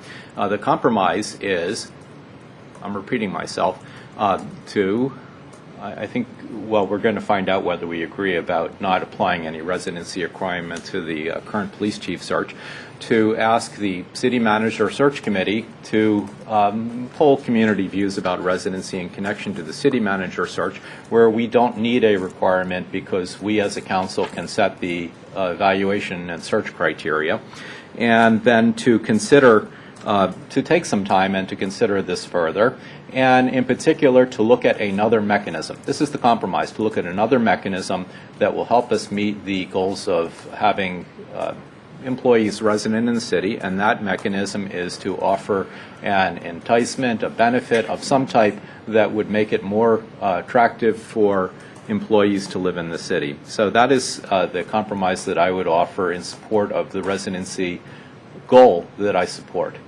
Thank you. And if I can just ask a quick question. My sense is that the program that the city used to offer isn't in effect anymore, which was the Live Near Your Work, where the city offered, I think, up to $5,000 toward closing costs for any city employee who was going to be purchasing a residence in the city. Was that Alexandria that had that? Yeah, a number of places had it, and we had it at one point, but I think we probably don't have it anymore. But it predates me by a number of years. I think in talking to Suzanne, I think it goes back 15, 20 years ago. Yeah, coverage of closing costs is another type of, or partial, I should say, coverage of closing costs is another type of inducement that the city could offer, and that, stop there. Councilmember Schultz. I don't want there to be any misunderstanding on a couple points. One is that, if the city manager that we hire says that he or she is happy to move to the city, I would be delighted. It would be great to have that. But it's kind of funny to think about it because, it turns out maybe the next city manager doesn't work out so well. And matter of fact, we can't wait to get rid of the person. But, gee, you're fired, but you still live in the city. Gee, we're going to have to put up with you as a citizen now. I can see that the next city council, 4 years, 6 years, 8 years from now, saying, next time, let's not make it a requirement that our city council, that our city manager lives in the city. To respond to Councilmember Daniels Cohen, maybe we could say, you were looking for some sort of an answer. An idea is that to say if somebody lives within a 40-mile radius, 35 miles, something like that, of the city, that the residency requirement would be waived. That way, if somebody lives in Columbia or Rockville or Arlington or Alexandria, we were not going to force them to relocate and uproot themselves. And anybody that lives, well beyond commuting distance is going to have to move anyway. And then you might, make a compromise on that schedule. Still, my point remains is that we're not looking for, as Councilmember Smith said, a qualified candidate. We're going to find lots of qualified candidates, no doubt, just like we'll probably find lots of qualified police chief candidates. We're looking for the best, the one that's stands head and shoulders above all the other candidates. We're not going to know who that person is, but one thing we do know is that for every criteria you put in to your specifications, you're going to lose candidates. It's just a simple fact of the matter, because it's there. Those criteria are there to pre-screen. And you're saying this is a screening device. You're just mathematically going to have fewer applications. The smaller the pool, the fewer the increased odds is that you're not going to find that person that you were really looking for who's out there. That's all I want to say. Thanks. Councilmember Siemens. Thank you, Mayor. And, I really agree with Councilmember Schultz that we want the best person for the job, not just qualified candidates, but the best candidate. And I think that what we're saying is that someone who wants to live in the city that they're managing, makes them a little bit better than another candidate. And so I think that's maybe where the disagreement is. And certainly specifying what we want in the criteria does let people self-select out of the pool, and I think that's a good thing. It's whether they're self-selecting out of the pool for the reasons that we want them to. And in this case, if they said, gee, I absolutely don't want to move to the nuclear-free zone, then I would say that's probably a good thing, and somebody we don't want to be the city manager. I would like to pick up on Councilmember Daniel Cohen's suggestion that we compromise and suggest that we actually vote on Mr. Mayall's proposal, but maybe modify it a little and say that for department heads there would be more flexibility, and we'd be looking at like a 10-mile range of residency for department heads, but the city manager would be required to live in the city. So I'd like to see if we couldn't vote on that. Councilmember Mayall. And thank you, Mayor. And I would support that proposed amendment. As council members would recall, it's fairly similar to what I suggested 2 weeks ago when this idea first came up. So that would be a fine change to me. I also support Councilmember Grimes' suggestion that we simultaneously create some sort of incentive.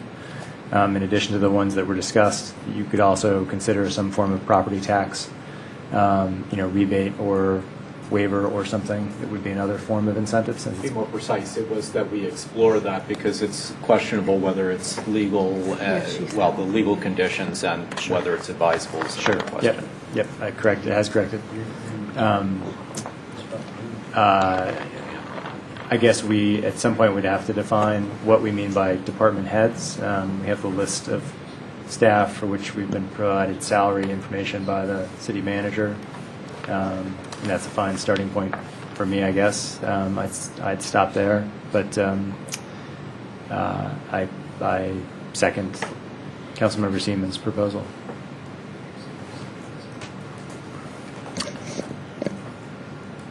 Can we see a show of hands? I just want to take a chance to say one more thing.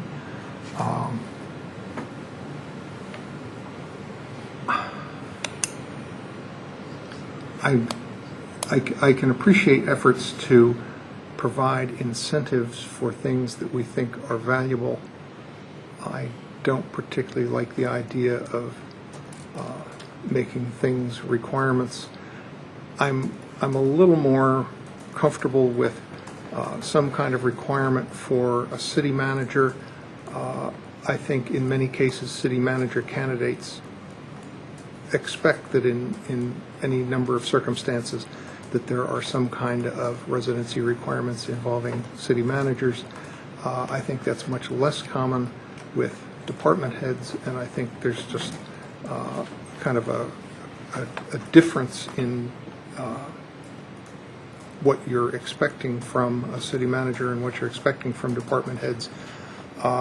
My sense is that city managers, the average tenure in a job is around 5 years. Probably a little less than 5 years.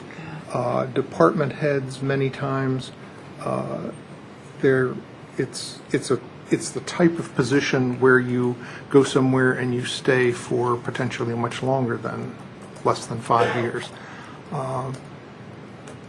So I think the impact on what somebody's choices are can be very different for a department head versus a city manager. City managers kind of almost expect that every so often they're going to be moving from job to job. It's reflected in the fact that they tend not to be part of a city's pension system. That's why one reason that the ICMA sets up a retirement system for city managers is kind of a breed apart. And it tends to be that they're more of the hired guns to come in and do things, and they report directly to the city council. It's up to us to evaluate them and direct them in their job, and I think that just makes it kind of different. So when I think about compromise between no residency requirements and residency requirements for both city managers and department heads, I think in terms of no residency requirements for department heads and some ability to evaluate as part of choosing a city manager what the best thing to do is. I like Councilmember Grimes' suggestion of going with looking at how important it is to the community and seeing what ideas we can come up with for ways to incentivize things. And I think certainly that if the will of the majority of this body is for some type of restriction on city manager, I think it's, given the size that we are, I think people a lot of times expect that there will be residency requirements for larger cities like, say, Washington. Once you get into the next smaller size around here, in Maryland anyway, I think Gaithersburg had none. and Rockville for the city manager, but I see that there on Rockville the practice is that the police chief and the public works director, it's written into their contracts. So it's just there's and a lot of other places have no requirements, and some of them that are listed here, it's for living in the county, and for Cumberland is about the only one it looks like that has city administrator and all department heads. I think once you start getting out of the metropolitan area, I think things can be very different as well. So I'm not happy with any attempt to kind of filter this down to department heads. I don't know who was next. I'll go with Councilmember Daniels-Cohen. Thank you, Mayor. I'm going a step farther in a department head compromise. I'm going with what the city of Rockville says. The practice is to recommend but not require that these employees live in the city. I feel pretty comfortable with that. I mean, it's and that would be everyone who's existing as far as this requirement. It says they're all grandfathered in. This is only new hires and or people who are going to come in the future. So the practice is to recommend but not require that these employees live within the city, and this is totally talking about other department heads and senior staff. I don't know if anybody agrees with that, but I'm putting it out there. I had one proposal on the table. Can we vote on it? I just wanted to make sure there were opportunities for comments, and then we will. Were you finished, Councilmember Daniels? Well, I'd like to. Can we amend it? I know it's not really an amendment. It's actually changing Councilmember Siemens' proposal from 10 miles within a 10-mile radius to strongly suggest or recommend but not require that department heads live within the city. I'd like to see what the other comments are at this point. Yeah, okay. Okay, Councilmember Mayo. I would just point out that 10 miles is a huge radius. You can live in Virginia. You can live in the entire District of Columbia. You can live in PG County, Montgomery County in 10 miles. How far away is Rockville? It's 15 miles. Okay, we're close. Our current city manager could live on the outskirts of the current place where she is required to have residency and be our finance director in her part-time. In case she wants to come back, right. So 10 miles is a huge radius. That should create a lot of flexibility for future, not current, future hires for department heads. Councilmember Schultz. Oh, I like Councilmember Daniel Cohen's suggestion. It is a material difference than what Councilmember Mayo has proposed. But I also like the ideas that Councilmember Grimes has laid out, particularly with regard to the city manager hiring, is that I would put a lot of faith in the screening committee, the citizens committee, or whatever what is it, selection committee? Search committee. Because they're going to see these resumes before we do, I guess. And they may say, starting out, yeah, we think the residency requirements are a really good idea. But then they may say who the candidates are and what their situations are, and they may come back and sort of think, well, yeah, but in terms of the importance of that criteria, let's not make it a big top criteria. Let's sort of say it would be great if we can get this person to live here. I just want to avoid painting ourselves into a box where we say somebody has to do something or else, because if they can't move here for into the city proper after we say, yeah, we want to hire you for some reason, people's lives are complicated We don't. We say, oh, well, you have to be able to. You can easily afford to live here. Well, we just don't know. And then finding out that we've got to come up with a waiver. I'd like to avoid that kind of stuff because that just sounds like more of this kind of a discussion. So, maybe the 10-mile radius for department heads works, because then, like Councilmember Mail says, it covers a giant swath. It covers Kensington, Garrett Park, it covers Greenbelt, College Park, it covers Hyattsville. The entire District of Columbia, Alexandria, Arlington. That's you're giving people lots of choices. You're not sort of trying to say, we decided you're Cinderella and this shoe's going to fit whether you like it or not. So there's a lot of good ideas have come out of this discussion. Okay, so we'll go to Councilmember Siemens' proposal first, but we also have suggestions from Councilmember Grimes and Councilmember Daniels-Cohen. So, would you please clarify what is the import or impact of what are we voting on? What is the effect of it? What we would like to recommend, well, at this point, It's the deal. it's what we would recommend that we do to change in a voting session. We are in a work session, so this is our straw vote. So we would come back with someone would draft a resolution, and we would come back and have public discussion council discussion of that resolution at a future session. We would need to, yes. Okay, thank you.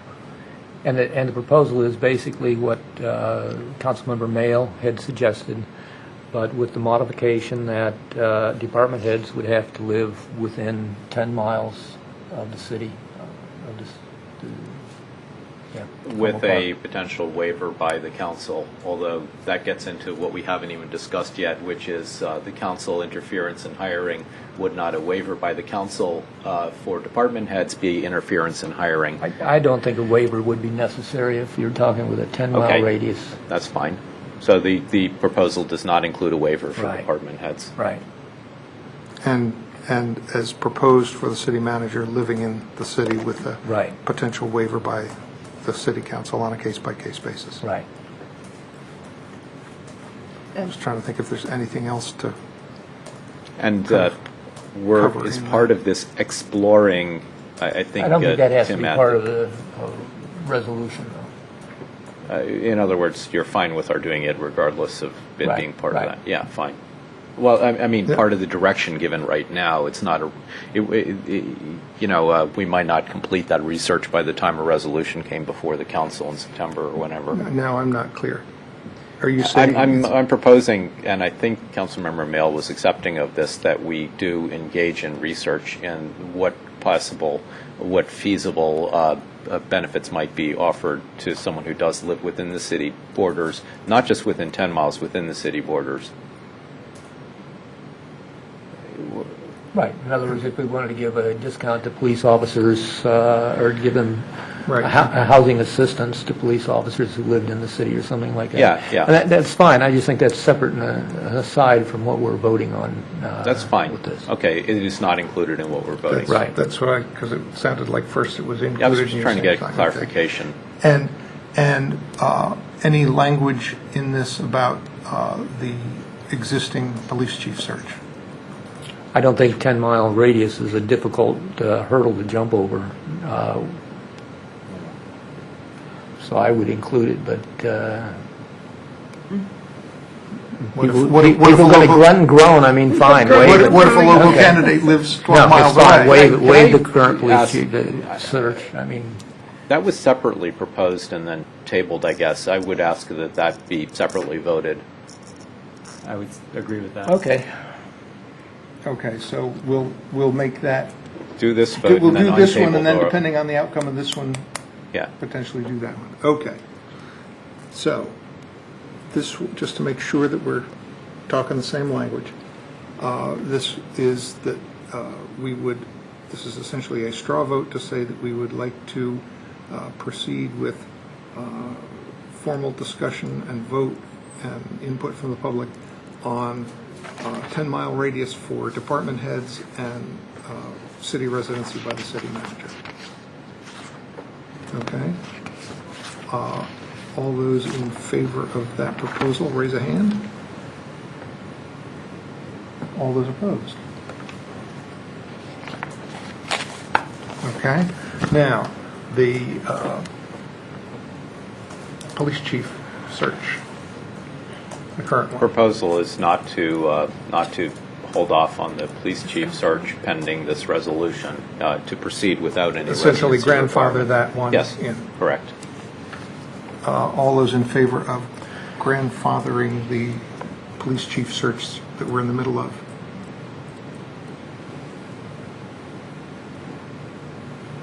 Okay, and opposed? All right.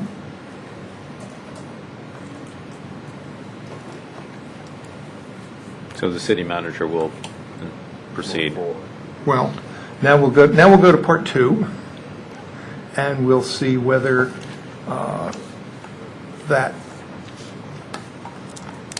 where that one ends up and how we have to do that one. Maybe I would ask the city manager for a little guidance on your sense of whether how material this discussion is to the last action that we just took in terms of grandfathering the police chief search. You're referring to the advice and consent Yes. proposal? As I think I mentioned earlier, if the council chooses to go in that direction, I would suggest the police chief search be put on hold until that is enacted. I would just say as long as the form of government is what it currently is in place, I think I have a professional and ethical obligation to follow the charter. So I think if the council chooses to go in that direction, that's obviously your call. I would basically go ahead and amend the charter, enact that legislation, and then the hiring decision would be left with the interim city manager. I'm sorry, you're saying that it would not be, we couldn't, you say you would not find it sufficient for us to say that advice and consent doesn't apply to the, well, I'm not sure. Yeah, I think if the council wishes to involve itself in the hiring of department heads, that obviously requires a charter amendment. There's a very public process and an opportunity for public input in that. And I think my professional advice to the council is that that process play itself out, and if that's where you end up, then basically take up the police chief search at that time. But if the charter has not been amended, you could ethically go ahead and finish the police chief search before we amend the charter. I think if that's what the council would like me to do, I'd be happy to do that. I would just like that to be clear, that that's the council's Okay, intent sure. and direction. Okay. Councilmember Mayo. I am going to read a statement on this one. First, I'm going to start by summarizing the changes that we're here to discuss. An amendment, I proposed an amendment to the city code that would create an advice and consent role for the council in the hiring. Only the hiring, not the termination, not the salary decisions, not the performance or reassignment of department directors. How would this work in practice? A city manager would proceed exactly as he or she does today, identifying candidates, interviewing candidates, and selecting their top candidate. At that stage, the manager would be required to bring their top candidate to council for an up or down vote. Council would not have seen other resumes or have any other involvement in the hiring process. And I don't know, which I'm assuming our council could confirm, whether this process of a council up or down vote would be a public process or a closed session, because it's a HR-related matter, but we could talk about that later. If the council assents to the choice, the manager is the sole supervisor of the department head. Everything else proceeds exactly as it does today.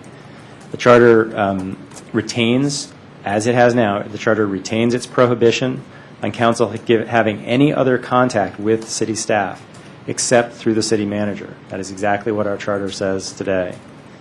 And it maintains its prohibition on council giving orders to any subordinates of the city manager, publicly or privately, exactly as our charter says today. If the council declines the choice, the manager brings forward their second choice. If there is no second choice, If the recruitment process failed to identify more than one candidate acceptable to the city manager, then I believe we have a flawed and failed recruitment process, not a problem with the charter. There are 3 arguments I'd like to make on behalf of this change. First, we have a strong manager, weak mayor form of government that, as far as I can tell, is as close to its purest form in having the strongest possible manager. But many other communities have variations on this theme. Some have elected managers.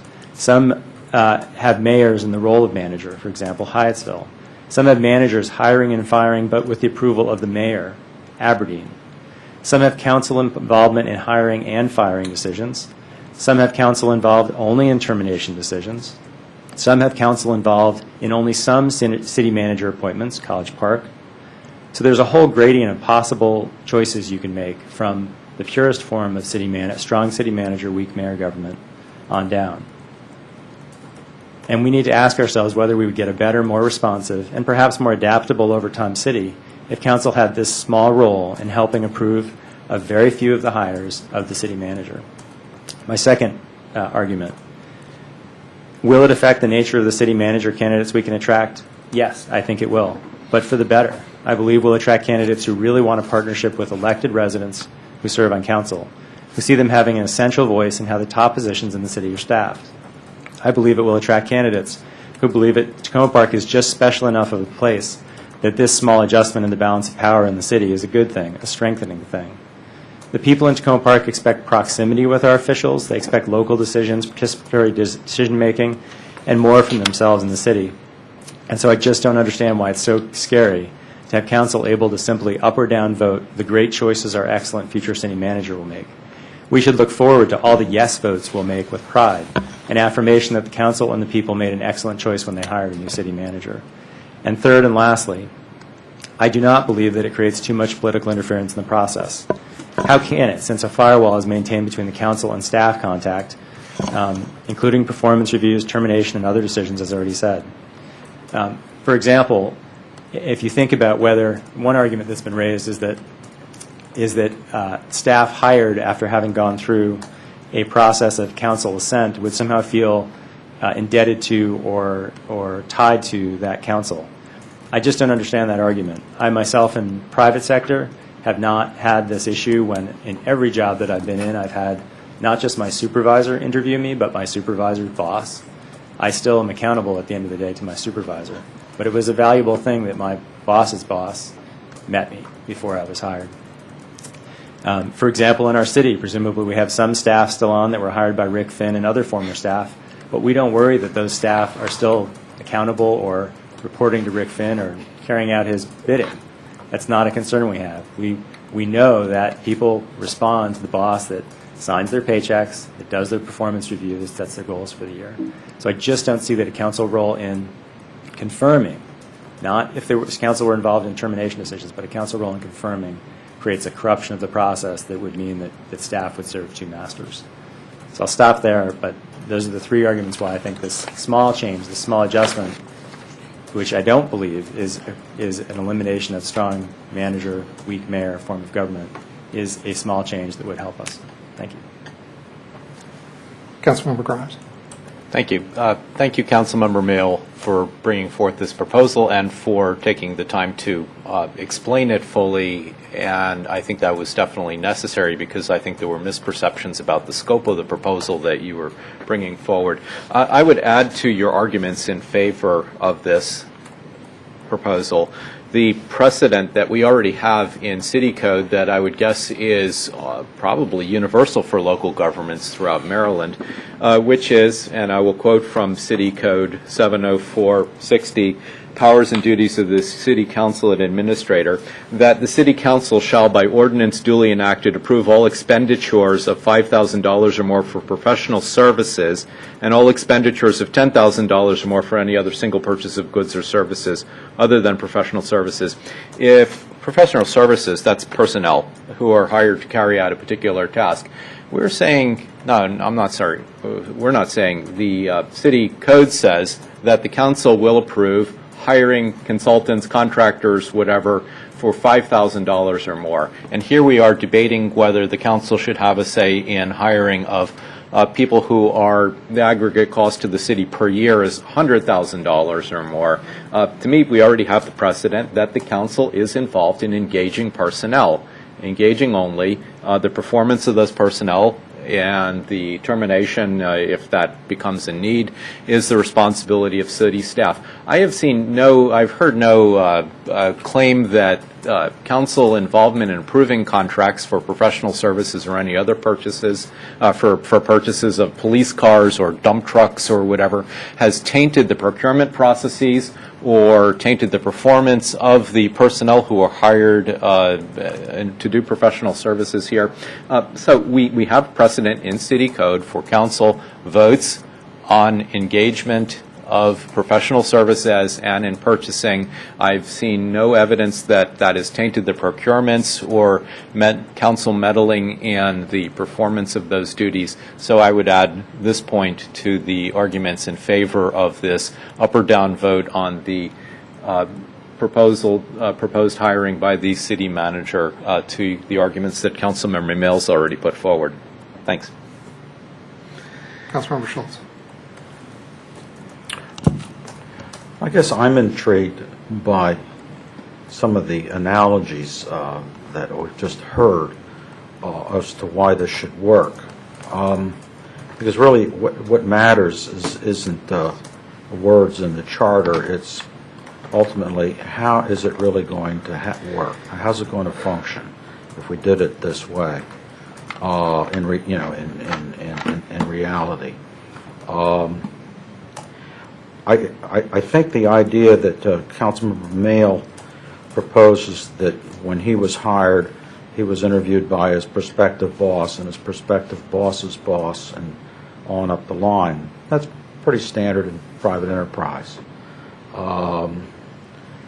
depending how many layers there are.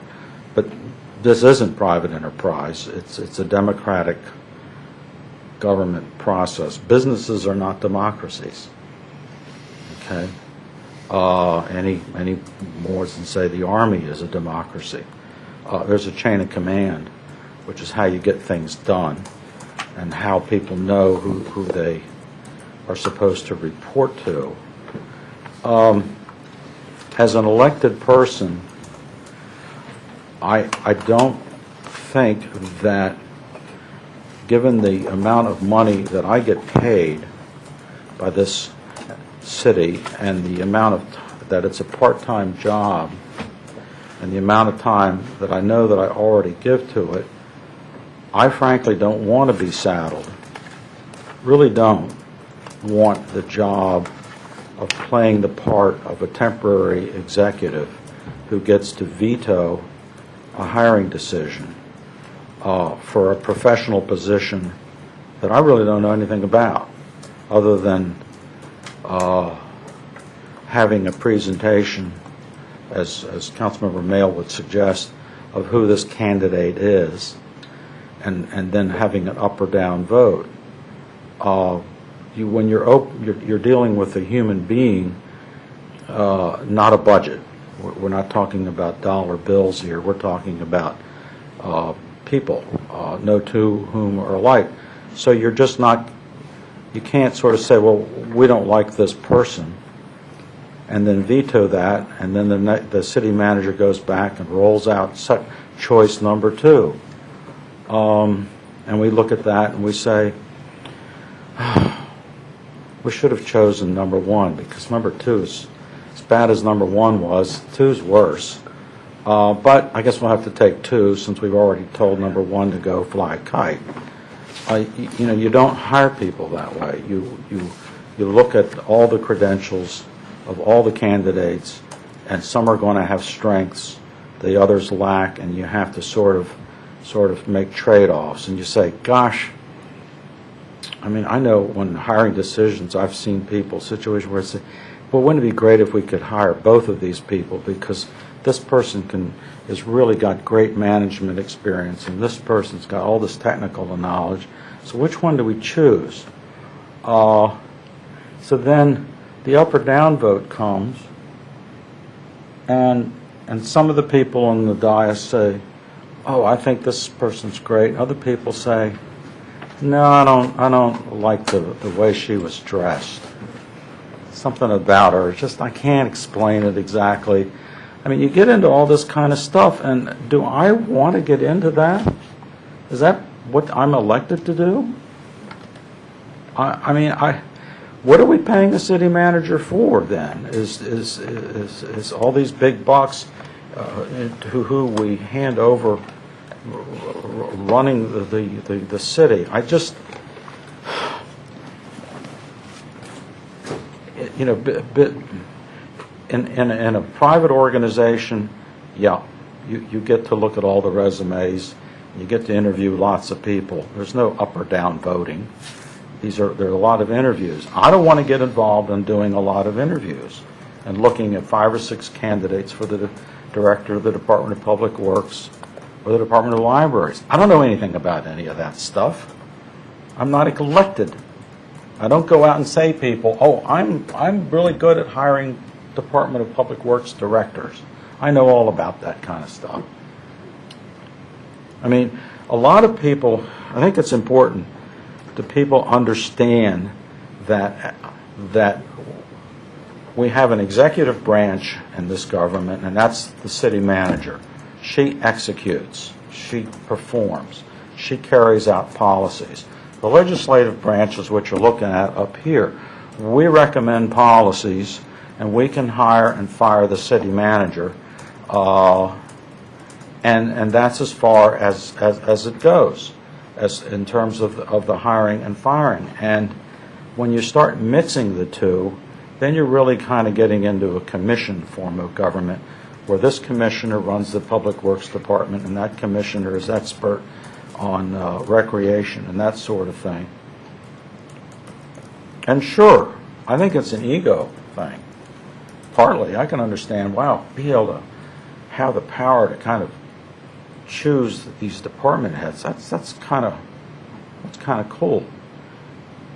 One of the problems that I've had as being on the city council now, close to about 3 years, is that people call me up and they say, well, I got a problem here. I need you to fix it, and I want you to fix it. And I try to tell them that I don't fix potholes. All I can do is call the city manager, the Department of Public Works, on your behalf and ask that this be taken care of. I don't get to give direction. And I need people to understand that, you know, that's not how this government how a municipal government works. I'm not paid to do this sort of work in the city.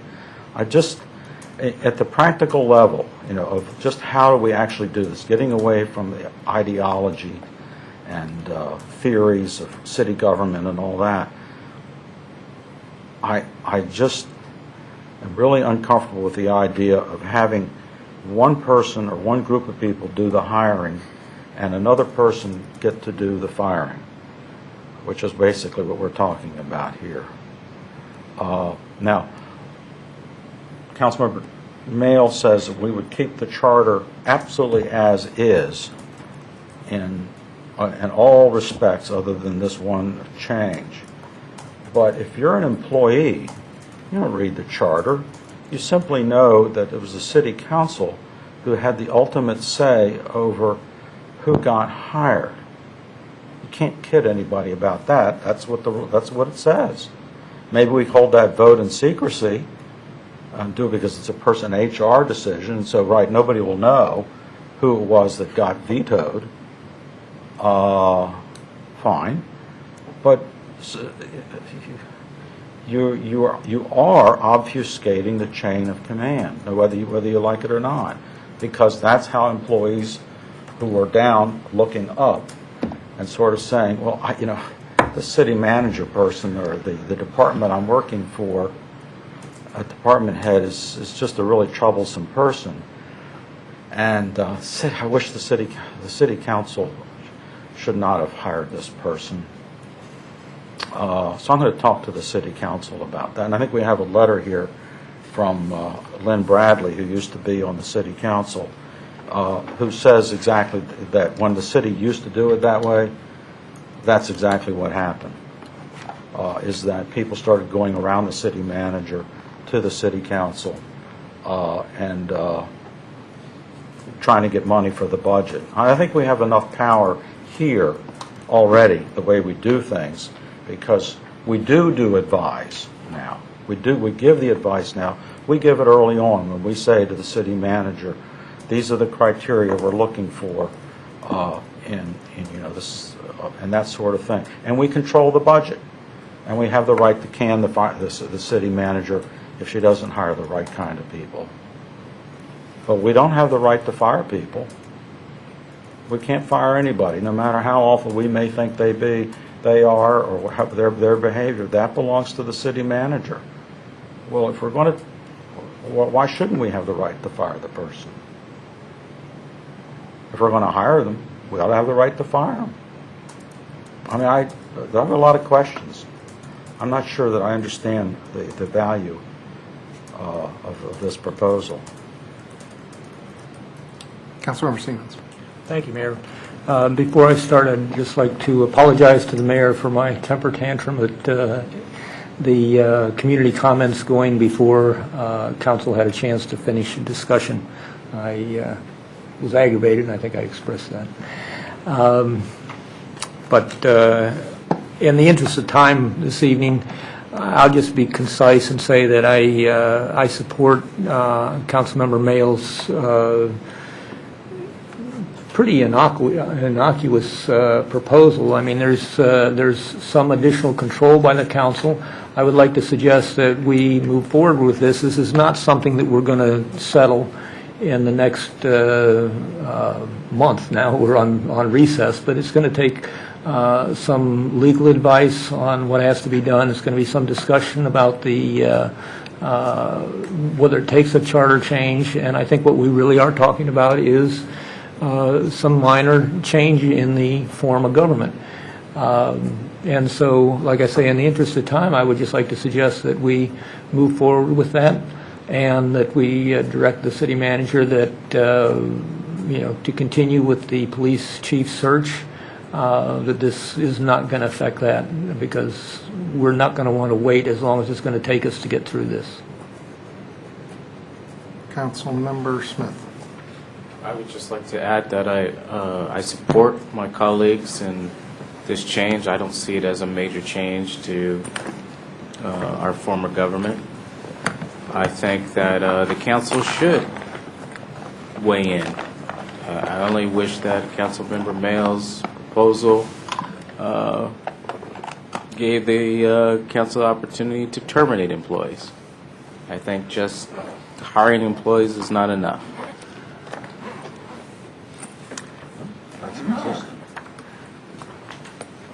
I'll say I disagree wholeheartedly with this proposal. I'm left thinking, how does this work? As stated, there's a whole process going through vetting people, and the city manager decides who he or she wants for the job for a department director. Then they come to us and they say, I don't know, here's all the bona fides, here's what I was looking for, here's how they fulfill this, and we say, yes? What other information do we have to go on other than what's presented to us? It's a rubber stamp. On what basis would we say no? Because we may want to look forward to saying yes to all these wonderful hires, but we have to think about, if we're going to have this, when would we say no and why? And what information would we want to do that? And I just don't quite understand how this works and what part we would play in that. It just seems very different than the kind of comparing it to doing resolutions or ordinances approving contracts for some particular service. We're told that there was a bidding process, and it's the It's the low price, or if it's not the low price, it's the reason that it isn't the low-priced one. So there's a lot of, are they qualified to do the work? And if they're qualified to do the work and they're the lowest price, we say yes.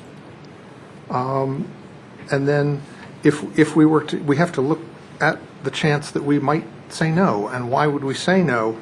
And if we did say no, based on what? And then the city manager, in being held accountable by the council for whatever is happening in that particular department, and saying we're not happy with the direction of that department, we gave this policy direction and that's just not going somewhere. The city manager can say, well, I'm having difficulties because the person I wanted isn't the one that you allowed me to hire. You wanted to go with somebody else. They had a less strong case, and you're the ones who wanted this change. So we don't have the ability to completely say to the city manager,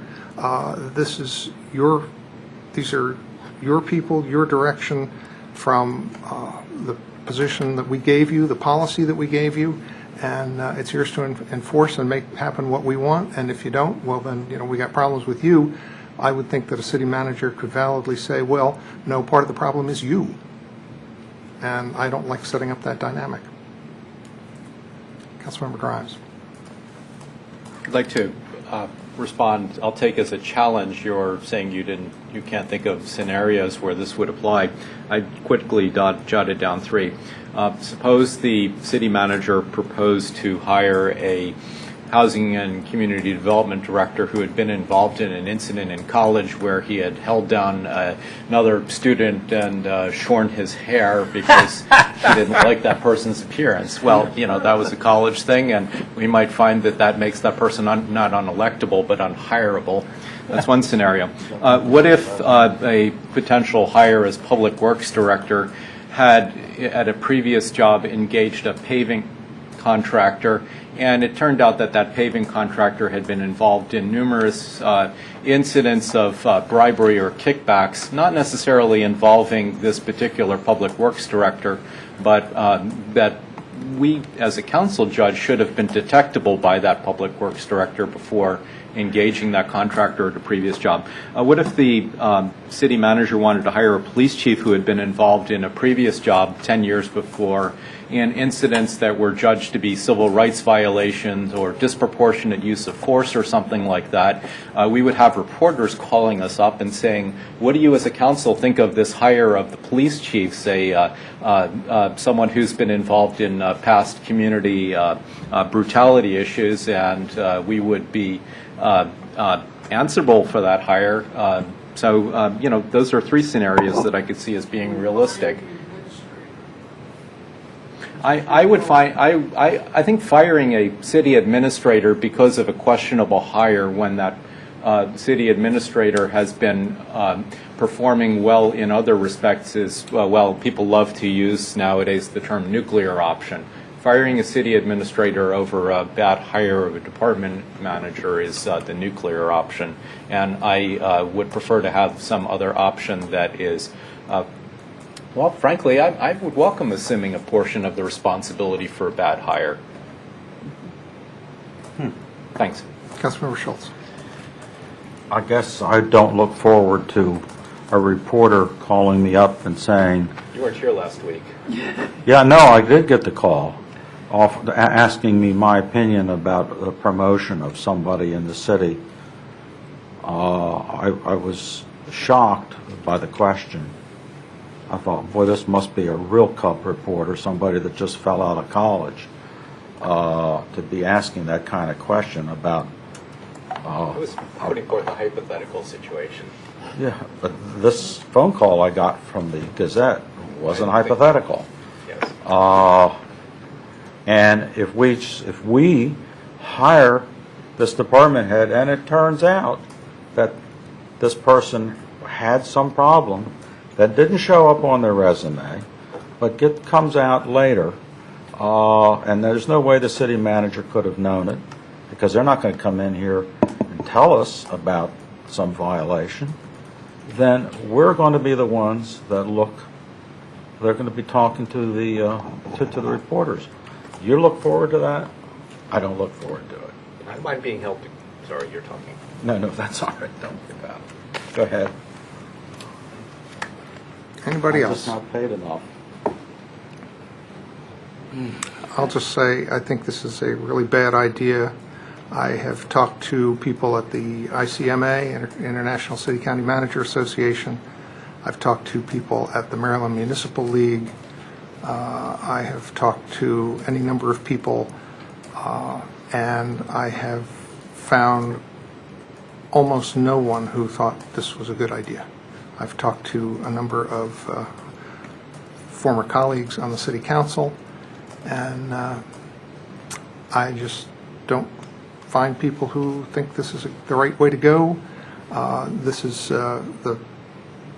This city had previous forms of government that our colleagues in the past thought were there were good reasons to get away from that, moved us to this format. I think it's stood us in very good stead. I think we have the most professional staff that we have ever had, and I think they provide us with invaluable service, and I hate to think that we want to go backwards and involve ourselves in the hiring of professional staff, even if it's just this little bit. I see that as a slippery slope, and as soon as people get involved in, I don't want to use that phrase because I don't like when it gets used. I'll take that slippery slope back. It reminds me too much of Vietnam. That was dominoes. Yeah, well, slippery slope dominoes. I just think, you know, there has already been some talk up here about, well, you know, I'd like to be involved in the firing too. And I think once we get our nose under the tent, we're going to want more. Some people will want more. Some people will want us to have more, and I don't think it's the right way to go.